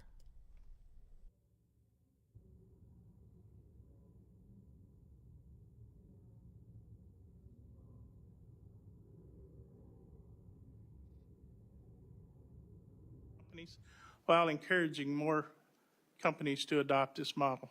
My name is Bill Rourke, and I live in Huntsville, Alabama. My journey began over 40 years ago as a young engineer and eventually an executive with a defense contractor. In 2002, I co-founded Torch Technologies with Don Holder, just after I was laid off following an acquisition. To prevent this from happening to our employees, we established Torch as an employee-owned company, implementing an ESOP that would allow us to exit without selling the company. From day one, every employee had the opportunity to be an owner. Our ESOP was formally established in 2004, and we became 100% ESOP in 2011. This fulfilled a commitment we made to our employees on a cocktail napkin in a local diner when we were starting the company. This ownership model has been a driving force behind our rapid growth. Today, we are ranked number 57 on the Washington Technology Top 100 Government Contractors list. Torch is a mid-tier defense contractor headquartered in Huntsville, strategically located to support Redstone Arsenal. Our annual revenue currently exceeds $800 million. We've received numerous local and national Best Places to Work awards, as well as business awards, including 15 consecutive years on Inc. 5000 for outstanding business growth. Over 1,100 of our employees are in Huntsville contributing to numerous military programs. We also have significant presences in members of the committee's locations in Shalimar, Florida, Colorado Springs, Dayton, Ohio, Waltham, Massachusetts, Montgomery, Alabama. Overall, we support multiple military bases and commands in more than 20 states and overseas. Our employees play crucial roles in advancing state-of-the-art capabilities for our warfighters by delivering superior R&D engineering services and solutions. We provide rapid prototyping and advanced capabilities from concept development to fielding and sustainment. The success of Torch is directly tied to employee ownership, which gives every employee a stake in the outcome. We recently certified as an evergreen company that commits us to remain in business for the next 100 years. Additionally, we became a public benefit corporation, dedicating ourselves to the financial success of our employees, outstanding service to our nation's defense, and support for the communities where we operate. We are also committed to helping other companies become ESOPs. My book, Built with Purpose, details this journey and my commitment to building companies where employees can thrive, retire with dignity, and find lasting purpose in their work. This passion led me to serve on the board of the Employee S Corporations of America, ESCA. Through ESCA, Torch's leadership has connected with numerous companies that share similar stories. Research from ESCA shows that Congress created ESOPs 30 years ago, and there's been significant increases among those companies in worker savings, wealth, wage equality, job stability, and national economic benefits. We applaud Chairman Cassidy's legislation aimed at reducing tax code barriers to retirement savings and providing ESOPs with a voice on the ERISA Advisory Council. We also thank Senator Sanders for his efforts to grow the community of ESOPs through financing assistance and encouraging the DOL to support rather than discourage ESOPs. Torch supports bipartisan legislation sponsored by Senators Daines and Hassan, which would encourage more employee ownership by providing incentives for S corporation business owners to sell to an ESOP or be acquired by an ESOP company. This initiative, long supported by ESCA, would allow more American workers to enjoy the benefits and meaningful retirement savings that we at Torch have experienced through employee ownership. We also would appreciate the opportunity to collaborate with committee leaders to communicate to the White House the vital importance of employee ownership, creating platforms such as last year's White House convening on worker ownership can further promote this initiative. Mr. Chairman and committee members, thank you for allowing me to share this story. I urge your consideration and support for bipartisan legislation that enables more hardworking Americans to share in the American dream at work. Let's keep that dream alive. Thank you, sir. Thank you. At first, I thought Coach only picked you because you're an Auburn person, but now I realize that you actually have a story to tell. So, thank you. It's my privilege to introduce somebody from Louisiana, Eddie Dupree, Chief Executive Officer of Acadian Companies. Mr. Dupree joined Acadian in 2009, a ground and air ambulance service based in Lafayette, Louisiana. And of course, his position, Chief Executive Officer, gives him insight into Acadian's ESOP and his financial and through his financial and oversight roles in the company. Eddie graduated from the University of Southwest Louisiana and now the University of Louisiana with a Bachelor of Science in Business Administration. Thank you, Mr. Dupree. Look forward to hearing from you. Chairman Cassidy, Ranking Member Sanders, and members of the committee, thank you for inviting me to share my experience as the CEO of Acadian Ambulance Service and the impact that employee ownership has had on Acadian's growth and culture of compassion in our home state of Louisiana. My name is Eddie Dupuy, and I joined Acadian in 2007. I became the company's CEO last year after serving 5 years as its CFO. I welcome this opportunity to highlight the ESOP model and promote legislation that can help sustain and grow existing ESOP companies and encourage more businesses to become employee-owned. Acadian's story begins in 1971 in response to a medical transport crisis. New federal regulations caused funeral homes to discontinue providing ambulance services, leaving a gap in emergency services in smaller communities across the country. Acadian started with just 2 ambulances and 8 medics. We have steadily grown to over 750 ambulances and 5,000 employees, serving parishes and counties in Louisiana, Mississippi, Tennessee, and Texas. Our safety, security, and mobile health divisions operate nationwide. It is our vision for the name Acadian to be synonymous with the best health, safety, and security services anywhere in the world. We work side by side with other first responders, area hospitals, EMS associations, accreditation agencies, and civic leaders to become integral partners in our communities. We support local charities and provide community services such as standing by at high school football games. When hurricanes or other disasters strike, Acadian evacuates the vulnerable ahead of the storm and provides emergency response afterward.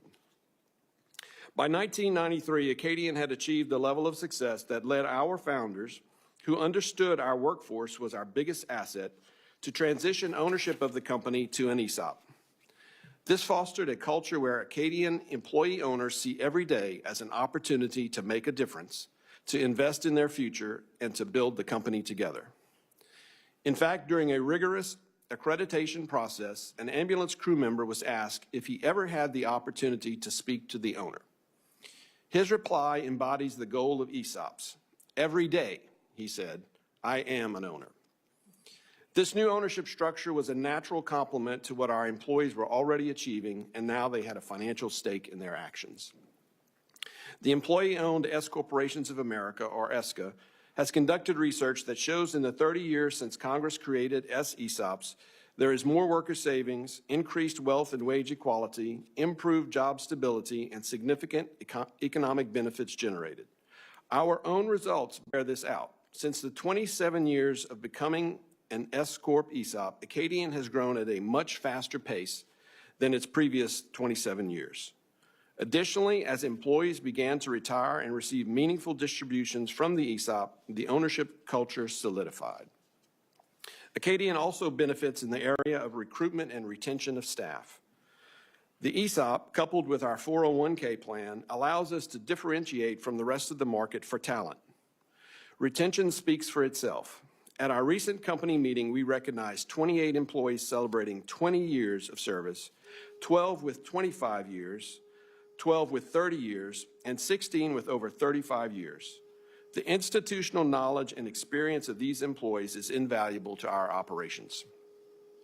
Given the success and prosperity that the ESOP has brought to our company and employees, Acadian resoundingly supports ESCA's work on the promotion and expansion of Private Employee Ownership Act, bipartisan legislation sponsored by Senators Daines and Hassan. This bill would encourage more employee ownership by providing incentives to S corporation owners to sell to an ESOP or become acquired by an ESOP company when they are looking to transition out of the business. Acadian would also like to join ESCA in applauding Chairman Cassidy's pair of ESOP bills that would reduce tax code barriers to retirement savings, as well as give ESOPs a voice on the ERISA Advisory Council. Acadian also thanks Senator Sanders for his long-term efforts to grow the community of ESOP companies and encourage the Department of Labor to support ESOPs with the Employee Ownership Initiative program. In concluding, Mr. Chairman and members of the committee, thank you again for the opportunity to address you today. I look forward to a continued conversation on the impact of ESOPs on American workers' success and for your support of legislation to sustain and enhance the employee ownership model. Thank you, sir. And now Senator Sanders to introduce the Democratic witnesses. Thank you. Mr. Chairman, I'd like to introduce Brock Barton, CFO of King Arthur Baking Company and a King Arthur employee owner since 2013. He oversees the company's financial strategy and also sits on King Arthur's ESOP Board of Trustees. Mr. Barton, thanks very much for being with us. Thank you. Good morning, Chairman Cassidy, Ranking Member Sanders, and members of this committee. I sincerely appreciate the opportunity to speak to you today in support of employee-owned businesses. My name is Brock Barton. I'm Chief Financial Officer at King Arthur Baking Company, an employee-owned business in Vermont. I've been with King Arthur for over 12 years. In addition to being a proud employee owner, I'm a trustee of our Employee Stock Ownership Plan, or ESOP. I also sit on the board of directors at Johnny Selected Seeds, another employee-owned company which is located in central Maine. I pride myself on specializing in the management and administration of ESOPs, but most importantly, I believe in the philosophy that employee ownership improves corporate performance and employee engagement. King Arthur Baking has a long history, stretching back over 230 years. We've been providing bakers with superior ingredients and baking guidance since 1790. Our flour, once sold out of wooden barrels in Boston, can now be found in nearly every grocery store across the country. Over the past decade, the company has grown from a regional flour company into a nationally recognized baking brand. Despite the company's storied history, I believe that it made one of its most important transitions in 1996 when Frank and Brenda Sands sold the company to its employees. However, they simply didn't hand over a business. The Sands entrusted the employees with a legacy rooted in respect, trust, and the belief that shared ownership drives performance and purpose. Employee ownership has been the foundation of our success ever since. It fosters accountability, pride, and a commitment to our customers, our partners, and our communities. Each employee owner, whether with us for a few years or several decades, plays an important role in shaping our workplace and driving high performance. As many of you know, there are many financial benefits of employee ownership, and those are usually defined. However, it's also important to highlight the importance of employee ownership culture. To support and sustain this culture, King Arthur establishes an internal committee, the Employee Ownership Culture Committee, or EOCC. The EOCC is a group that promotes a culture of ownership and empowerment through education, communication, and celebration. With almost 30 years of operating as an ESOP, King Arthur Baking is proof that employee-owned businesses offer a sustainable and successful alternative to a traditional business structure. It has been more resilient and stable during economic downturns. It has fostered a culture of engagement and empowerment, and it is while generating wealth for its employee owners.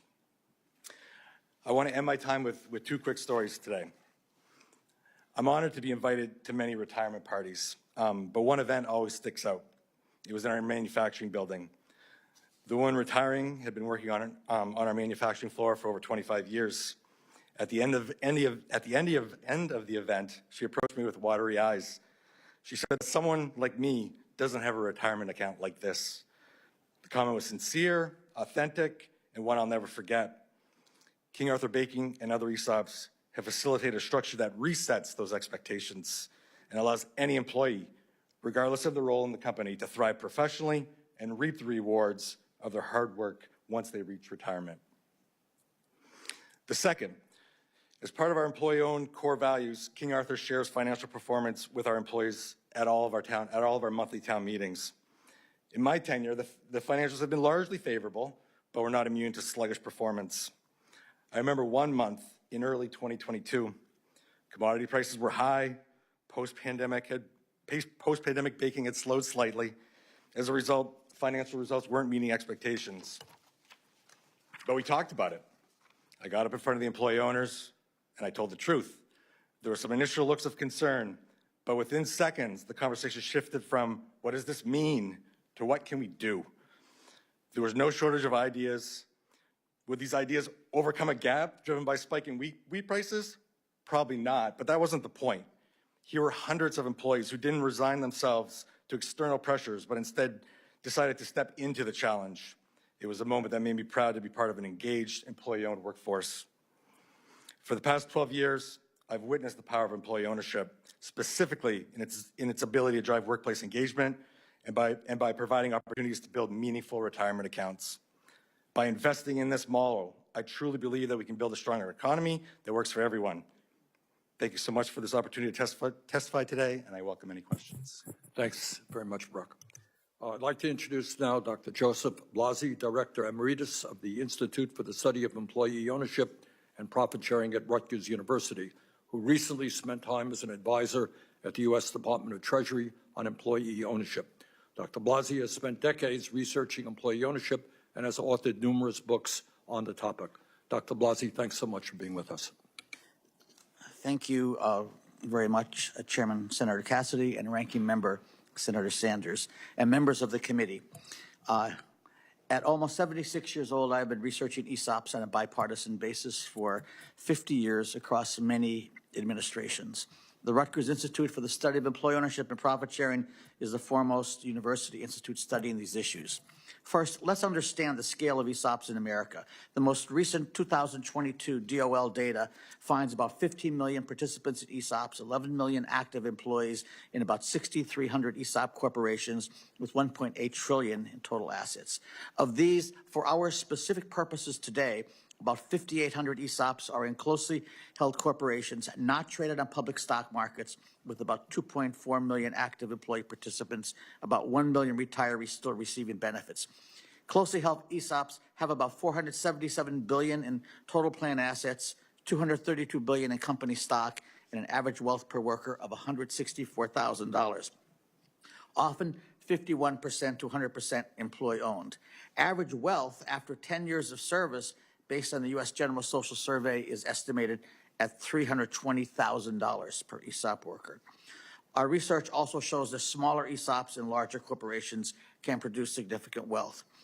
The nonprofit National Center for Employee Ownership separately analyzed DOL data, broadly tracks our conclusions. We have seen over 50 years of research on ESOPs that ESOPs provide better retirement benefits, lower turnover, are safer workplaces, and are more likely to deeply involve workers in participation in solving company problems.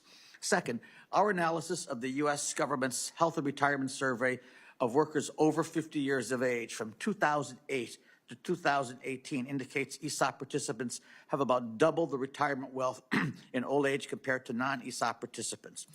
The National Center for Employee Ownership also found median ESOP account balances significantly outpace non-ESOP worker account balances in every income group, in every age group. Third, ESOPs are safer at workplaces. Using data from the Occupational Health and Safety Administration injury tracking population data from 2016 to 2019, ESOPs have 9 to 13% decrease in workplace safety incidents compared to non-ESOPs. Fourth, initial results from a recent Institute study found a 20% increase in labor productivity when thousands of ESOP manufacturing establishments are compared to tens of thousands of non-ESOP manufacturing establishments. Fifth, ESOPs appear to not replace diversified 401k plans and defined benefit pension plans based on our analysis of the General Social Survey and 10 years of DOL data on 401k plans. Sixth, our analysis of the U.S. General Social Survey indicates that 0% of ESOP workers report being laid off in the last year, compared to 7% of non-ESOP workers. 70% of ESOP workers have company-based training, compared to 44% of non-ESOP workers. 38% of ESOP workers participate in highly involved employee involvement teams to solve company problems, compared to 26% of non-ESOP workers. And 71% of ESOP workers have annual cash profit sharing, compared to 34% of non-ESOP workers. Seventh, ESOP growth among closely held ESOP corporations has been pretty flat, with an average of 221 new ESOPs and 30,000 new employees every year.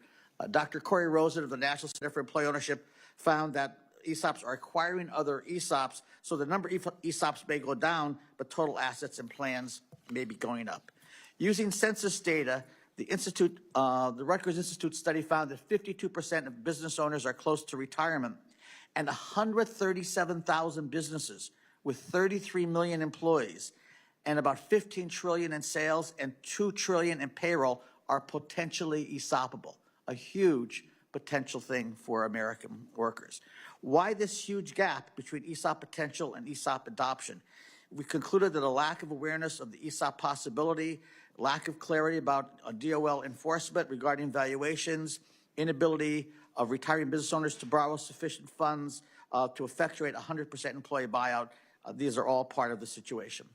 My personal policy analysis suggests that legislation that makes it easier to finance ESOPs across the federal government, such as the proposed Employee Ownership Financing Act and also the American Ownership Resilience Act, aspects of the Work Act, and other proposals that remove ESOP barriers to share price evaluations, all efforts to increase ESOP awareness and the expanding ESOP initiative, specific measures to delink 401k contribution limits from ESOP contribution limits, and your proposals to expand the ESOP Advisory Council will all address this really huge gap. Thank you, and this is the high honor of my career to testify before you. Thank you all. I'll defer to Senator Tuberville to ask questions. Thank you, Mr. Chairman. Gentlemen, thanks for being here. Important topic. Mr. Roark, it's got to be pretty mind-calming to know if you work in an ESOP and you have some of the owners exit the company, that everybody's not going to lose their job. So what kind of security does a ESOP structure have for all employees that you've seen? Some examples. Well, you know, we work real hard to build a succession plan in that prepares our employees as people retire to step forward. You know, that is a challenge. One of the biggest challenges we've had is the success of the ESOP has led to people retiring early, so we have to work that problem a little harder and be training people ready to step into the role. The departure of employees that are retiring actually creates lots of opportunities for the other employees to accelerate in their career quicker. So a successful ESOP actually creates a lot of successful careers. It also creates the ability for employees to retire with dignity. In fact, the announcement of this hearing went out on our social media last night. And one of the posts this morning, I'll quote for you. It says, Jim Deal, one of our retiring employees 7 or 8 years ago, he says, "Tell them how much you helped us retire with dignity." That is, to me, the essence of why I wanted to do this. You know, some 25 years ago, a company bought the company I worked for, and a few months after it was bought, I'd had a successful career. I went from being an entry-level person to a executive. I was president of an operating segment. In that time, I'd had one of the most successful careers of anyone at that company. As that acquisition evolved and I was there, I was shortly thereafter walked to the door and told as I was handed my severance check that we'll pack your office and send your stuff home. When I started this company, at the core of what I wanted is I wanted people to retire with dignity. When I walked out and stood on that corner, I didn't feel very dignified. When I meet an employee in the grocery store, I want them to come hug me, not run from me. With the ESOP, I get lots of hugs. Every year when the ESOP statements come out, I get lots of hugs. This is a different way of doing business. I never want to see an employee walk to the door in such an undignified manner. I put my whole life into that company. Several times I worked 24 hours straight to get a delivery out on time. Was that respected? No. My stuff showed up in boxes with a bunch of crap that I didn't really want. Was not dignified at all. I hope that answers your question, Coach. So how can we help on the federal level to make ESOP structure more viable for the? Well, I think there's lots of ideas being proposed here in several of these bills. You know, making this easier, making it clearer in what we're supposed to do. There's a lot of murkiness in the bills. You know, one of the things for us in the last few years, we've been in a position where we could contribute more than the maximum allowable to our employees, and that creates an issue with the ESOP itself. If the limit's at 25%, I can only give 25%. If it were higher, we in some cases would have given higher, including this year. So there are some pieces there where we could just fine tune some things. The ESOP is a wonderful tool, and it provides stability for the employees and provides a retirement path for them as well. So I think the more that we can refine the regulations around it to encourage people to be able to do this, clear up the rules on how the valuations are done so that it's clear what needs to be done, I think those would be great helps. Thank you. Thank you, Mr. Chairman. Senator Sanders. Thank you. I'm going to pick up on Senator Tuberville's question. Maybe we'll start from the other side. But before we do that, I think, Mr. Rourke, you really hit the nail on the head. You used the word dignity many times. You put your life into a company, change of ownership, you're out the door in a very disrespectful way. And I think what employee ownership, what ESOPs is about, is empowering workers to say, you're just not a cog in the machine. You're not going to be thrown out the door. You have a say about how the company runs. You're a decision maker. You're not just a worker. And that's a big deal. All right, let me go to Dr. Blasey, and we'll head from this side to that side. Senator Cassidy and I and others on this committee have legislation, but forget the legislation for a moment. If you had your druthers, if you had your wish, what should the federal government be doing to expand the concept of employee ownership and ESOPs? Be brief. I'd like to hear from everybody. Microphone. Given this huge potential of trillions of dollars of companies that could be potentially owned by ESOPs, we do need significant loan and loan guarantee programs to make this possible. Secondly, we need, and this is my personal opinion, that the unclarity about valuation and adequate consideration is really something that needs to be resolved.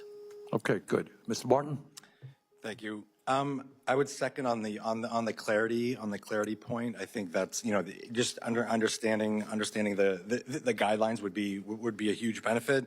I think for me, education and awareness. I think there's already there's barriers to entry to all areas of business, but I feel like with ESOPs, there's just a little bit of there's another. Do you think that there are a lot of workers and, in fact, owners, people who started a business who, everything being equal, would like to leave their business to the employees if they could? Do you think there is the kind of awareness about that there should be in the country? Not enough. No, I don't think there's enough. I think, like, obviously, if someone truly wants to invest time, resources into determining, I think the resources are out there. But I think there are enough, like I said, enough barriers to maybe distract owners from going down that path. Okay, Mr. Dublé. I'll echo that. I think that awareness certainly would help out there in the community. I think that simplicity would certainly help.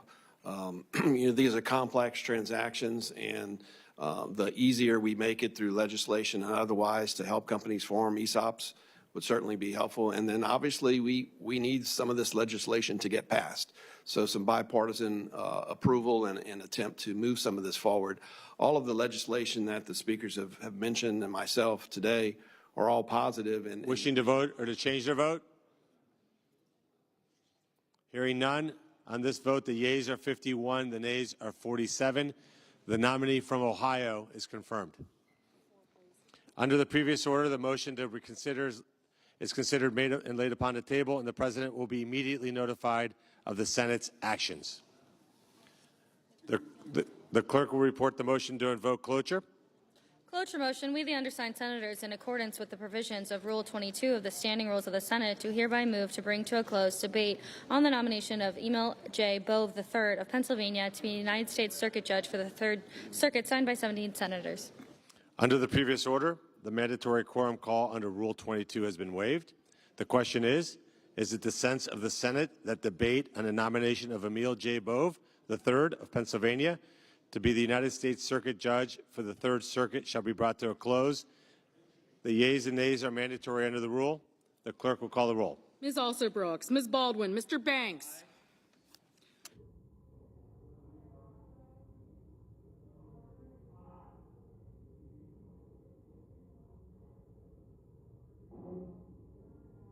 And another vote here in the Senate, the second in this series. Lawmakers are deciding whether or not to limit debate on the nomination of Amal Bove to be a United States Circuit Judge for the Third Circuit.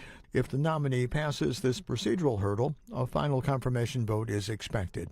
Mr. Bove is opposed by Democrats who walked out of his confirmation hearing earlier this year. Earlier, senators confirmed Richard Topping to be Chief Financial Officer for the Department of Veterans Affairs. He'll be responsible for the VA's financial resources and will oversee the budgetary and financial management process.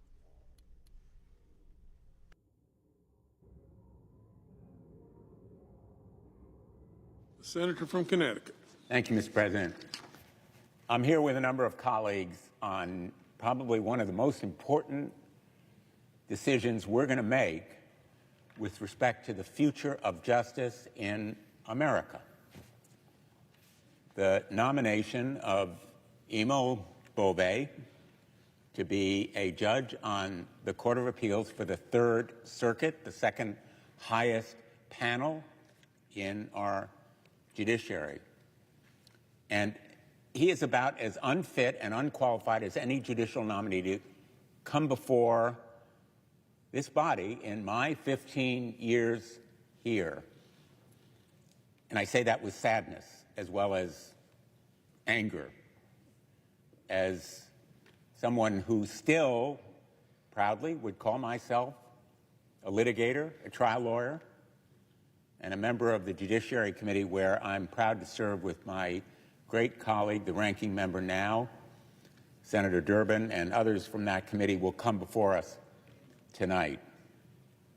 We're here not only on the merits of Mr. Bove, but also because we were denied an opportunity in the committee to present fairly and fully our case against Mr. Bove based on the record. And we were denied an opportunity to elicit from the Department of Justice and the administration the facts that are necessary to evaluate his nomination. We were denied the opportunity to have a whistleblower come before the committee, a whistleblower who bravely came forward with facts showing how Mr. Bove suggested, indeed urged, that lawful court orders be disobeyed, that the Department of Justice ought to tell the courts to F themselves. We were denied access to an Office of Professional Responsibility investigation bearing on this nomination, an OPR inquiry into the failure of the team supervised by Mr. Bove to divulge to the defense exculpatory evidence, as they were obligated to do during a prosecution when he was an assistant United States attorney. And Mr. Bove himself, in the hearing that we conducted, was evasive, obfuscating. He refused point blank to answer relevant questions. One of my colleagues, Senator Whitehouse, who will be here tonight, characterized it as the deliberative process privilege. There is no deliberative process privilege.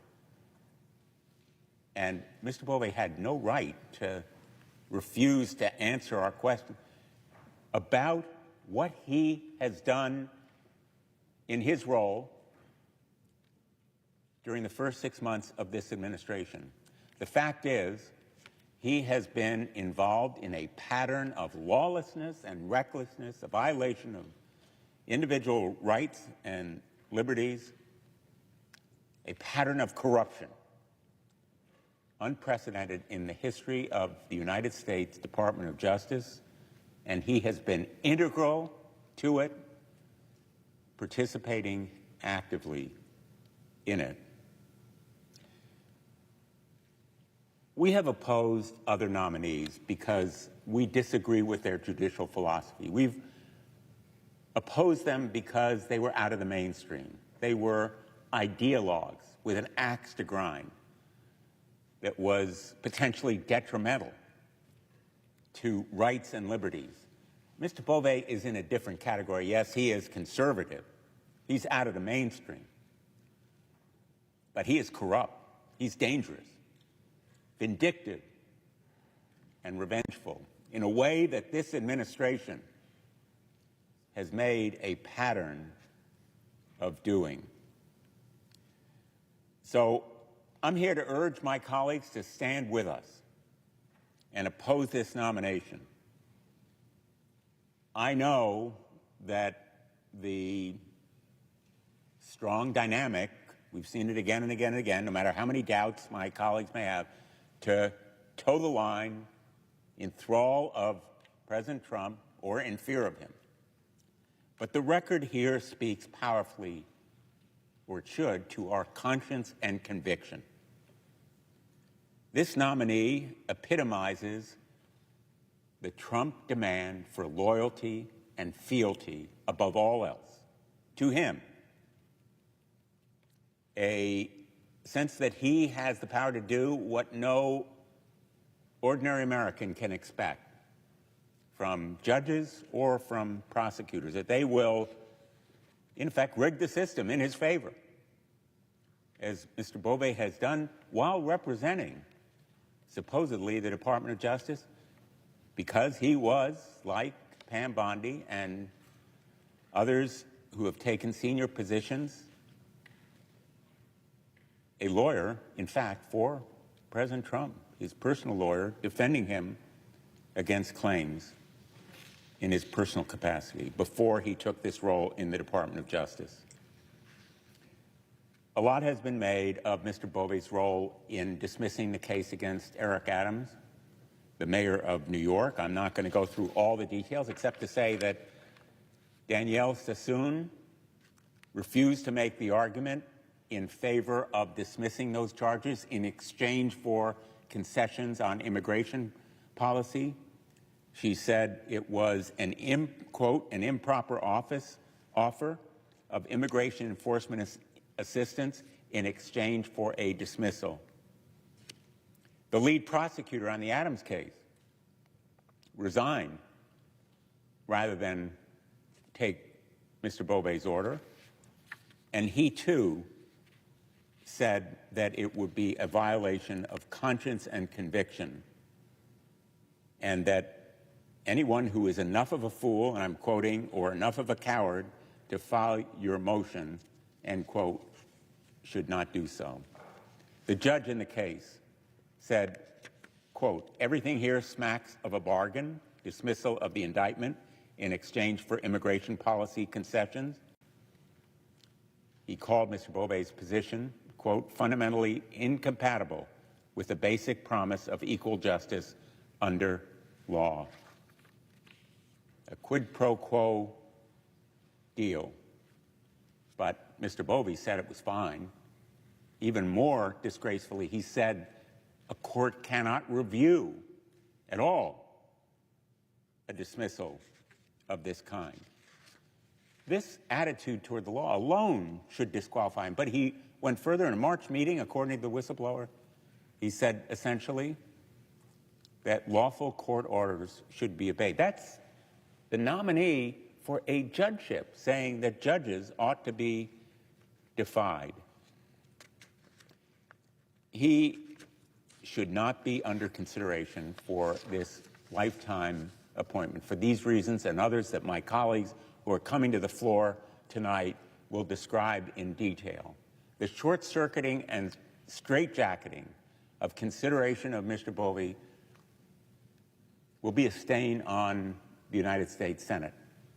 And make no mistake, we will rue the day, my colleagues will, if they vote for this nominee. And we should not in any way turn a blind eye towards the other nominees that will be before us for the district court. Josh Devine, Maria Lanahan, Jordan Pratt, all nominated to serve as trial lawyers on the federal bench. They've made careers of crusading against reproductive rights. Judge Pratt wrote an amicus brief supporting Florida's 15-week abortion ban. He called the procedure, quote, barbaric and, quote, one of the most severe invasions of personal rights imaginable, end quote. Judge Pratt went so far as to raise questions not put before the court by parties and invite the Florida Attorney General to intervene and weigh on these questions. He wrote an opinion upholding and holding unconstitutional a Florida law that allows minors to seek abortions without parental consent through judicial waivers. The case didn't require a court to rule on the law's constitutionality, but Judge Pratt took it upon himself to do so, and Mr. Devine led and Ms. Lanahan worked on Missouri's legal challenge against mifepristone. The science is clear. Mifepristone is safe, yet Mr. Devine and Ms. Lanahan didn't hesitate, not at all, to challenge its approval. And their court filing cited 2 research studies mere weeks after he filed the complaint that were retracted due to a lack of scientific rigor, problematic methodology, and undisclosed bias. Edward Artow, nominated for the Southern District of Florida. The ethical lapses on his part were undeniable when he failed to recognize the obvious conflict and recuse himself from his involvement in a case involving the president at a time when he potentially was under consideration for a nomination. These nominations are unqualified.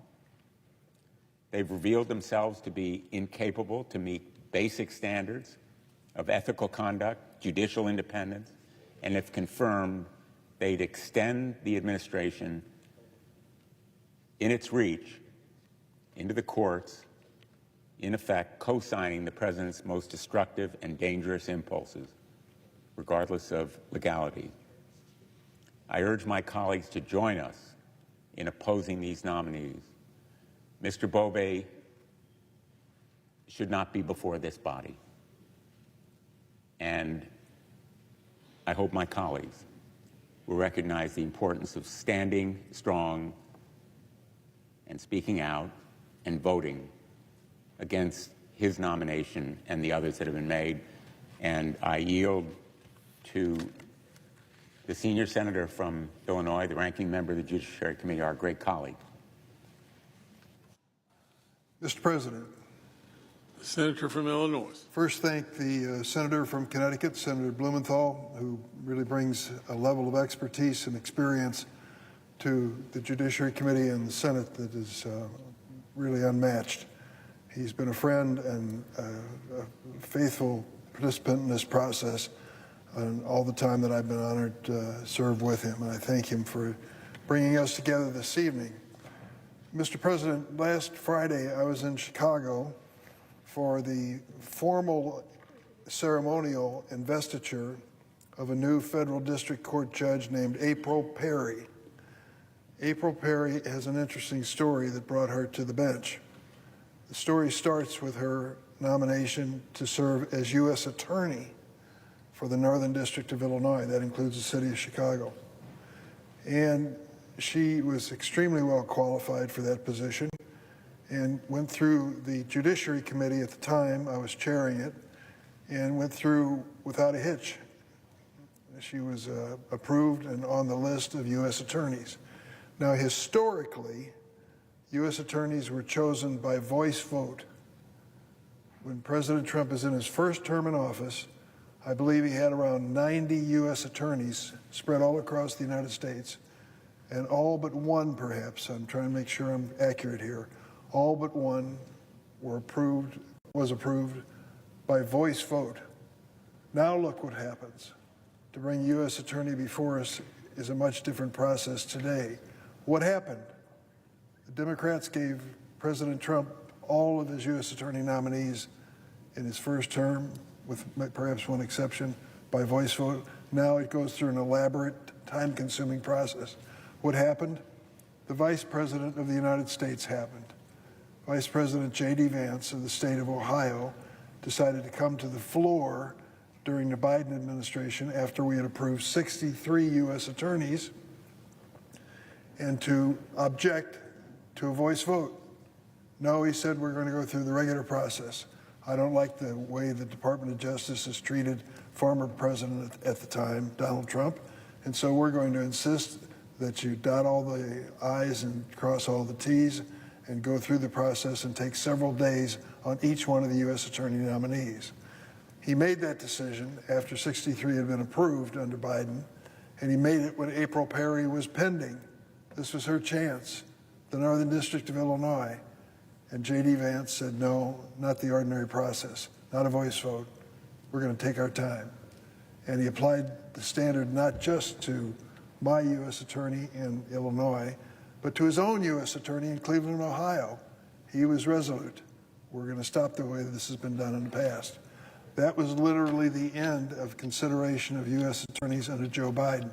If that was his goal, J.D. Vance's goal, our vice president's goal, he achieved it. So what happened next to April Perry? A wonderfully qualified nominee ready for U.S. attorney. Well, we sat down and decided that we didn't want to waste that talent. And I went to her and said, would you consider the vacancy for the U.S. District Court that is open now? You've gone through the vetting. They've gone through the background checks. The FBI's asked all the hard questions. They've interviewed all the attorneys you worked with, and everybody finds you acceptable. Would you consider the federal bench? And she said yes, and she was approved. And we had her formal investiture this last Friday. It those are happy occasions, and there aren't many of them, I'm sure, in the federal courthouse, at least not of this caliber. And District Court Judge Virginia Kendall, who is a presiding judge over the Northern District, called together her colleagues to witness this investiture, this happy day for new judge April Perry. She brought in about 30 federal district court judges from the Northern District and a number from the 9th District or 7th District of the Appellate Court. And it dawned on me as I attended this ceremony for April Perry that this has turned out to be an important part of my Senate career. If you'd asked me when I ran for the Senate, what about the appointment of judges? I'd say, well, that's fairly routine. Turns out it's not. It's more than routine. It's one of the more important things you do, because the men and women chosen to serve in the federal court system, Article III judges, are appointed for life. For life. To remove them, you have to go through an impeachment through Congress to remove a federal court judge. That's how important it is. That's how permanent it is, the permanent nature of it. And that's why each selection makes a difference. I looked at the 30 or so judges who gathered and realized that I had had a hand in appointing every single one of them, and many others too. And so you go through that process a number of times and you learn. I look back now on all of the district court judges that I've had a hand in choosing, and I will tell you, for 2 or 3, it was a mistake. If I had it to do over again, I would have asked more questions and I would have had more information on those who were chosen. But that's over a span of 29 years, 2 or 3. Those who were approved, dozens of others, have really done well, and they've been praised for the job that they did. So when I was chairman of this committee, fortunate to have that opportunity, we approved in a 4-year period of time a record number of federal court judges, 235.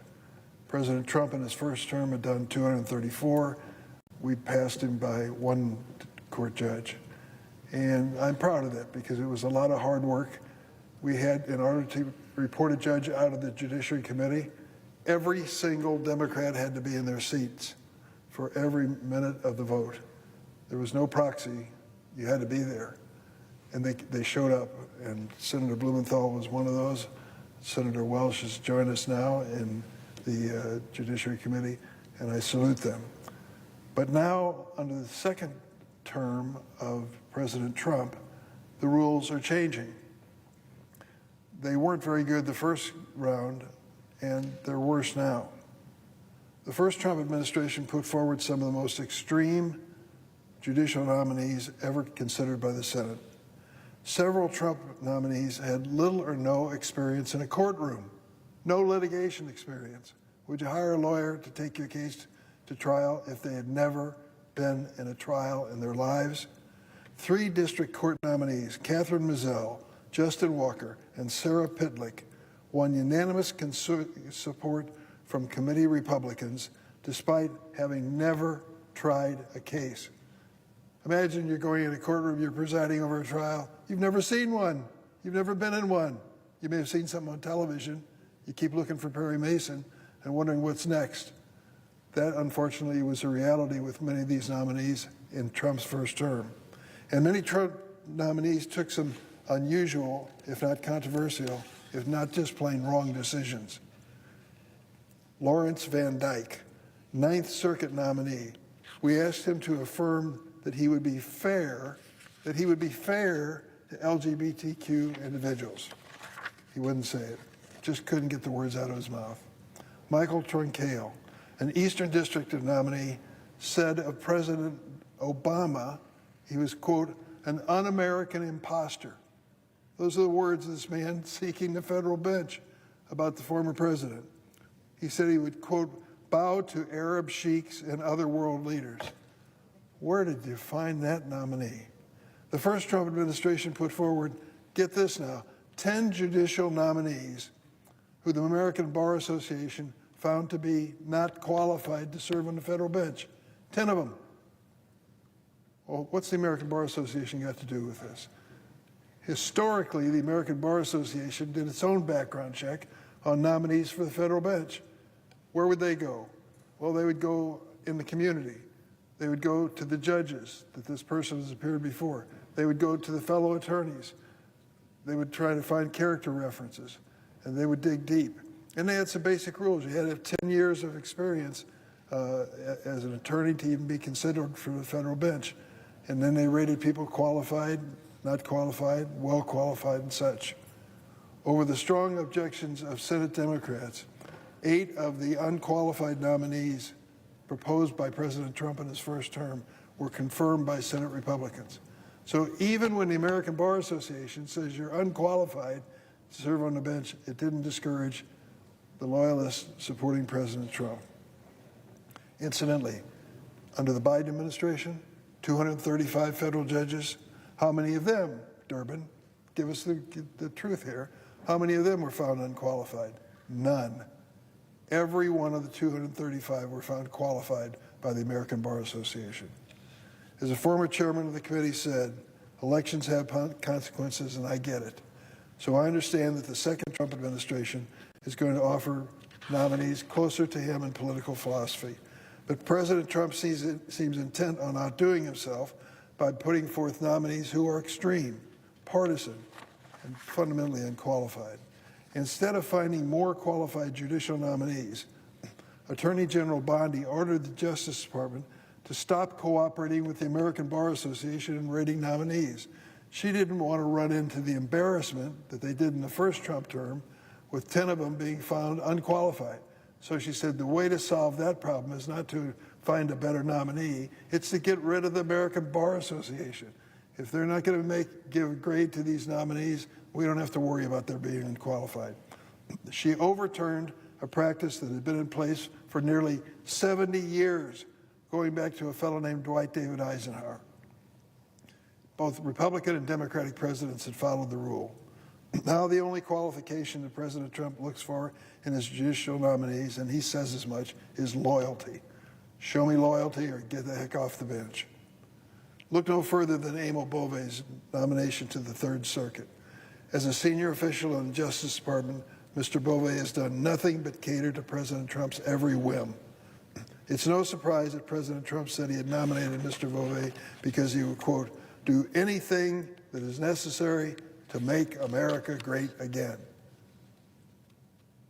For life. Judge for life. Show me loyalty, and you got a position for life. Mr. Bove personally ordered the termination of federal prosecutors who put violent January 6 rioters in prison. Understand what happened here. Men and women, professional attorneys working for the Department of Justice, were given assignments. We have a case we want you to pursue and prosecute. It's this individual. Here's the FBI background file. Go to work. Turns out these people are the ones that stormed through that door and went rifled through our desk and aped for photographs sitting in your chair, Mr. President, on January 6th. As a result of their entering this building, 5 Capitol policemen died and 140 were assaulted. Should they have been prosecuted? You bet. Beat up on a cop, you should face the consequences. And they did it on January 6th in the name of stopping the election the American people had been involved in just weeks before. I was here sitting in this chair as the head of the Capitol Police stood where you're sitting, Mr. President, and told us all, stay calm, stay in your chairs, we're going to stay in this room, this is a safe room, and just stay in your seats. They grabbed the Vice President Pence, took him right out that door, and spirited him off somewhere, but they left us here. 10 minutes later, the same policeman stood up and said, new announcement, leave as quickly as possible. We cannot keep this room secure. The Senate of the United States of America, the capital of the United States of America, was being run over by demonstrators and insurrectionists. They were beating up on the police, smashing their heads into the wall and between Durban, and they were ultimately prosecuted for it. And the prosecutors, the assistant U.S. attorneys who were doing this job, were treated in what way by President Trump when he got back in office? They were treated like they were the ones who broke the law. The prosecutors were accused of wrongdoing. Well, that unfortunately is in the words of Mr. Bove, a grave national injustice. He thinks it is to prosecute these demonstrators. He's wrong. What was a grave injustice is what happened to the police on that day.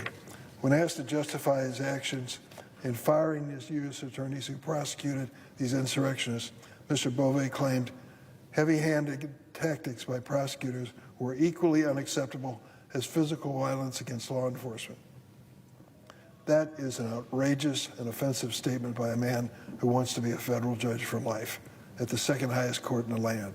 Since January 7th, 2021, there's been an effort by MAGA faithful to rewrite the history of January 6th, but I witnessed it, and many others did as well.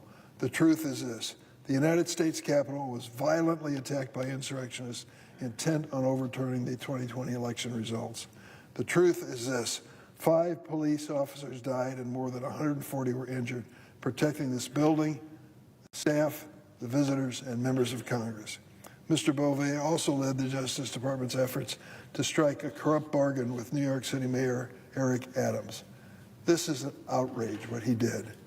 Mr. Bove stated that the charges would be dropped against Mayor Adams without prejudice so that Adams could, quote, devote full attention and resources to illegal immigration and violent crime. In other words, President Trump needed Mayor Adams to do his bidding on his deportation policy. In response, 2 staunch conservatives resigned from the Justice Department: a Trump-appointed interim U.S. Attorney Danielle Sassoon and lead prosecutor Hagan Scott. Mr. Scott wrote to Mr. Bove and, quote, a quote that will be famous for a long, long time.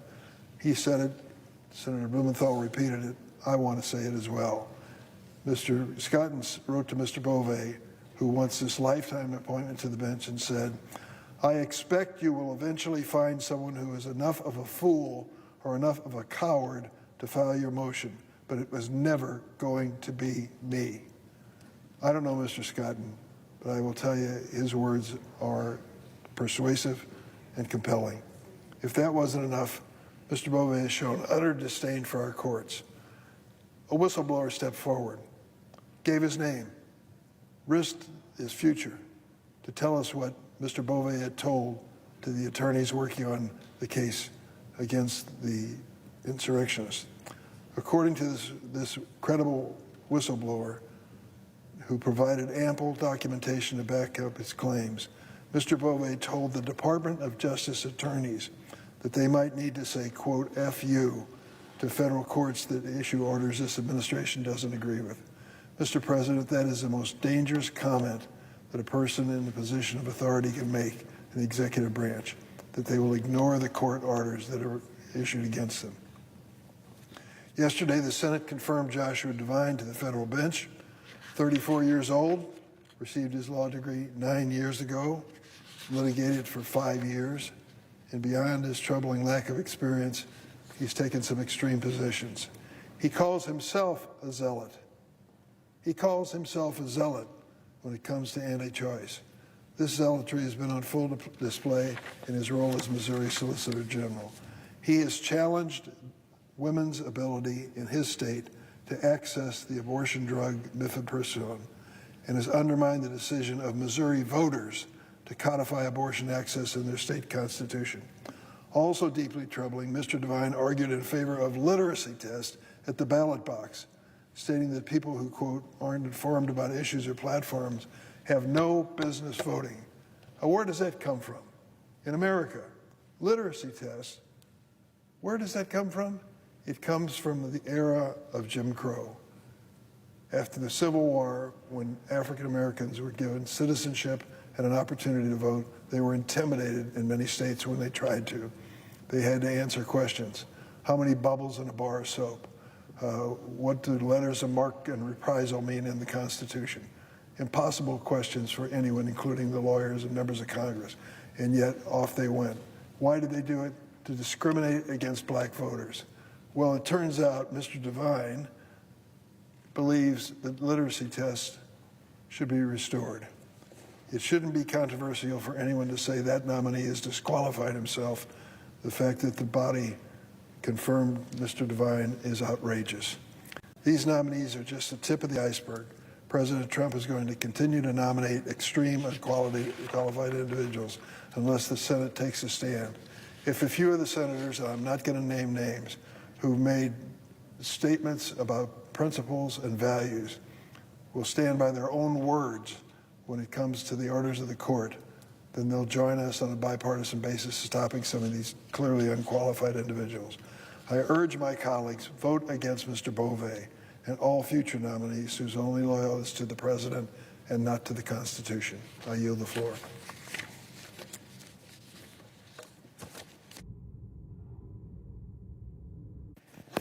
Mr. President. The Senator from New Jersey. Mr. President, I rise today to voice my strong opposition to Amal Bove nomination to the Third Circuit Court of Appeals. Mr. Bove is unqualified, unfit, and undermines public trust in our justice system.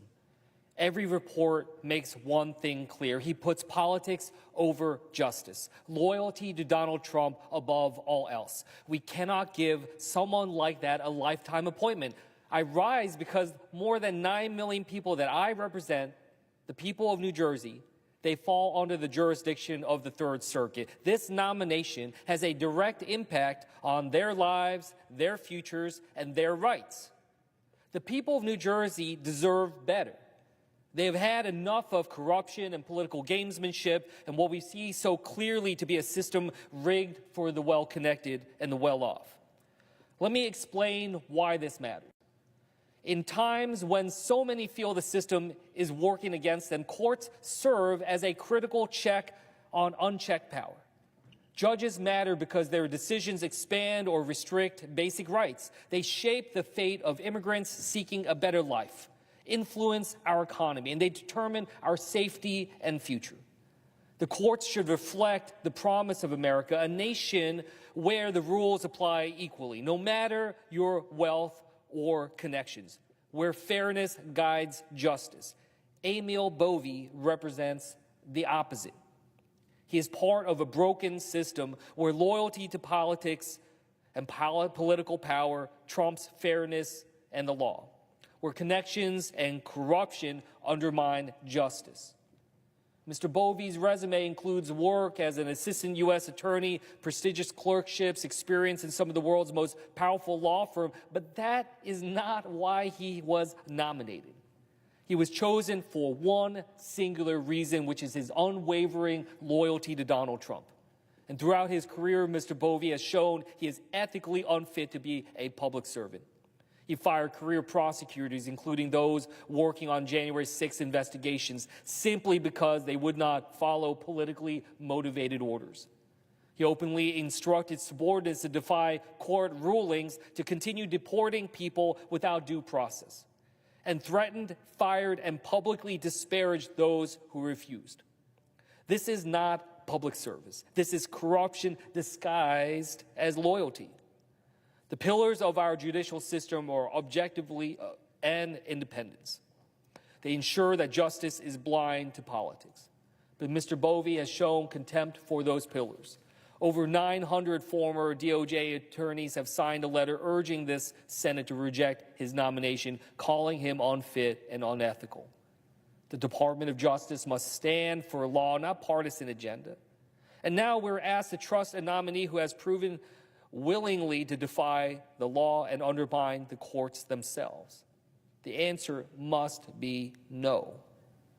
Let me address a particularly troubling experience that underscores the corruption that Mr. Bove represents when he sought to dismiss the case regarding New York Mayor Adams. This is not just politics as usual.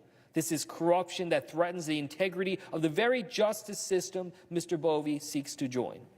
The kind of deal-making, backroom, political gamesmanship that the people of New Jersey are sick and tired of. And I say this not just as a senator, but as someone who challenged New Jersey's political status quo in federal district court and ultimately before the Third Circuit of Appeals, this very court. Approving this nomination sends a message that corruption and loyalty to power trumps qualifications and fairness. That is not the future I want for my children, my state, or this country. Mr. President, it doesn't have to be this way. That future is in the hands of this very body, the U.S. Senate. New Jersey and this country deserves better than Amal Bove. America deserves a justice system it can trust. Let us vote no on Bove's nomination to the Third Circuit Court of Appeals. And with that, I'll yield back.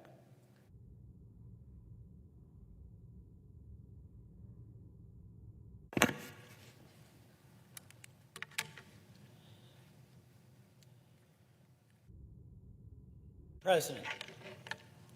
The senator from Vermont. Thank you.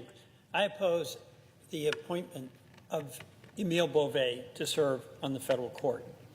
You know, there's two issues. One for any judge is temperament. Absolutely essential, where that judge has to step back and not be partisan, has to be fair to all litigants. Amal Bove totally lacks the temperament to serve on the federal judiciary under any president, under any administration. In 2018, the federal public defender for the Southern District of New York sent a letter to the Southern District leadership detailing incredibly detailed complaints from fellow defense attorneys about Bove. These are people that work with him in a professional capacity. This was before Bove was a political figure that he's become. And they described him gratuitously as a person who was vindictive, a prosecutor version of a drunk driver, and needing adult supervision. And it was because of his conduct towards the people that he was working in the judicial system. And the reality that we all know is that in the judicial system, fierce as you may be as a prosecutor, determined as you may be as a defense attorney, impartial as you want to be as a judge, everyone has to cooperate to do their job, not interfere with others, and to be supportive of those who are doing the work with you, your fellow prosecutors, your fellow defense attorneys. And Bove couldn't do that. He does not have the temperament to serve in a high judicial position. Second, and really most importantly, Bove does not have respect for the rule of law.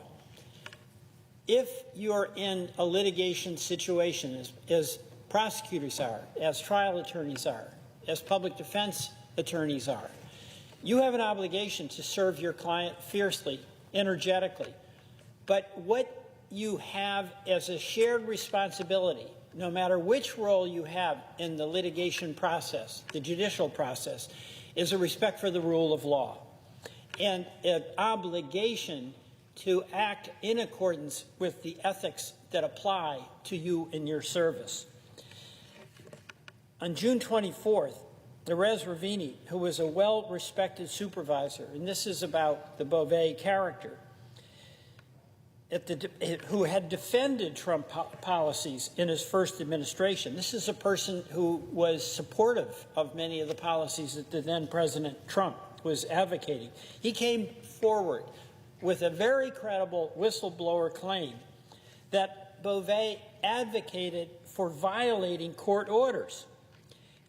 Bove reportedly said that the Department of Justice should be prepared to tell courts that whose decisions they did not like to F off. He said that, and he meant it. That's the truth. And that was gratuitous, but very reflective of the orientation that Mr. Bove has towards the law. And the law is incidental. His goals, or the goals of his now client, President Trump, are the only thing that matters. That also happened subsequently, just very recently, with the transfer of individuals to El Salvador in violation of Chief Judge Boasberg's oral order in JGG versus Trump. That's the case where the judge gave an order stopping the deportation, and Bove was complicit in having that plane fly and actually do what was directly in conflict with the order. He also, as we know, instructed prosecutors to drop the criminal case against the New York City mayor, Mr. Adams. It was a blatant quid pro quo. Bove has been an active participant in political payback against the January 6th prosecutors and FBI agents who were simply doing their job. By the way, this is so appalling to me. You're a prosecutor.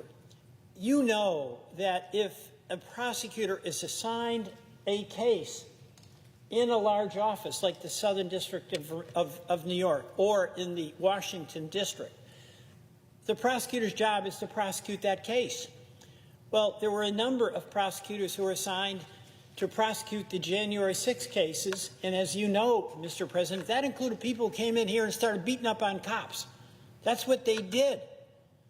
And those prosecutors did their job and were then fired by Bove. No loyalty to people who had the same job and the same responsibility as he did. He also, Mr. Bove, sought the names of all FBI employees who worked on investigations into January 6. You know, he stated that was part of an investigation about the weaponization of the FBI against the January 6 rioters. So he's part of the rewriting, the whitewashing of the history of January 6 that is the favored narrative of President Trump. But bottom line, Bove has made it clear that he works for his political boss, and that's the president. And the question is not just about Bove. The question is for us on the Senate, who have this real responsibility. We have our partisan differences. We have our honest policy differences. But we have a shared responsibility when it comes to the nomination of a person for a federal judicial position to evaluate their qualifications for the job. And first and foremost among the qualifications is that that individual has to be someone who sees as his or her client the Constitution of the United States and the statutory rights and obligations that citizens and companies in this country have. And what President Trump has made very clear, uncomfortable as this may be to acknowledge for many of us many of my colleagues on the Republican side who have to deal with the wrath of a president who doesn't get everything that he wants when he wants it. The reality is that President Trump himself has made it clear that the people he wants appointed, that he will appoint to the court, are people who will put him first, not the Constitution, to put his political whims, his political desires first. He's got the right person in Bove, but that's the wrong person for us to confirm. Mr. President, I yield back.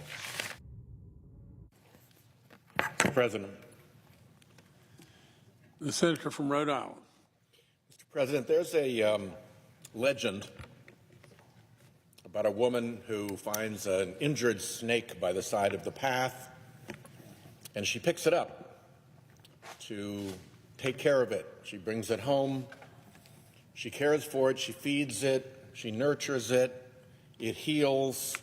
She takes it back to put it back into where she found it. And as she does so, it bites her. And as its venom goes through her veins and she's dying, she asks the snake, "Why did you bite me? I cared for you. I fed you. I nurtured you. I saved your life when you were wounded." And the snake said, "It's my nature. You knew that when you saved me." For many of us, to our colleagues, this is a mark my words moment about an individual who will continue to disgrace himself and the rule of law if we put him on the bench.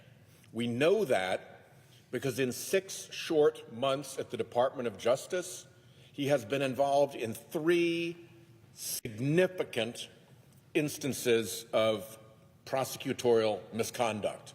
Not little technical violations of a rule, but truly grotesque abuse of a prosecutor's powers.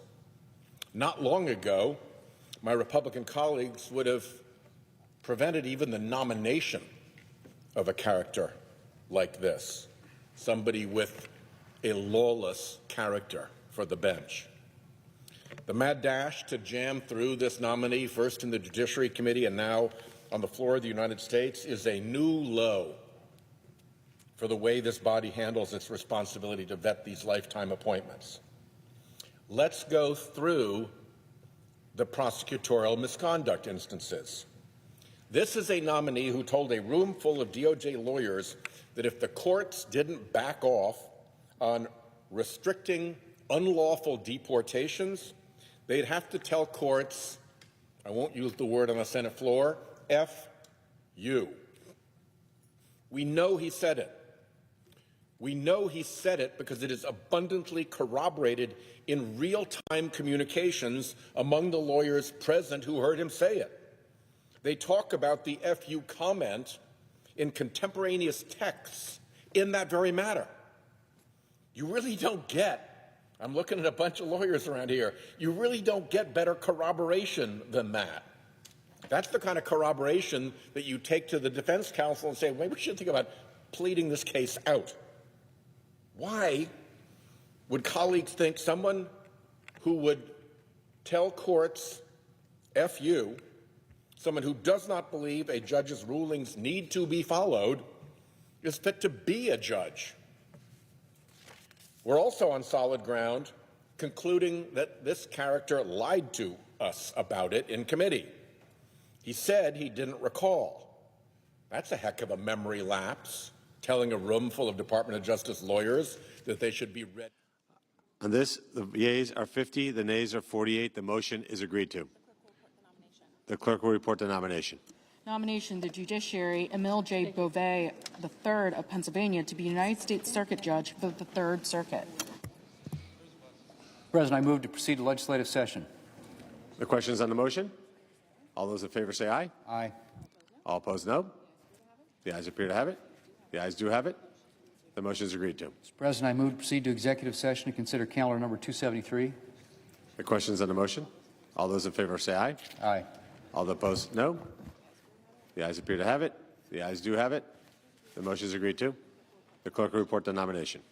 Nomination, Nuclear Regulatory Commission, David Wright of South Carolina to be a member. Mr. President, I send a cloture motion to the desk. The clerk will report. Cloture motion, we, the undersigned senators, in accordance with the provisions of Rule 22 of the Standing Rules of the Senate, do hereby move to bring to a close debate on the nomination of David Wright of South Carolina to be a member of the Nuclear Regulatory Commission, signed by 17 senators as follows. Mr. President, I move that the reading, I can ask consent to reading the names be waived. Without objection. And I move to proceed to legislative session. The questions on the motion? All those in favor say aye. Aye. Opposed, no. The ayes appear to have it. The ayes do have it. The motion is agreed to. Mr. President, I move to proceed to executive session to consider calendar number 110. The questions on the motion? All those in favor say aye. Aye. Opposed, no. The ayes appear to have it. The ayes do have it. The motion is agreed to. The clerk will report the nomination. Nomination, Department of Defense, Earl Matthews of Virginia to be General Counsel. Mr. President, I send a cloture motion to the desk. The clerk will report. Cloture motion, we, the undersigned senators, in accordance with the provisions of Rule 22 of the Standing Rules of the Senate, do hereby move to bring to a closed debate on the nomination of Earl Matthews of Virginia to be General Counsel of the Department of Defense, signed by 17 senators as follows. Mr. President, I ask consent to reading the names be waived. Without objection. I move to proceed to legislative session. The questions on the motion? All those in favor say aye. Aye. Opposed, no. The ayes appear to have it. The ayes do have it. The motion is agreed to. Mr. President, I move to proceed to executive session to consider calendar number 94. The questions on the motion? All those in favor say aye. Aye. Opposed, no. The ayes appear to have it. The ayes do have it. The motion is agreed to. The clerk will report the nomination. Nomination, Department of Commerce, William Kimmett of Virginia to be Undersecretary for International Trade. Mr. President, I send a cloture motion to the desk. The clerk will report the nomination. Cloture motion, we, the undersigned senators, in accordance with the provisions of Rule 22 of the Standing Rules of the Senate, do hereby move to bring to a close debate on the nomination of William Kimmett of Virginia to be Undersecretary of Commerce for International Trade, signed by 17 senators as follows. Mr. President, I ask consent to reading the names be waived. Without objection. And I move to proceed to legislative session. The questions on the motion? All those in favor say aye. Aye. Opposed say no. The ayes appear to have it. The ayes do have it. The motion is agreed to. Mr. President, I move to proceed to executive session to consider calendar number 274. The questions on the motion? All those in favor say aye. Aye. Opposed, no. The ayes appear to have it. The ayes do have it. The motion is agreed to. The clerk will report the nomination. Nomination, Department of Health and Human Services, Susan Maneras of Wisconsin to be Director of the Centers for Disease Control and Prevention. Mr. President, I send a cloture motion to the desk. The clerk will report. Cloture motion. We, the undersigned senators, in accordance with the provisions of Rule 22 of the Standing Rules of the Senate, do hereby move to bring to a close debate on the nomination of Susan Maneras of Wisconsin to be Director of the Centers for Disease Control and Prevention, signed by 17 senators as follows. Mr. President, I ask consent the reading of the names be waived. Without objection. And I move to proceed to legislative session. The questions on the motion. All those in favor say aye. Aye. Opposed, no. The ayes appear to have it. The ayes do have it. The motion is agreed to. Mr. President, I move to proceed to executive session to consider calendar number 85. Questions on the motion. All those in favor say aye. Aye. All opposed, no. The ayes appear to have it. The ayes do have it. The motion is agreed to. Mr. President, I send a cloture motion. The clerk will report the nomination, or the cloture motion. Nomination, Department of Veterans Affairs, Samuel Brown of Nevada to be Undersecretary for Memorial Affairs. Mr. President, I send a cloture motion to the desk. The clerk will report. Cloture motion. We, the undersigned senators, in accordance with the provisions of Rule 22 of the Standing Rules of the Senate, do hereby move to bring to a close debate on the nomination of Samuel Brown of Nevada to be Undersecretary of Veterans Affairs for Memorial Affairs, signed by 17 senators as follows. Mr. President, I ask consent the reading of the names be waived. Without objection. And I suggest the absence of a quorum. The clerk will call the roll. Ms. Osterbrooks.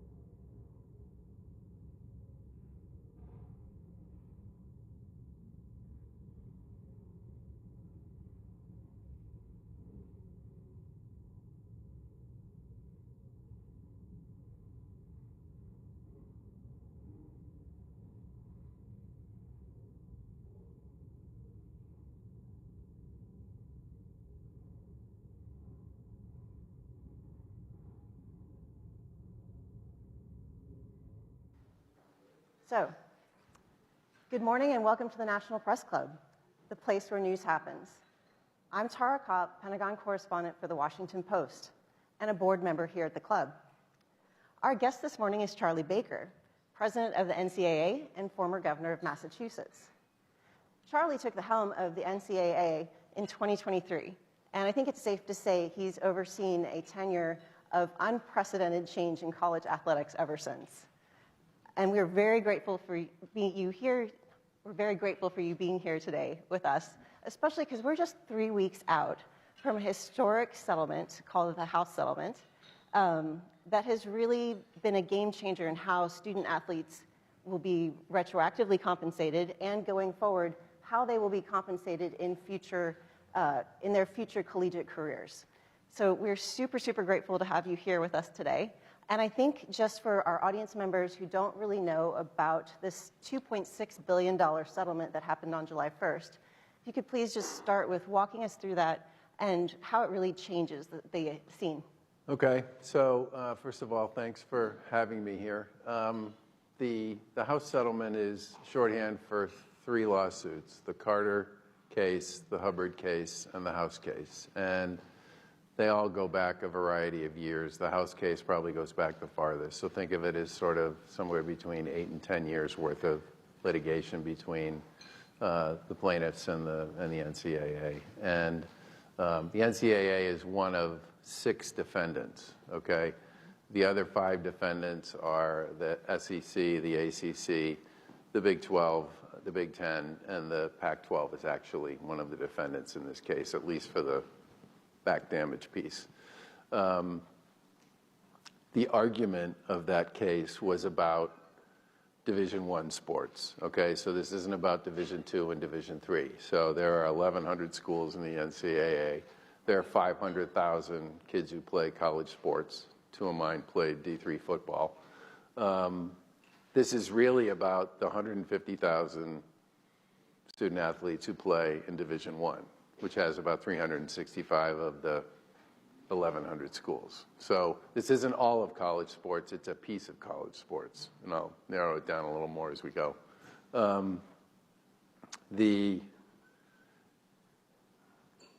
Both of the Hubbard and the House case were both on a track to start trial sometime in the year we're in now. There were a series of negotiations between the plaintiff attorneys and leadership on our side in sort of call it the summer of 24. And we eventually reached an agreement. And that agreement settlement has 2 parts. It has the back damage piece and it has the go forward piece. And in the context of the discussion between the plaintiffs and the NCAA and the other defendants and the court, where this landed was the NCAA basically owned the back damage piece. So that was negotiated out as a $2.8 billion payment over the course of 10 years to the class that filed these suits in the first place. Roughly 99% of the members of the class signed up to get those payments. It's a $285 million check every year that gets written by the NCAA for the next 10 years to pay those back damages. Does every athlete get the same amount in that settlement? No, but that's up to the plaintiffs. We have no role in that. They make the call. On the go forward piece, there's a structure that's put in place to do 3 things. Number 1, make it possible for schools to spend up to 22.5%. I apologize right now for the complexity of some of this stuff. The go forward on this is gives schools the ability for the first time to spend up to 22.5% of the athletic budgets of the schools in the A5, the former 5 power conferences, 70 schools, to spend 22.5% of the blended average of all of their athletic budgets.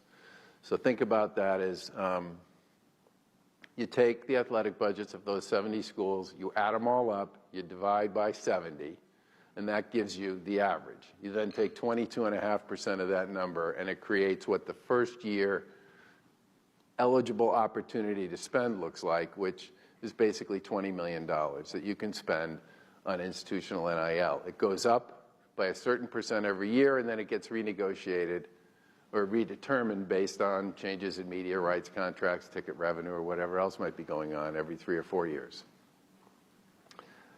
For 10 years. The other piece of it is third-party NIL deals, which has been sort of, for all intents and purposes, the only kind of NIL deals we've had up until now. They now need to go through a process themselves, and the process that they go through is being managed inside this injunction by the 5 power schools through something called the College Sports Commission, which is a newly established entity that's going to worry about 3 things. 1, people's adherence to the rules and the filing procedures associated with the institutional NIL program, the 22.5% cap.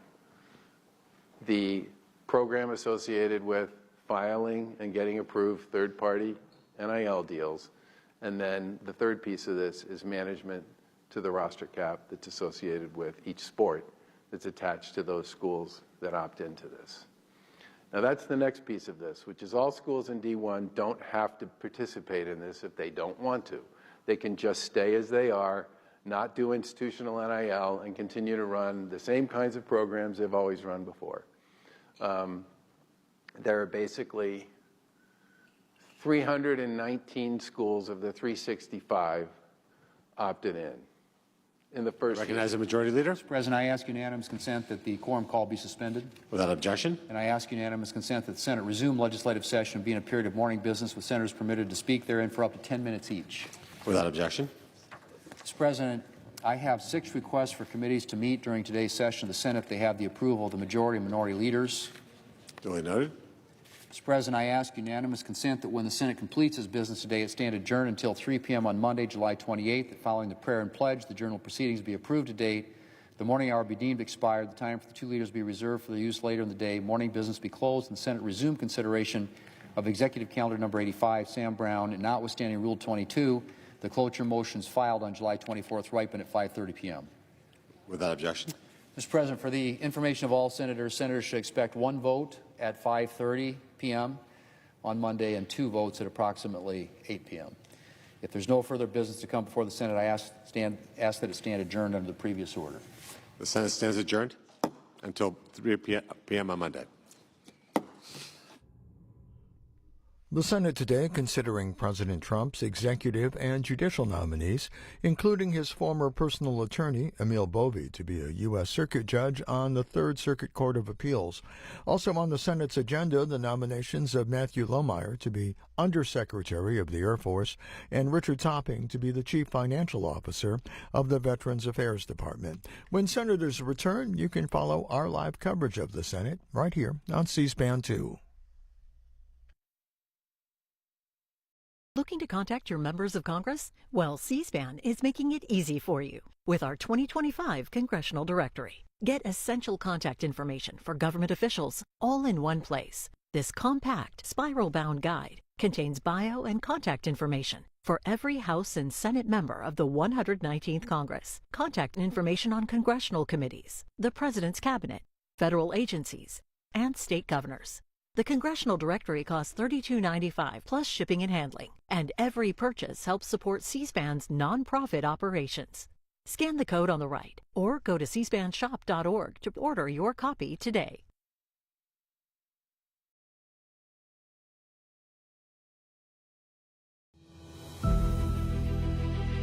America marks 250 years, and C-SPAN is there to commemorate every moment. From the signing of the Declaration of Independence to the voices shaping our nation's future, we bring you unprecedented all-platform coverage, exploring the stories, sights, and spirit that make up America. Join us for remarkable coast-to-coast coverage celebrating our nation's journey like no other network can.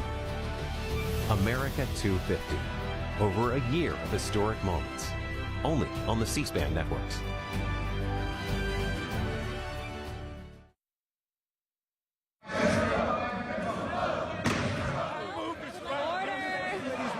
In a nation divided, a rare moment of unity. This fall, C-SPAN presents Ceasefire, where the shouting stops and the conversation begins in a town where partisan fighting prevails.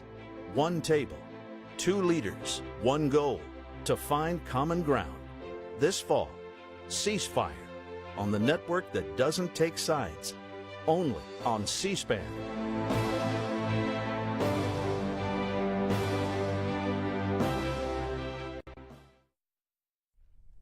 Former U.S. Ambassador to Japan, Rahm Emanuel, and former Australian Prime Minister Scott Morrison testified at a hearing on China's coercive economic practices. During their remarks before the House Select Committee on U.S.-China Competition, lawmakers also highlight China's control in the minerals sector and U.S. alliances in the region.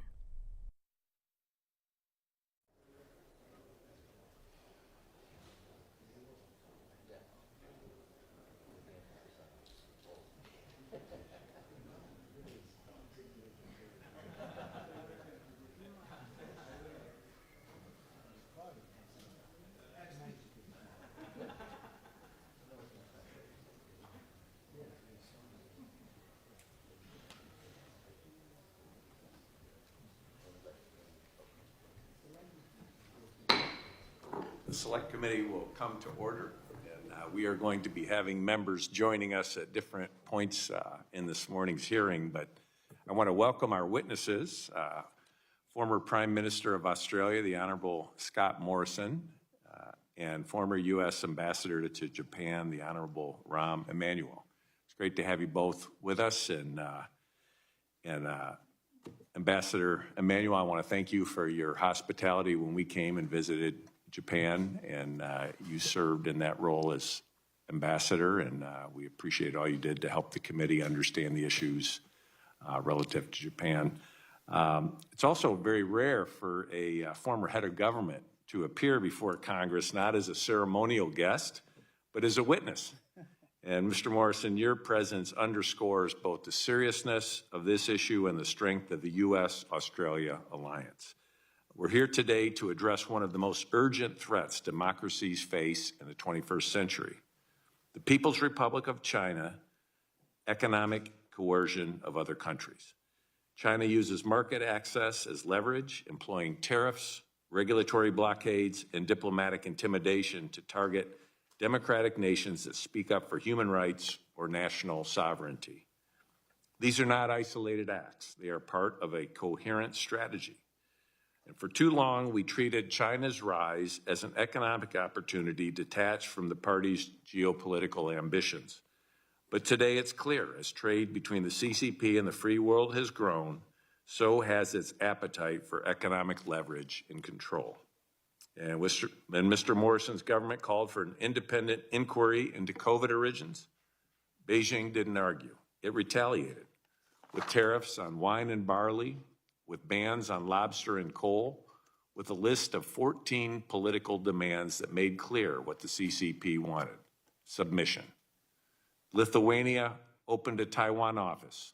China launched an embargo. South Korea deployed a U.S. missile defense system.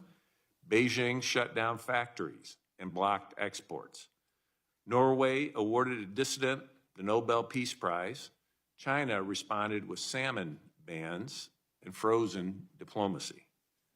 These weren't policy disputes, they were sovereignty violations. In each case, the message from Beijing was clear: we will control your behavior through your economy.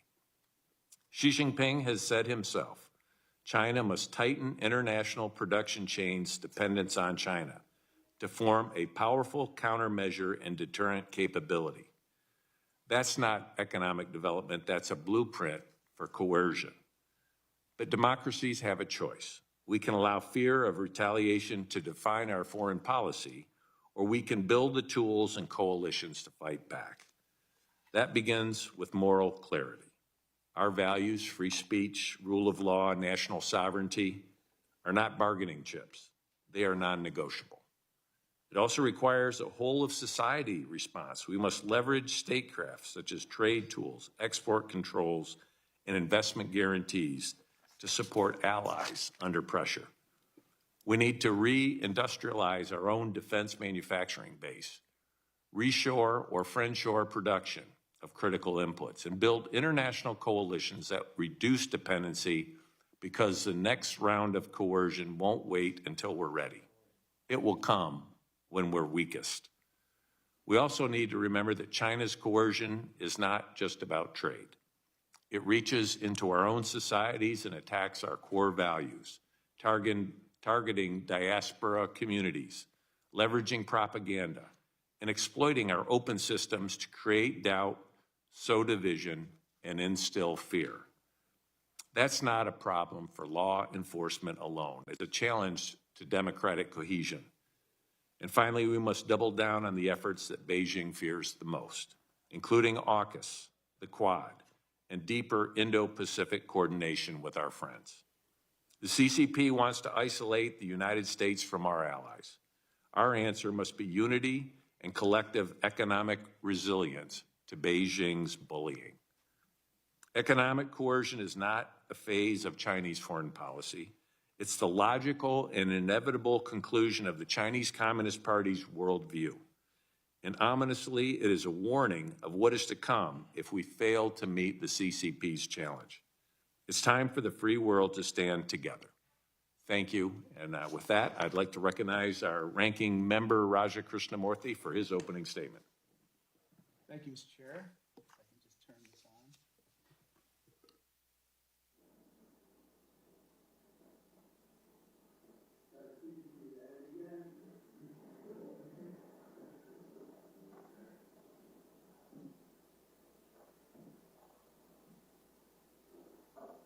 Got it. Thank you. Thank you. Thank you, Mr. Chair.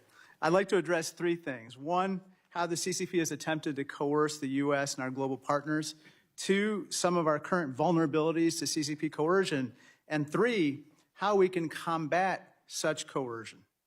Today, we confront a truth that is hiding in plain sight. The CCP is not just building an economy, it's building leverage. It has turned globalization into a trap and has weaponized interdependence. The CCP has a track record of using its state-controlled levers to target the U.S., our allies, and anyone who dares to defy political will of the CCP. The CCP does not view its economic tools as democracies do. Instead of using these tools to uphold freedom, democracy, and human rights, the CCP wields its powers to punish free speech, bend democratic nations to the CCP's will, and gain even more leverage.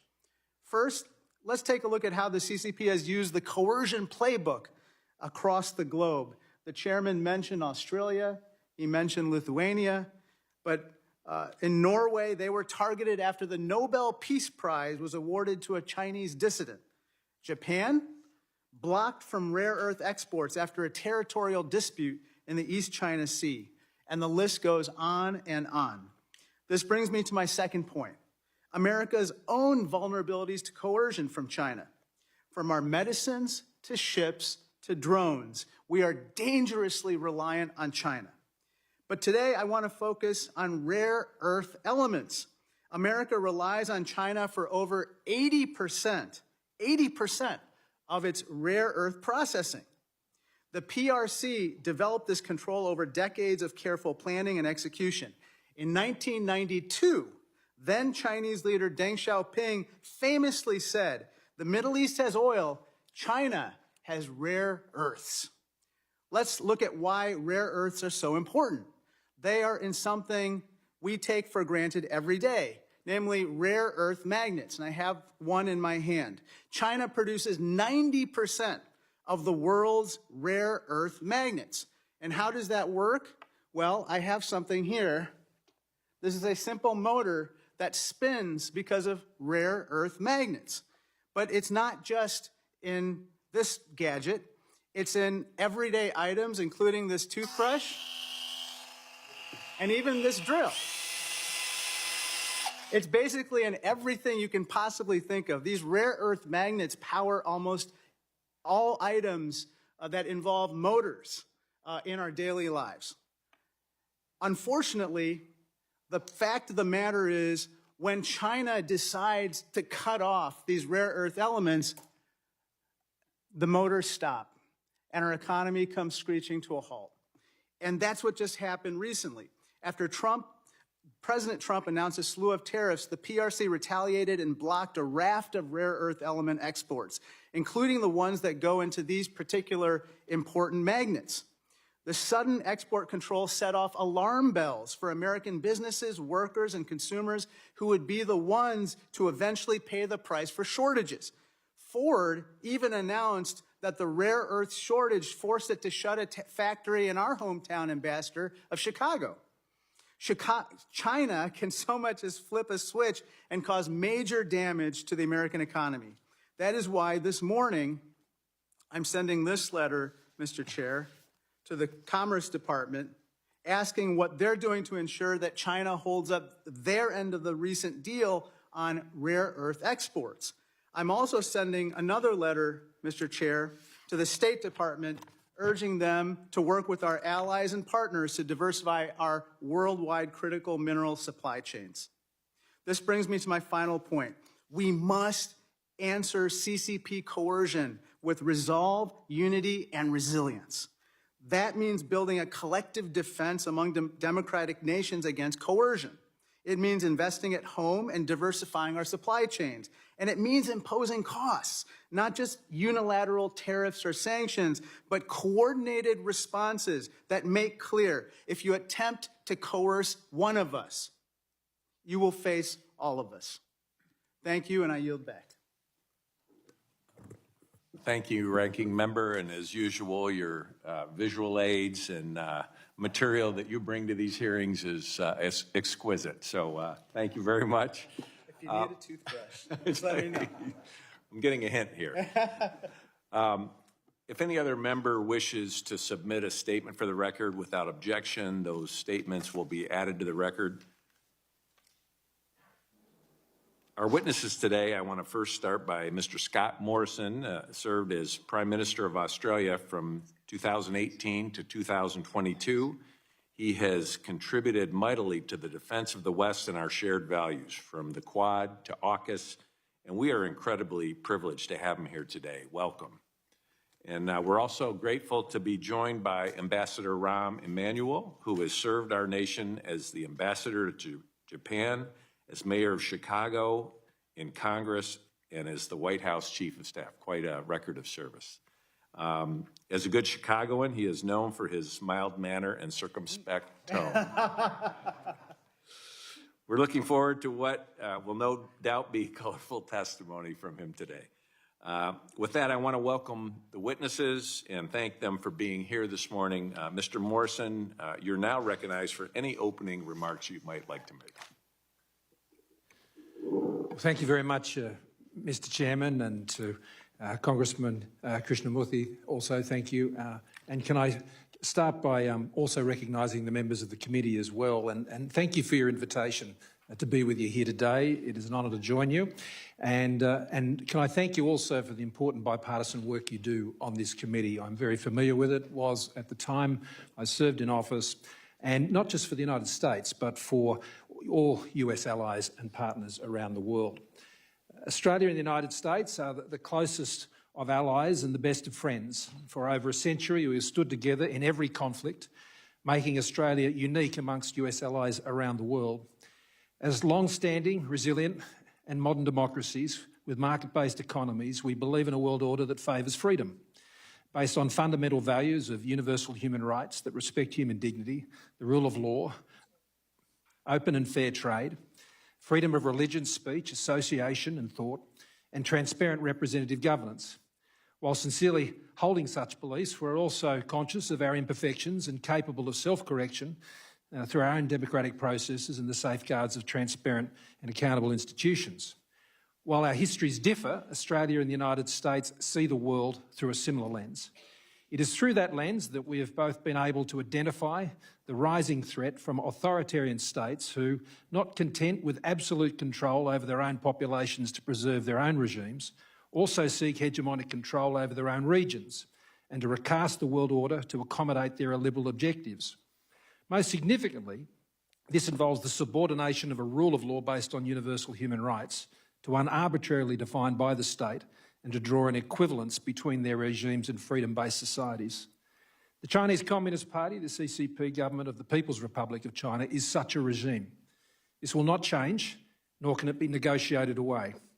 Rather than opening up their society during post-Cold War globalisation, the CCP used China's newly granted access to global trade, capital markets and legitimacy in international forums to build the economic, diplomatic, technological and military capacity to one day challenge the global order in an attempt to make it more favourable to their regime's security. That day is now. I appear here today in a private capacity, having previously served as the 30th Prime Minister of Australia from August 2018 to May 2022. And during that time and my earlier cabinet roles commencing in 2013, I witnessed and experienced firsthand the dramatic escalation of the CCP's regime's assertive and aggressive behaviour towards the countries in the Indo-Pacific region to achieve their goals. In Australia, this included targeted illegal trade bans and diplomatic estrangement. In November 2020, the PRC Embassy in Canberra helpfully released to media a list of 14 points of grievance with Australia that set out the grounds for the CCP's coercive and bullying actions. And I table a copy of those points for the committee's information. The grievances included Australia exercising our sovereignty over foreign investment on national security grounds, making and enforcing laws to curb foreign influence and espionage, allowing freedom of speech in relation to criticisms of China in our national parliament and media, and making and supporting national statements in international fora critical of Chinese aggressive behaviour in the South China Sea and towards Taiwan and against their own population in Hong Kong and Xinjiang, as well as calling for an independent inquiry into the origins of COVID-19.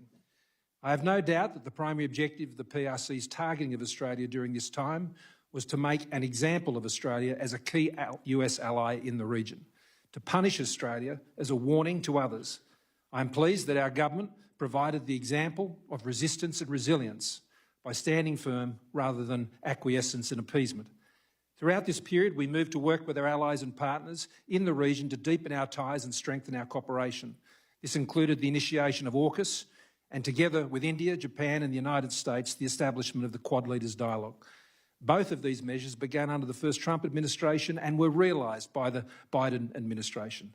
They also became further points of grievance with the CCP. After the failure of the CCP's coercive efforts to break our resolve, the PRC took advantage of the change in government following the 2022 federal election to effect a reset and adopt a different set of tactics. This included abandoning their economic and diplomatic bullying and coercion for more inductive engagement, laced with charm and flattery. That said, the PRC still continues to engage in intimidatory behaviour by their military against Australia when it suits them without remorse.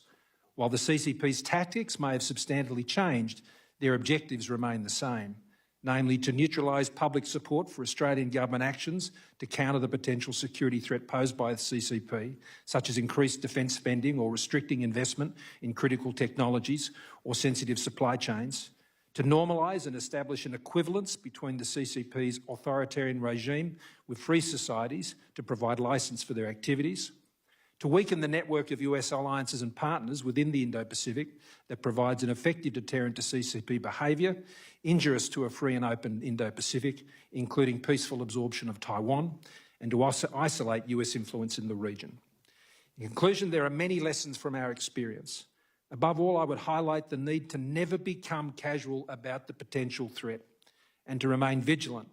And in the same way that the CCP seeks to target our alliances and partnerships, these same relationships must form the core of our shared response. Strengthening and deepening the networks of US alliances and partners is critical to resilience and deterrence. This is as true in the economic sphere as it is in the security sphere. In this new area of post-globalisation strategic rivalry, it is critical that these tracks of national policy are aligned and integrated. It is also true that the US allies and partners must understand that it is in this new environment that more will be required of them in these relationships, both individually and collectively, including by Australia, in the years ahead. I look forward to your questions and discussing these issues with you further. I'm also pleased to be appearing here with Ambassador Emanuel. Well, thank you very much. Ambassador Emanuel, you may proceed. Thank you, Mr. Chairman, to the ranking member, the members of the committee. It's an honor to appear before you today. I obviously don't have the eloquence of the Aussie accent, or the show and tell of the ranking member and my good friend. For more than 60 years, the partnership between the United States and Japan has been the cornerstone of both peace and prosperity in a free and open Indo-Pacific. As ambassador, I sought to deepen our ties and confront our common challenges, none greater than China's most pernicious and persistent tool, economic coercion. China has made coercion its currency of economic statecraft and retaliation a replacement for negotiation. And where it cannot conquer through division, it chips away through corruption and control.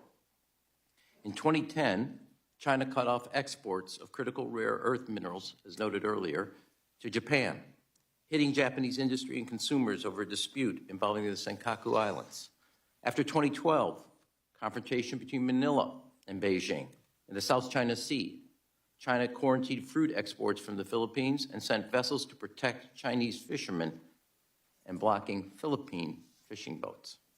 2016, after Seoul, South Korea decided to deploy the U.S. THAAD missile system to protect itself from North Korea launches, Beijing orchestrated boycotts by Chinese consumers and tourists, punishing South Korea for acting in its own self-defense. When Lithuania in 2021 allowed a Taiwanese office to open, China banned all bilateral trade. China slapped import restrictions on a range of Australian goods, coal, barley, beef, copper, and wheat, over Australia's calls for an independent inquiry into the origins of COVID-19 in 2020. Sometimes China's coercion is overt and obvious. Other times it's covert and conniving. It also exerts softer pressure, as it did with the National Basketball Association, which succumbed to Chinese pressure over one team's general manager tweeting support in 2019 for pro-democracy protests in Hong Kong. More recently, Beijing has refused to export a type of magnet, as noted by the ranking member's comments, essential for industrial manufacturers here in the United States. Most dramatically, Ford halted production of certain advanced vehicles, including their facility in the city of Chicago, their oldest plant in the United States. Our country, with the largest economy in the world, sits atop many rare earth minerals, vital to our future prosperity. But China has a near monopoly, 90%, on the ability to process them. China's coercion and message is not limited in this instance to the American audience alone. It's playing out across the global theater as other nations observe. Regardless of the method, the message from China is the same: submit or suffer. Beijing exerts economic pressure to achieve its political goals and bend nations to its political will. Their goal is clear: isolate one to intimidate all. Ours must be to isolate the isolator through an alliance to counter China's coercion. As the 31st U.S. ambassador to Japan, I saw up close and clear-eyed how China pursues its geopolitical goals, not through innovation and inspiration, but through intimidation and infiltration. During my time in Tokyo, the embassy issued an unprecedented report on Chinese coercion to neutralize this tool that Beijing perfected over the last 15 years. The takeaway? To secure our standing in the 21st century, America and its allies need an anti-coercion coalition to counter China's aggression. Beijing's bullying is not a foreign policy, but an example of a failure of one. Nevertheless, the world's response has been scattered, slow, and too often silent. Continuing on the current course is a recipe for continued coercion. The United States cannot afford to be alone, passive, or partisan in this strategic competition. Cutting off our allies, cutting off our research and development, and treating investments in key industries like semiconductors as tradable, our unilateral disarmament of our strongest advantages as a country. We must lead a resilient anti-coercion coalition to resist economic intimidation and respond with strength when deterrence fails. It should be based on mutual commitments that are public and reciprocal. First, as I called in a piece about a year ago in the Wall Street Journal, such a coalition would need the economic equivalent of the North Atlantic Treaty Organization's Article 5. An attack on one is an attack on all at its core. Look no farther than what the EU adopted in 2023, after Lithuania was coerced by China, an anti-coercion instrument that focuses on deterrence and allows for retaliatory policies by the EU. Countries should support allies under economic assault with a unified response. Resilience requires a willingness to retaliate and recognizing China's weaknesses and prepared to go after them. I know that you find it surprising that I would advocate that. Nations would insulate themselves from China's pressure through collective resilience. That requires leveraging alliances. When I arrived in Japan, I worked to expand trilateral ties. Today, Tokyo, Washington, and Seoul